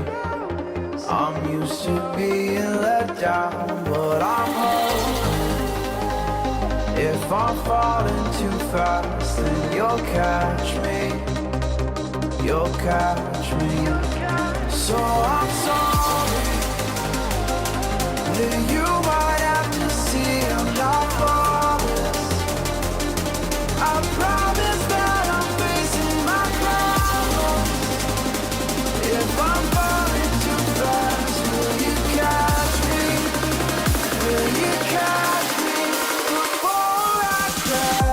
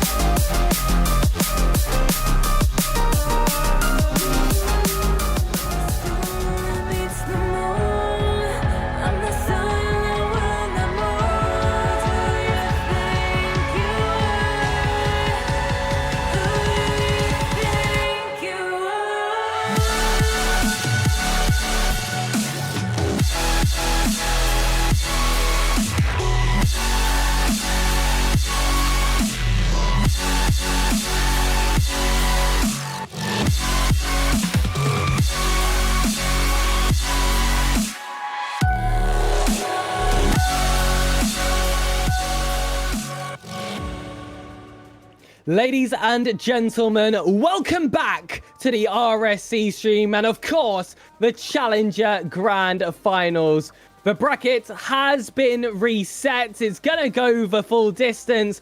And of course that was via the hands of Shadow Eclipse. What a first series they just had. Yeah, and I've been swaying. I might just take the suit off if it gets any closer, you know. But we keep it PG, so we'll keep it to a lower level there. But guess what? New series, new predictions, new everything. It's almost as if we haven't watched that series. They just reset and they're back at it again. Pegasus, any thoughts on that series? I mean, other than Eclipse just running the whole show, I mean, give me your thoughts. Give me your thoughts. I don't feel like Mischief have been anywhere near their best. This isn't a Mischief team that everyone has been scared of throughout the entirety of the season. Whether you're Ignis, whether you're Glaciers, you heard the legend of this team. Most people predicted themselves or Yakubo to take that title. So realistically, heading into this grand final, there's not many people that were not going to be going for Illusory. So to see them in that first series not play to their full potential, make some mistakes that are frankly shocking for a team of that caliber, it does have me quite concerned heading into this second series that despite such a fantastic run in league play, and even in that upper final where they took on this team before, it might just come all crashing down at the final hurdle. It was a reverse sweep, and we were looking at another comeback potentially there from Illusory when they took the two games back. They made it 2-2, but now it's a bit of an iffy one, you know? You seem to be losing power. Eclipse seem to have your number, and if they keep going the way they have, they might just make the actual lower bracket run. Well, not the whole run, just lower final and then into the grand final run. The bracket reset, this is where it ends. This is everything on the line, and you have the wind in your back. Even if you're like Illusory and you're like, woo, we have a bracket reset. It's like nothing happened. Let's calm down. Eclipse know that they can beat you again. They know they can do it again. And I've seen one of the players have a Snorlax in the background, and I'm loving it. I'm so ready for them this time, and I'm saying 4-1 to Eclipse this time. Well, that Shadow team have been having fun. You've seen them every single time show themselves on the camera. They've always got another pose to present to everyone else watching at home, and they are currently trying to capture my attention on the other screen as well. I think I'm going to see some very, very happy faces because I am going to be predicting a victory for Eclipse. I flopped as well. I'm going for 4-1 too. I think it's going to be even easier than that first series because it seems like their confidence has only just increased as time has gone on, and with how devastating some of those losses were for Mischief, it's going to be a lot there to try and climb themselves out of. It's a really deep pit mentally, and these grand finals are brutal. These playoff nights feel like they go on forever, and it feels that bit tougher when you are on that losing side. But that's not what you're going to see at the top of your screen. It is going to be 0-0 series score, 0-0 in the game, 5 minutes left on the clock. It's called a reset for a reason. Have Illusory been able to do that with their gameplay and their mentals? Maybe we'll find out and we're resetting later. Everything's getting reset. You know what? This is the Illusory tactic, you know. You take another tactical timeout and make it call it a tactical one. That's what we like to do here. But yeah, completely warranted because the players have been joining without a queue. So both players don't want to be rushed into a game. It's really bad when you want to get rushed into a thing. Wait, okay, I see you. I see that player Cam, okay, nagging me on. I have to be talking. I mean, just it's my job, and we will get the lobby back up very shortly here. The lobby seems to be up, and yeah, we will be delayed by a little bit longer, but yeah, just waiting for the Illusory players, and that should be it, Pegasus. So yeah, go on. Let's see what you got for yapping. Well, I've actually gotten a message by Wyfus, shout out, asking why did they scrap the whole series?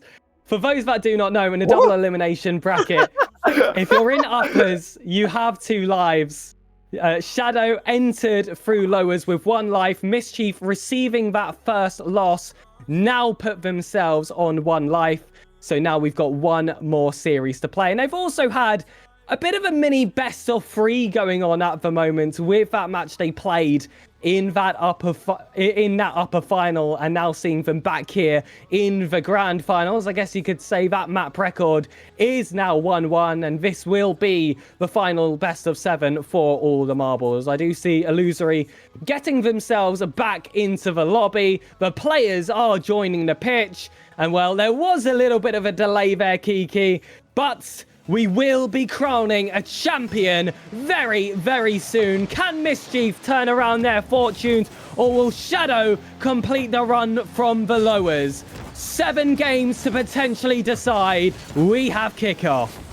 Find out right after the breaks. That was something like a beautiful commercial right there. But Local looking to take one early. Tank avoiding that demo and getting a safe, lovely little maneuver there to pull that off there. But Onesie actually receiving one of those demos that's been inflicted. And now Tank getting it past one. No one there to follow up. Just a bit slow there. And Onesie takes to the skies, goes for a double tap off the ceiling, leaves it for Shadow. No!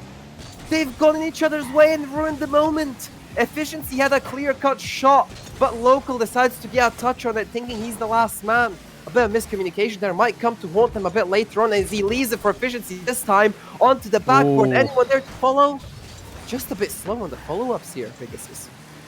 Yeah, especially when you saw that double commit come out of that Mischief defense. I thought for a second they were going to concede that first goal to an early mistake. Onesie looked to try and create something. Couldn't quite break through the defense. Again, it's going to be another double commit from Mischief. That's going to keep their boost count low. Pears has gone on walkabouts here to try and pick up a lick of boost. It's ended up working in their favor. He did manage to grab himself a touch.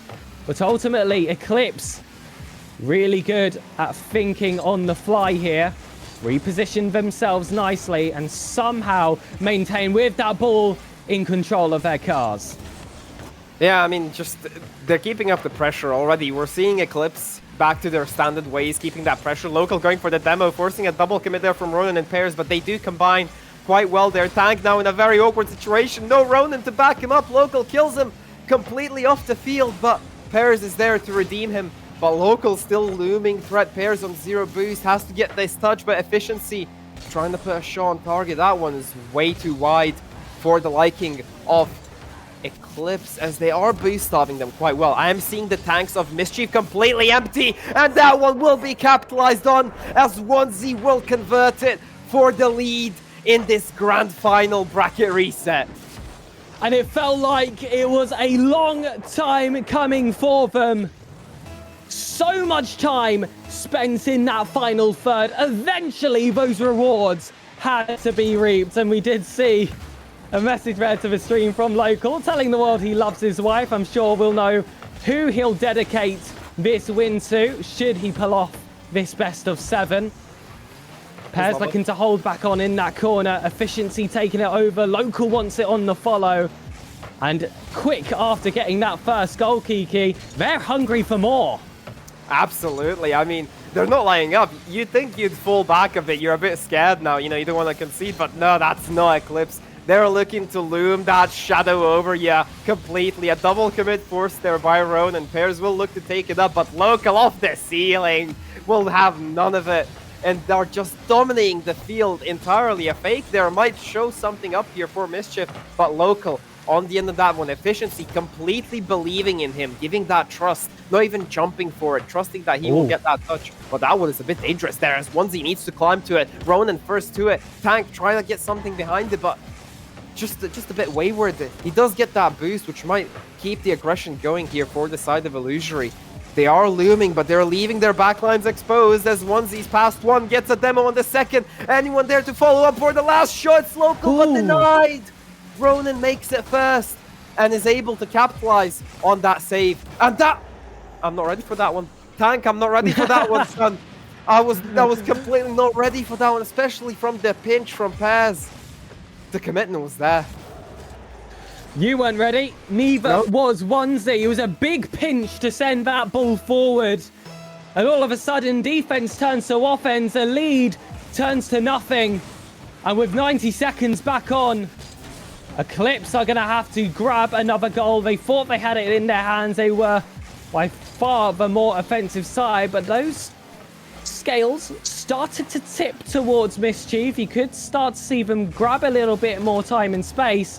I'm surprised that it was a counter-attack that ended up grabbing them that first goal, because it looked like they were just going to be able to work it from the offense. They've attempted it again here, but Onesie does well to take this one out. Boost still as well, and a challenge there to potentially try and find a demo. Mischief are left scrambling here in defense. Tank wants to see through the chaos, but Onesie, with all his boost, still saved in the tank, will hold it high. Pears flies forward.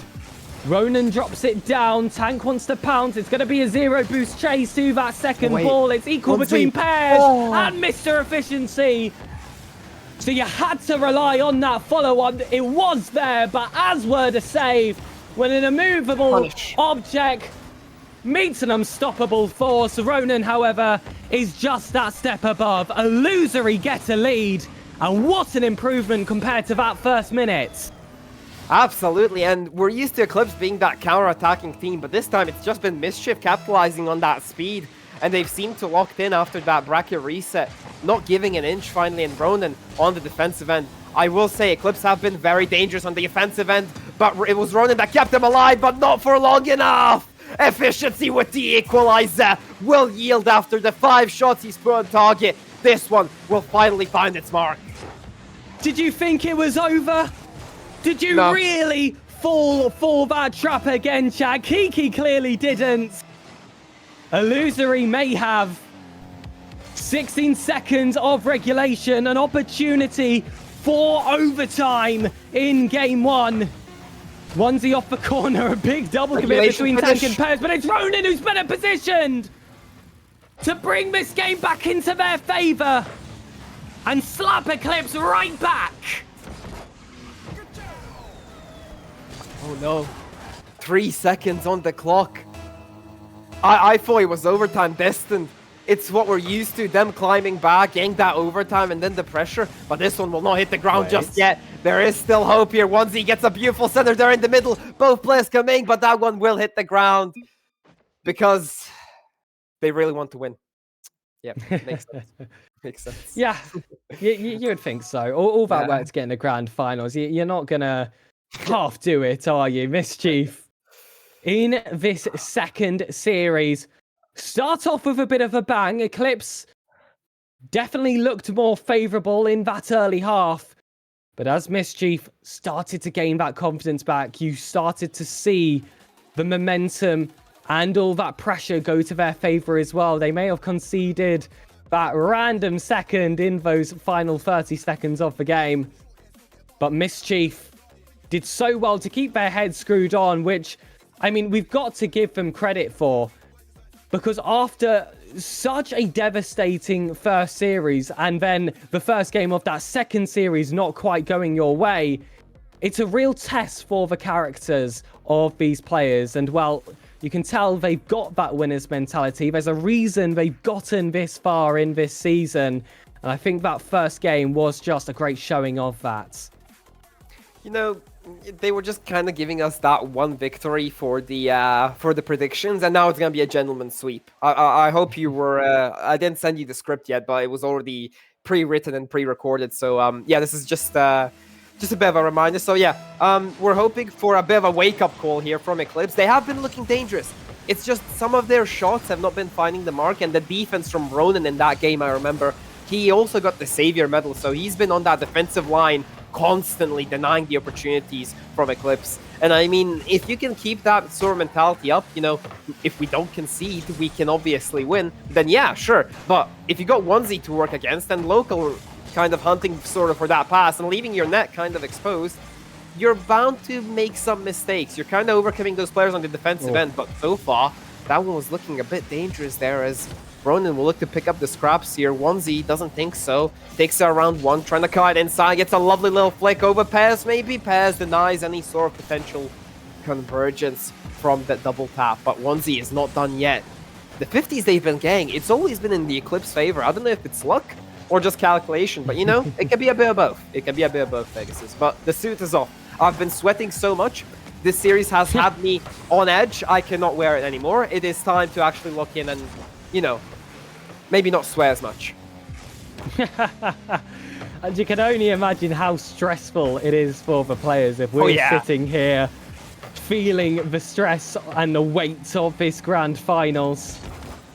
It is tank and defense. You spoke about a lot of these stray balls seemingly going to the favor of the Eclipse, and I think part of that is due to how well they position themselves and the space in between those players that make you feel like They have every single area of the pitch covered. Like, they've got a 4th player on the pitch. Pears wants to send it over. It's not the best flick there, so efficiency will get it clear. Local off his own back wall wants to find Onesie.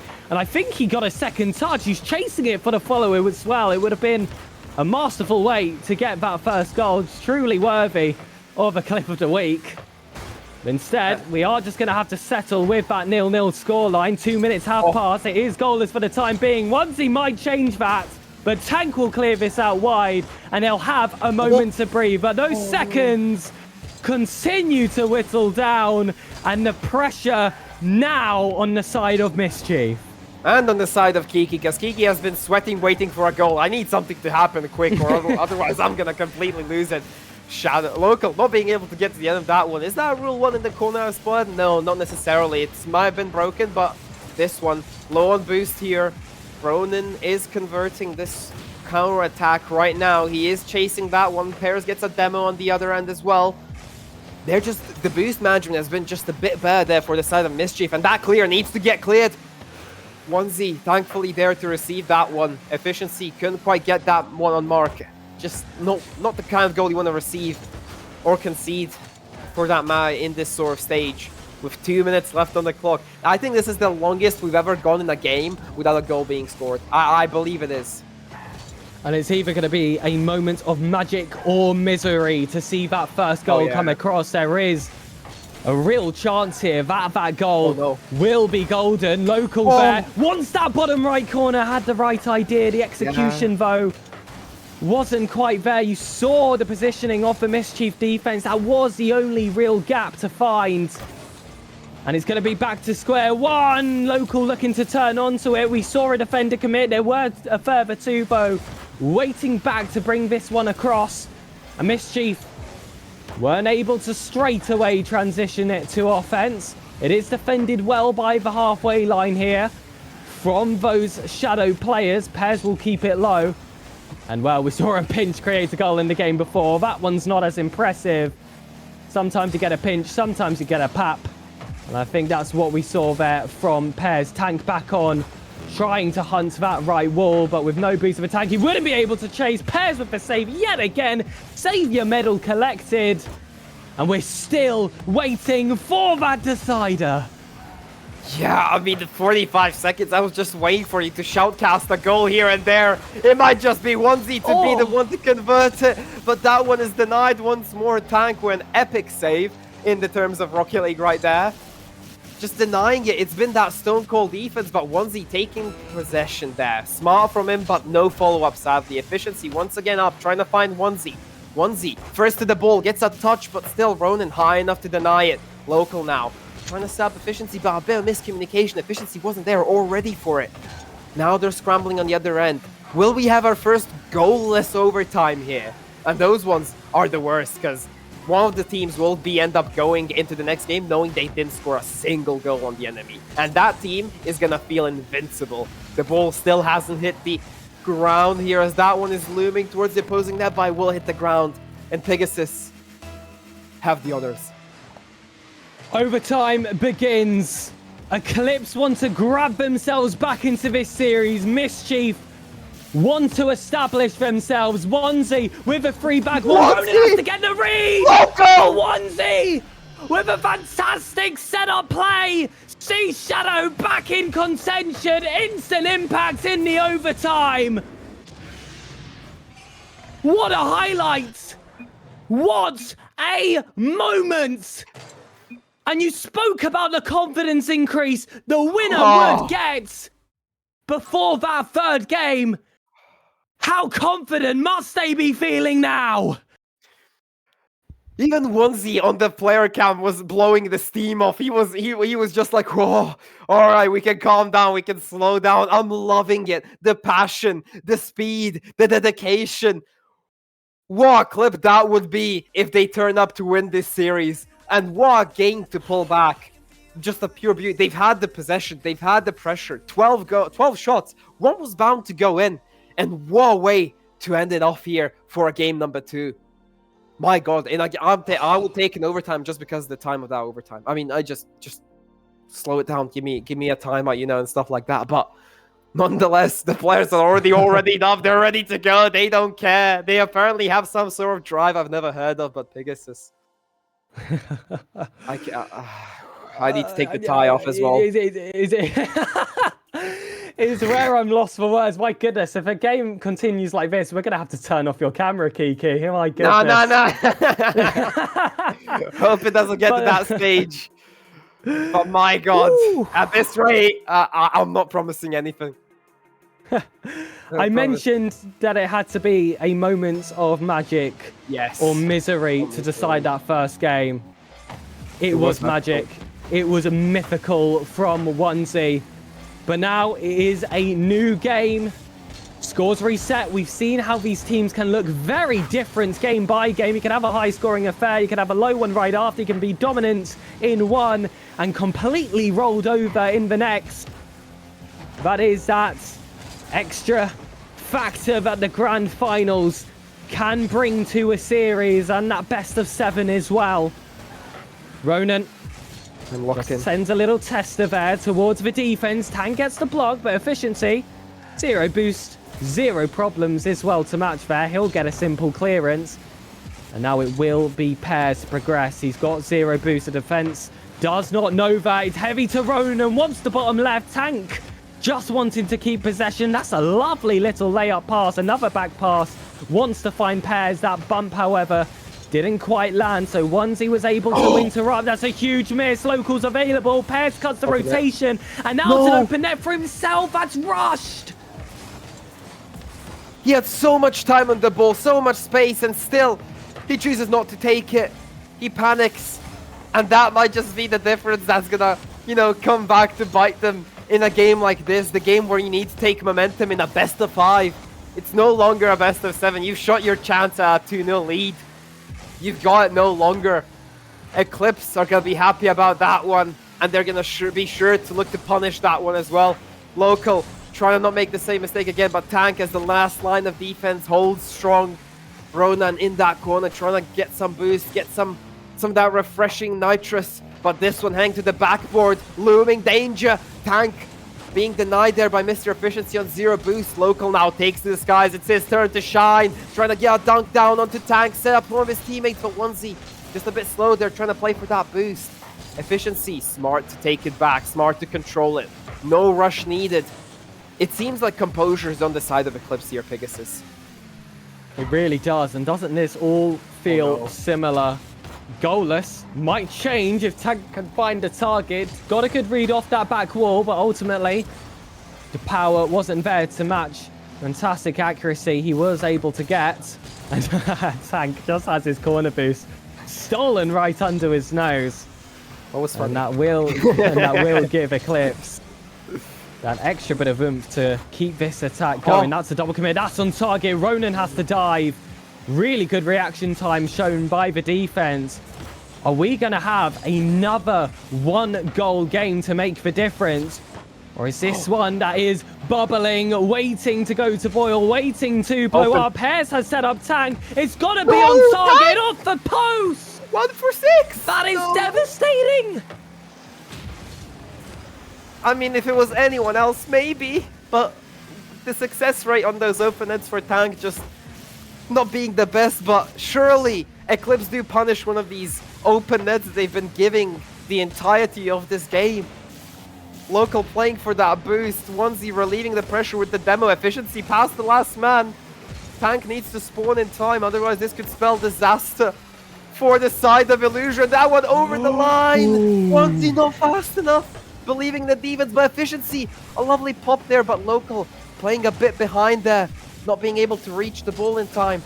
As Onesie will commit as the last man. They're throwing in the kitchen sink. They want to win in regulation. They don't need an overtime. They're saying, you can miss all the open nets you want. We'll just leave you the net. And then, the 2 posts are our best defenders at this rate. The lower the time, the higher the heartbeat. Oh, yeah. You know that next mistake will surely be the decider. Or you could become a hero. In the grand finals, this is the place that every player dreams to be. with a wonderful broadcast being run beside it. Everyone at home supporting, watching you. They want to see you perform. They don't want to see you falter on your own lines. This is what's happening to Mischief. They get away with it by holding it at that front post. But they're one mistake away from going down in this series.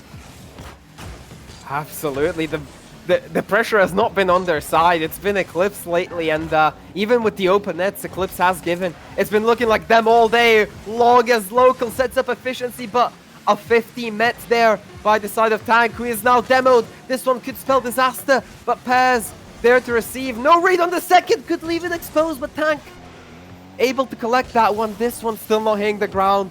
And once again, Pegasus, we're destined for that overtime unless Pairs has something to say. Okay, I'm not waiting any longer. Once again, Pegasus, we're in that overtime. Here we go again. A bit of deja vu from the game we saw before. Eclipse are able to take it after a masterful early setup from Onesie. And he will look to collect the ball yet again. Pairs will grab it, thinking whether he should go for that mind game. He's going to have to settle for that 50. Efficiency sent flying. Tank shot blocked there by Local. And Onesie with 0 boost has to position himself. It's actually low boost all round for this defense. Scrambling around for pads. Onesie will send it along to try and give them some time. But locked, loaded is Mischief in offense. Tank is finally beaten. No one's available to be that second man, however. So we're going to see that pressure increase from Mischief.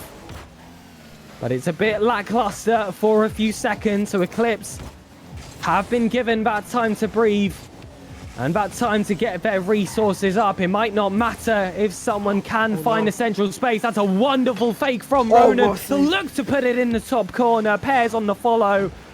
But that should be all efficiencies. A composed first touch and flick will help delay for himself. But Tank might just go alone. Onesie off. And it's just one of those attacks that keep you guessing. And you've got to give credit where credit's due. This has been a wonderful defense from Eclipse. Yeah, can they just turn it into offense right now? They have had that defensive presence. They just need to show it in offense. The midfield has been all illusory lately. All Mischief. They've just been dominating it completely. But so far, we are looking at a reply there from Ronan as he demos the back line, and he does convert it! This time, the favor is on their side, and the overtime yields some fruit for the side of Mischief, as Ronan will be the one who takes them into a 2-game lead. Well, and you saw Local's head hang low immediately. You can see the heartbreak on those player cams. The defense simply nowhere to be seen. And I said, in these 1-goal games, it's a moment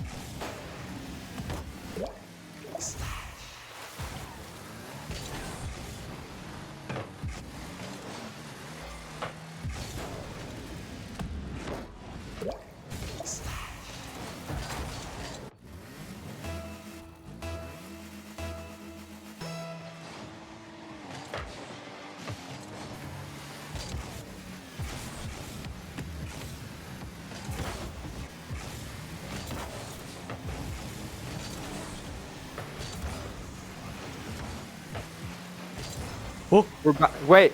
Hello? Test I 1, 2. I heard a join. I heard a join on Discord. Yes, we're back. We're back, ladies and gentlemen. I hope we you missed a enjoyed goal that. there. We did miss a goal. It was a No, really well-worked play no, there we from were- Mischief we were- into the top corner. we were No, we casting were it. active in chat, to be fair. Exactly. We were active in chat. But we can be active back on the comms. Let's reset. Let's get this one going. It's a fantastic save from Efficiency on their own goal lines. And I spoke about Mischief in the time you couldn't hear us being that Titan team that wasn't at their best of their abilities in that first series, but you can start to feel them book up. What a big miss there from Eclipse in offense. And it will remain 1-0 in the lead of Mischief. One goal has been the decider in the last 2 games. But typically, those were ones that came in overtime, or at least those final seconds. Eclipse have plenty left on the clock to claw themselves back. Absolutely, but the pressure they've been showing, it is a zero-shot game for the side of Eclipse, but the pressure they have been showing is kind of decent now in these final moments. It's been all illusory so far in terms of offense, and that goal was yielded from it. But it seems like they're taking a step back, something Eclipse doesn't do after they score. But Pez on that offense, setting up Ronan, and Ronan with a wide open net to try to shoot at. He skies it over the bar. And that one will keep it at only a 1-goal disadvantage for Eclipse. Efficiency looking to set something up here. Maybe a 50 to set one of his teammates up. Onesie beating out Pez. Local now beating out Tank. Who's there to receive? It's Onesie! Denied off the line! Efficiency now off the backboard. Trying to keep some aggressiveness going, but what a save that was. Ronan keeps the lead in the favor of Mischief. Tank will take it across, but they've still got some more defensive efforts required. Tank is there to cut inside from that infield pass. And this has been a dire end to this game. Everything has had to be perfect, and in all fairness, it really has been for the defensive team. Onesie, oh, that's a big miss.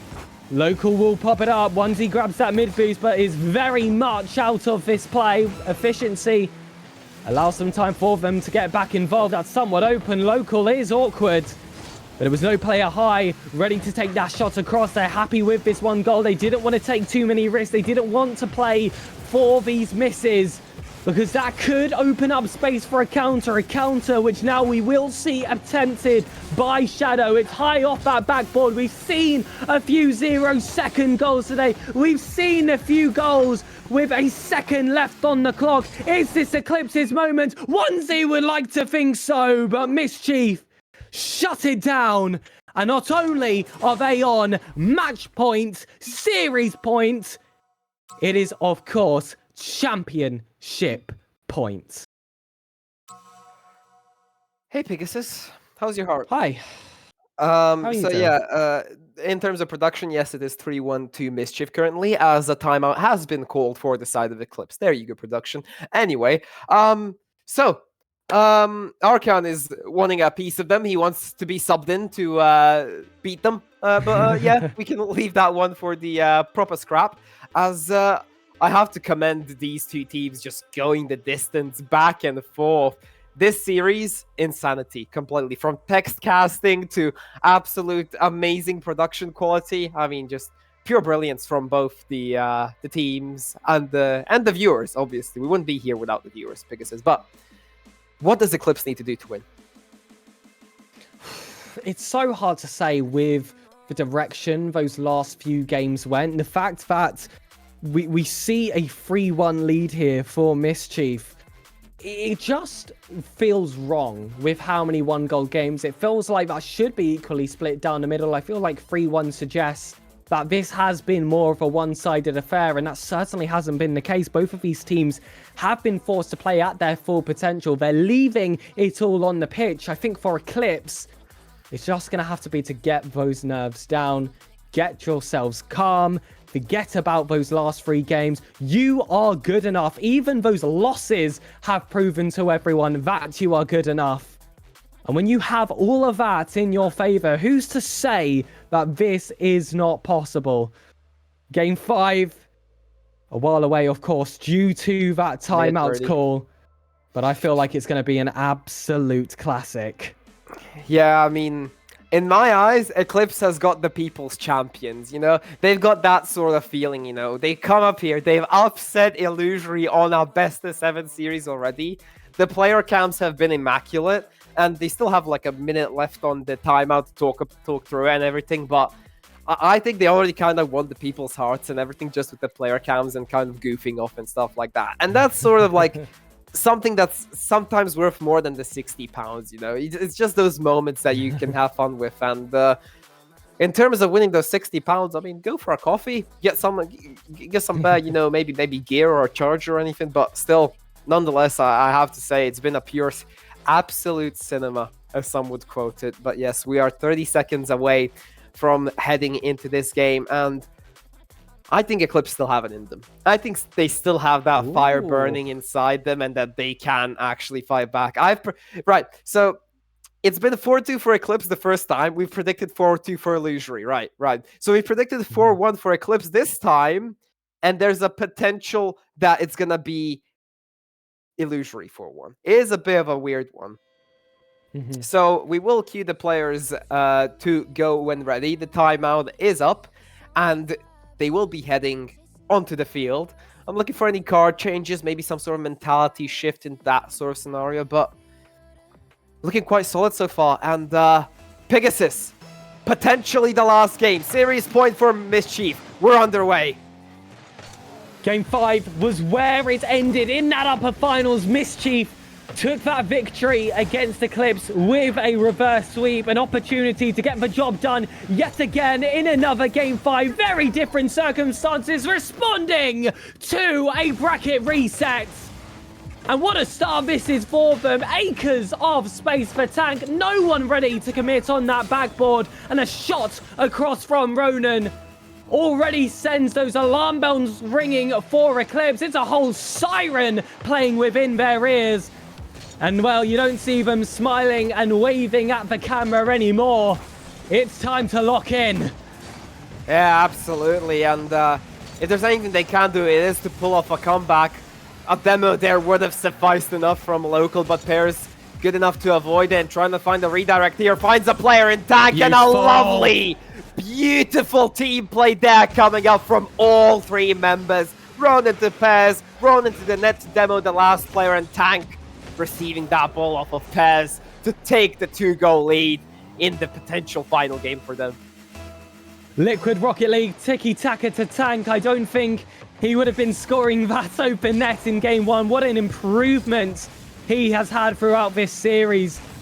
Illusory have just been getting themselves used to that circumstance. They've been aging like a fine wine as this grand finals has continued. And Eclipse constantly feeling like they have to up it. Infinite gears. And that's what Mischief just bring to the table. It's what they have done the entire season. And Mischief, of course, looking to get their organization one step closer to that franchise of the season. No matter how you do on those franchise standings, it feels like you have to win a tier alongside it. They could get that first step done here with their first big team that everyone thought had a chance over here in Challenger. Eclipse, though, still have plenty of time to turn this one around. 3 minutes 20 left on the clock. Do or die for Shadow.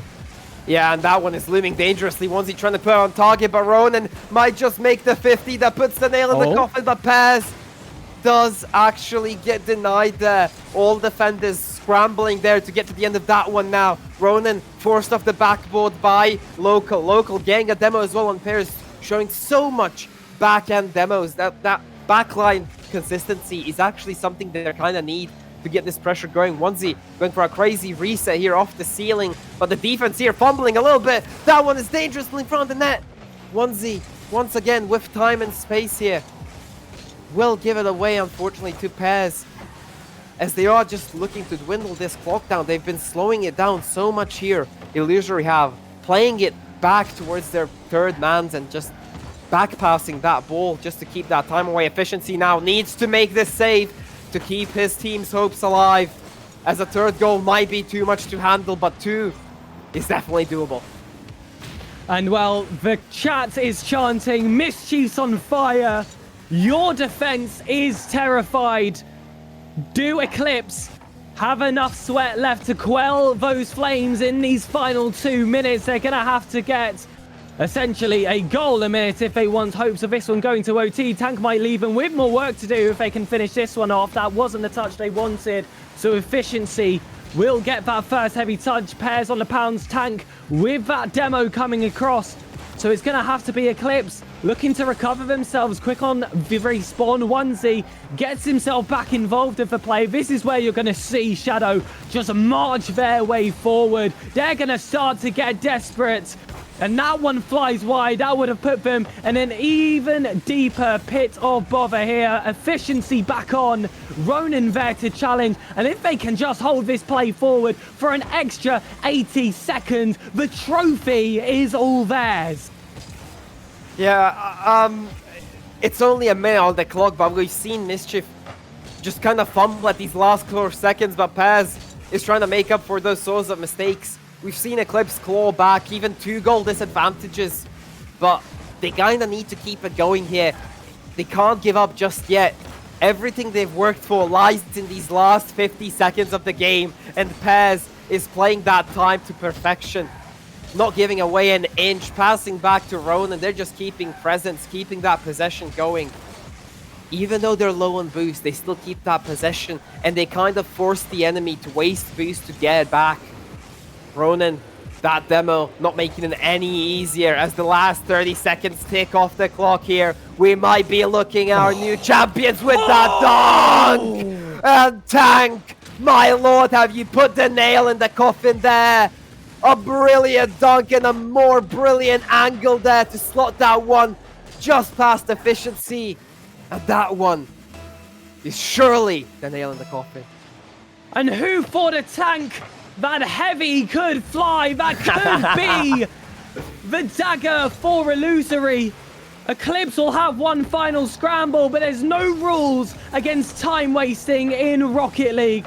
Already down to 10. You can see those faces continuing to drop. They know it's over. It's a victory lap for Illusory, the team that was almost undefeated. I was about to say living up to the expectation. There is 3 seconds left after that goal is scored. It is technically possible. So I'll give them the benefit of the doubt here on kickoff. It would be the craziest grand final in history if they pull this one off, but sadly, and it's not. The kickoff does hit 0 seconds. Maybe even a consolation goal, but props to Mischief. You're crowned champions, deserved. Complete legacy throughout the league play, going almost undefeated. Keyword almost, that 17-1 record. Pure cinema. I mean, the bracket reset, they're probably thinking, why couldn't we do this the game earlier? But still, big props to Eclipse for making it this far and pushing us over into the bracket reset. Pegasus analysis. Well, the Premier players from Illusory lived up to all expectations that was on their shoulders. They had a bit of a shaky start, but by the end of that series, we could understand how that team was so dominant for so many months in a row. The stats here for this second series, it was low scoring, not a single double digit for any of those goal standings. It was 8 for Illusory and 4 for Shadow. That goes to show you how close that second series truly was, despite what that series score might be telling you. But ultimately, Mischief did have that extra bit of ice. We gave them that criticism in the first series when they would just fall apart in those final 30 seconds. But onto their final life, players like Ronan, your series MVP, managed to take them all the way over the line. That's going to be a 33.3% shooting percentage with 4 goals coming out of 12 shots. 3 demos, 1 assist. And the stat for me that matters the most in this type of series, saves? Those 12 saves. When 1 goal is that valuable to your success, you need to be able to keep it out the back of your net. And Ronan was a player able to provide. And I do also believe that it is his birthday today. What a present that must have been. The ninja band is off. The night of a very long series of Rocket League. So we've guessed the predictions, right? They've just swapped over the logos, so we kind of have the score lines, but just it's okay. Production, we it's all right. We'll sort that one out later. But yeah, deserved champions and a deserved birthday gift for Ronan, as you have said. I mean, we're just gonna have a good night's sleep. It's almost midnight in many countries, and I'm sure the players are looking towards a good night's sleep here. Absolutely, but before that, our winning team can run off and celebrate. We're going to be dragging them into the VC for a post-grand finals interview, like we love to do here at the RSC. Give themselves a moment to talk about this season and, of course, that final performance. It's going to be a really short break before we get to that point, so stick around, ladies and gentlemen. Your champions are waiting.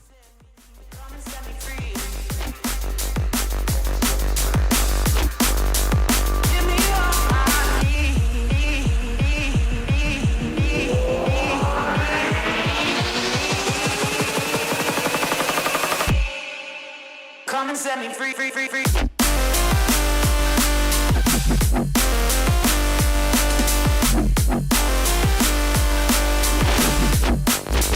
Come and set me free.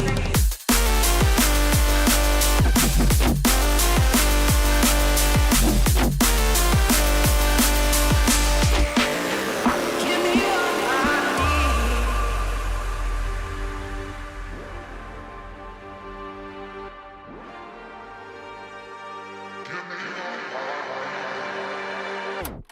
The bass goes boom as we enter, shaking the room from the back to the center, making you move to the track, you surrender, body scrunching your face closed up.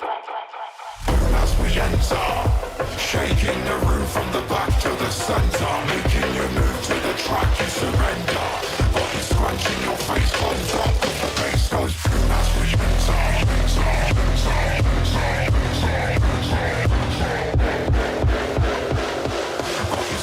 Your face closed up cause the bass goes shaking the room from the back to the center, making you move to the track, you surrender, shaking the room from the back to the center, you're scrunching your face closed up cause the bass goes shaking the room from the back to the center, making you move to the track, you surrender, shaking the room from the back to the center,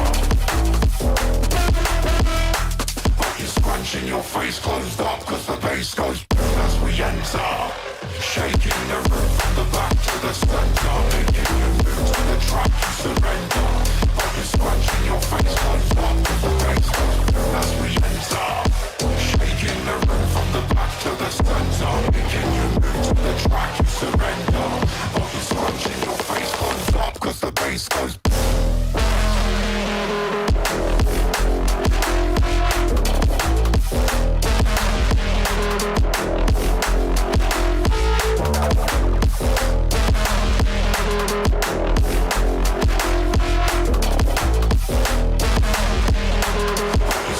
your face closed up cause the bass goes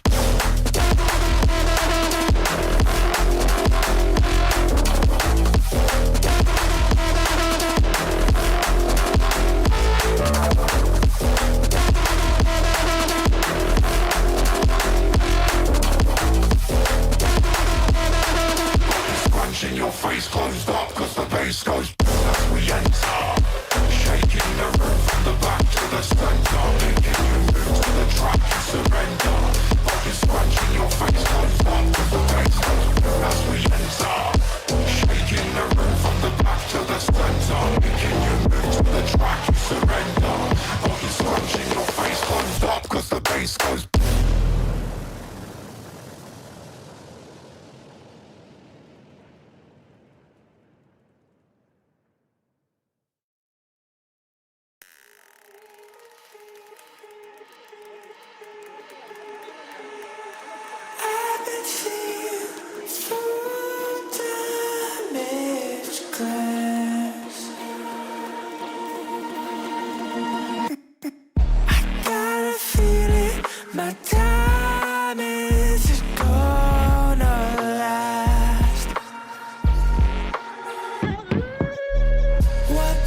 I tried to push through my past, but I don't even know if I ever fall.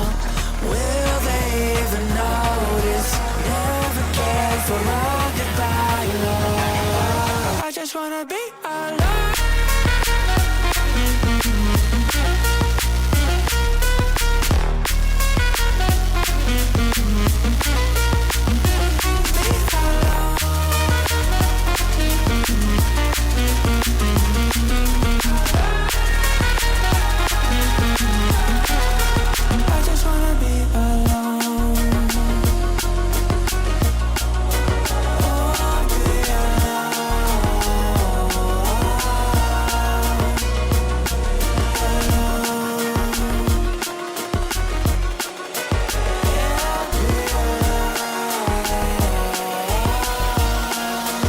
I just wanna be alone.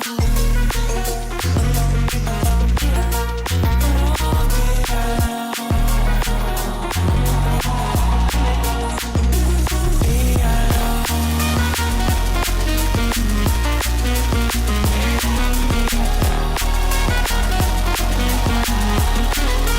I just wanna be alone. Yeah, I'm truly a desperate lost soul.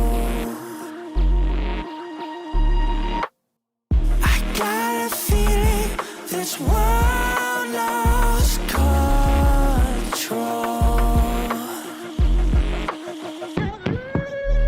There's no more hope left. We're stuck in the unknown. It's the only thing I know. If I ever fall, will they even notice? Never cared for all goodbye love. I just wanna be alone. I just wanna be alone. I just wanna be alone. I just wanna be alone.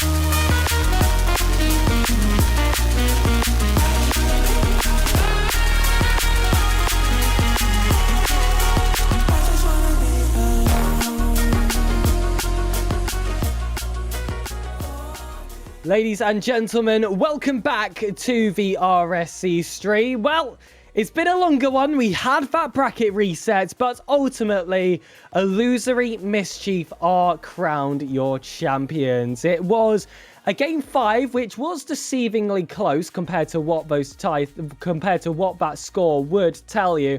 But ultimately, they were just more clutch when it mattered most, and they were able to get themselves over the line. What a fantastic season they have had, of course, going 17-1 in their league play, and only getting one series loss in that grand final for the entirety of that playoff stage. Which is why we can gladly move on to our winners interview, where we do have 4 new RSC winners, every single player on that roster having their first taste of glory.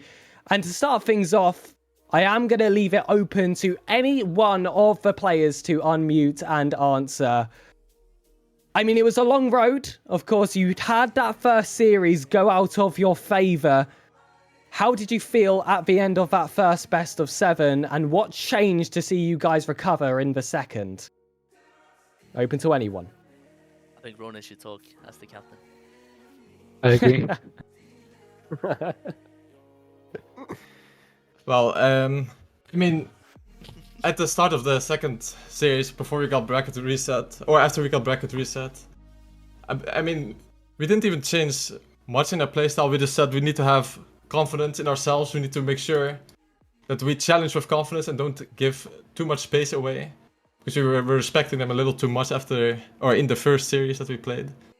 So I talked to them, and Raj talked to us as well, and we just basically said we need to have more confidence, not change anything how we're doing. We're playing well. We just need to have more confidence in our challenges, more confidence in ourselves, and basically just score our chances, which we weren't doing in the first series, and thankfully we were in the second one. Yeah, definitely a lot more clinical in that second series. And with that, increase of defensive performance from both sides that would have been crucial to eventually go home and take that trophy. And I am going to move this next question onto the 3 people in this VC that have not been mentioned yet, that being Rahu, Simsy, and Rox, of course, your management for Illusory. You guys have had a fantastic season. Of course, you're sitting at the top of those franchise standings by quite some distance. But as Green Phoenix discovered last draft season, it's more than just those franchise standings. You have to get some trophies alongside it if you want a shot at franchise of the season. I just wanted to know how you feel after having this series done and a trophy added to the cabinet in terms of your prospects heading to that franchise of the season accolade and building this team in the first place. No, you want me to go? You're the GM, mate. You've got to go first. Yeah, man, it's been a crazy season, man. Shout out to the players first of all. Shout out to Shadow as well. They played incredible. Nothing bad about them at all. Shout out to Rox for being the guy we brought in to build these teams.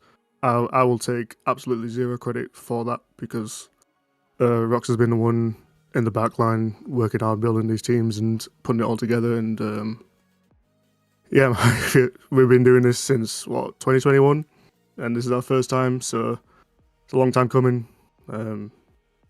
We've been working hard at it. The boys have been working hard at it, and yeah, it paid off finally. Thank God.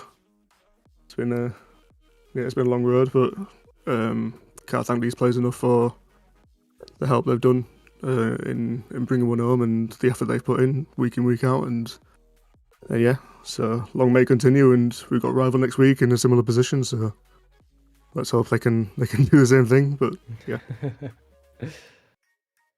I mean, completely have to agree with you there. I mean, it's just been phenomenal just watching the pure dominance. I mean, rarely do you see a same franchise dominate over 2 sort of like tiers, and we are seeing it here kind of now as Mischief have converted their actual domination over that Ignis conference, I believe, and then just proceeded to keep going throughout the playoffs as well and come out emerging as champions. But there's one game that stood out to me. It wasn't even the grand final. It was the game that put you in that position. I'm asking open to all of the players.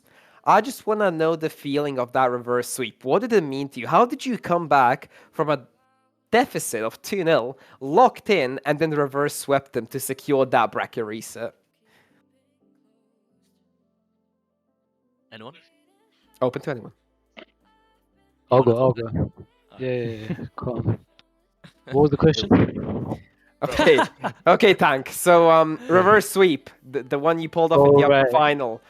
Talk me through it. How did it feel? What was the game plan change in game 2 to 3? You know, stuff like that. Like the first 2 games, we were just not warmed up. Uh-huh. Our break was a bit too long, and then it was close games, so we knew we didn't need a timeout, none of that. We just need to play our game, hit our shots. Legit, the only advice we got was hit our open nets, which we did miss quite a lot. Yeah, I kind of have you written down 1 for 6 on those, but we won't talk about that one though. In terms of who's keeping count anyway, not me. So yeah, still gotta commend you pulling through all of that and then still keeping that mentality intact is a brilliant thing to do. But I want to ask, and this is one of the questions for the GMs and AGMs, open to any of you, of course. The question is as follows. So, how does it feel to go from a potential, one of the best franchises and then, not winning as often in previous seasons and stuff like that, to having 2 insane contenders to dominate over 2 different tiers, going lossless almost in both of them, to just, how did it feel? How did you finally become like a top dog in something? It's not like, oh, Illusory might make finals. It's like Illusory should win finals. How did the convergence from maybe they make finals to they should make finals feel to you? I'll answer. It's been tough. We've basically been like the Spurs of Rocket League, I would say. We've just been there. Like we've succeeded some seasons. We've made playoffs and everything, but it's just been rough. We've like been rounded constantly. But I mean, like Rahu said earlier, it has mostly been like Rox's team building, especially for the challenger and the rival roster. Like I don't know what sauce he's put in, but yeah, it's worked out really nicely for us. And yeah, I mean, sorry, I'm yawning. I'm tired. Everyone is, don't worry. Yeah, I would say it's nice to win one thing, but now, I mean, we're just looking at what else we could win, I would probably say. So especially since Rival are in the same position, we'd hope that they'd do the same thing. And I'm just going to highlight a specific player for this next question. So don't worry, no more debates of who is going to be forced to unmute their mic. Happy birthday. And what a win tonight, Ronan. Not how you typically want to spend your special day. How has that been for you? Oh, first of all, thank you so much. I mean, it was, in the end, a perfect way to end my birthday off. But yeah, it was very stressful. You know, I have had a whole birthday was basically about this. I had family coming over on other days, so I could play today, play in playoffs. But at the end, I mean, it was all worth it. We won, so I'm super happy. That's right now, that's all I care about. So it's the perfect birthday present, and it shows your committal to the cause as well. I'm sure that the management in this VC are very, very happy about that. And I don't know if you did see, but as that final second went down, it was spams in chats of happy birthday for you. You also did get the MVP for that second series, which did start another wave of happy birthdays, and when we mentioned it now. So I hope you know that the entirety of RSC are there and celebrating for you. But that was my last question, so I'm going to leave it to Kiki if they have any more. I will have just one more question, and it's a very basic one. Are you gonna run it again next season? I mean, I will be for sure playing next season again. If it's in Chally or Rival, we will see. But as a team, I mean, it depends. If we all go in Rival, who knows? Anything can happen if we all go to the same org. So you would be open to come back as the defending champions in a different tier and to clap back at anyone that stands in your way. You're ready to just group up you four as a whole. I mean, I love Bears, I love Tank, I love Jason, of course. I mean, I've never had so much fun playing in this league. The vibe has always been great every time we've played. So I definitely would not mind teaming with them again if the stars align for that. Noted, and rightfully so. You guys have been amazing. Thank you so much for taking the time out of your day for this interview and for the bracket reset and the finals and winning everything. Big congratulations, and once again, happy birthday, Ronan. Well and truly deserved, and great one from all of you. And that has been all of my questions so far, Pegasus. So feel free to sign us off if that is the case here. Thank you very much, those that showed up for the interview. I believe we got the entire team, including management, so that has been an absolute pleasure. And for those in chat as well, thank you for being here for Championship Sunday, the first one of RSC Legacy in history, ladies and gentlemen. That change just coming out, and it was a pleasure to share that desk alongside you, Kiki. And I do just want to say, I forgot to do it yesterday. Shout out Shattered Fusion for being my producer in the Prospects finals, and this time a huge thank you to Kendo for being here on EA stream today. Yeah, big shout out to Kendo. Well done. Thank you everyone for watching, and we hope to see more of you, as next week it is Rival, so please stay tuned for more action from the bear tiers. Well, higher tiers. We'll just say higher tiers at this point because the teams we are seeing honestly on display are just immaculate and challenger as well. But yeah, thank you all for watching, and we hope to see you next time. Ciao for now. Bye. The storm that beats the morning.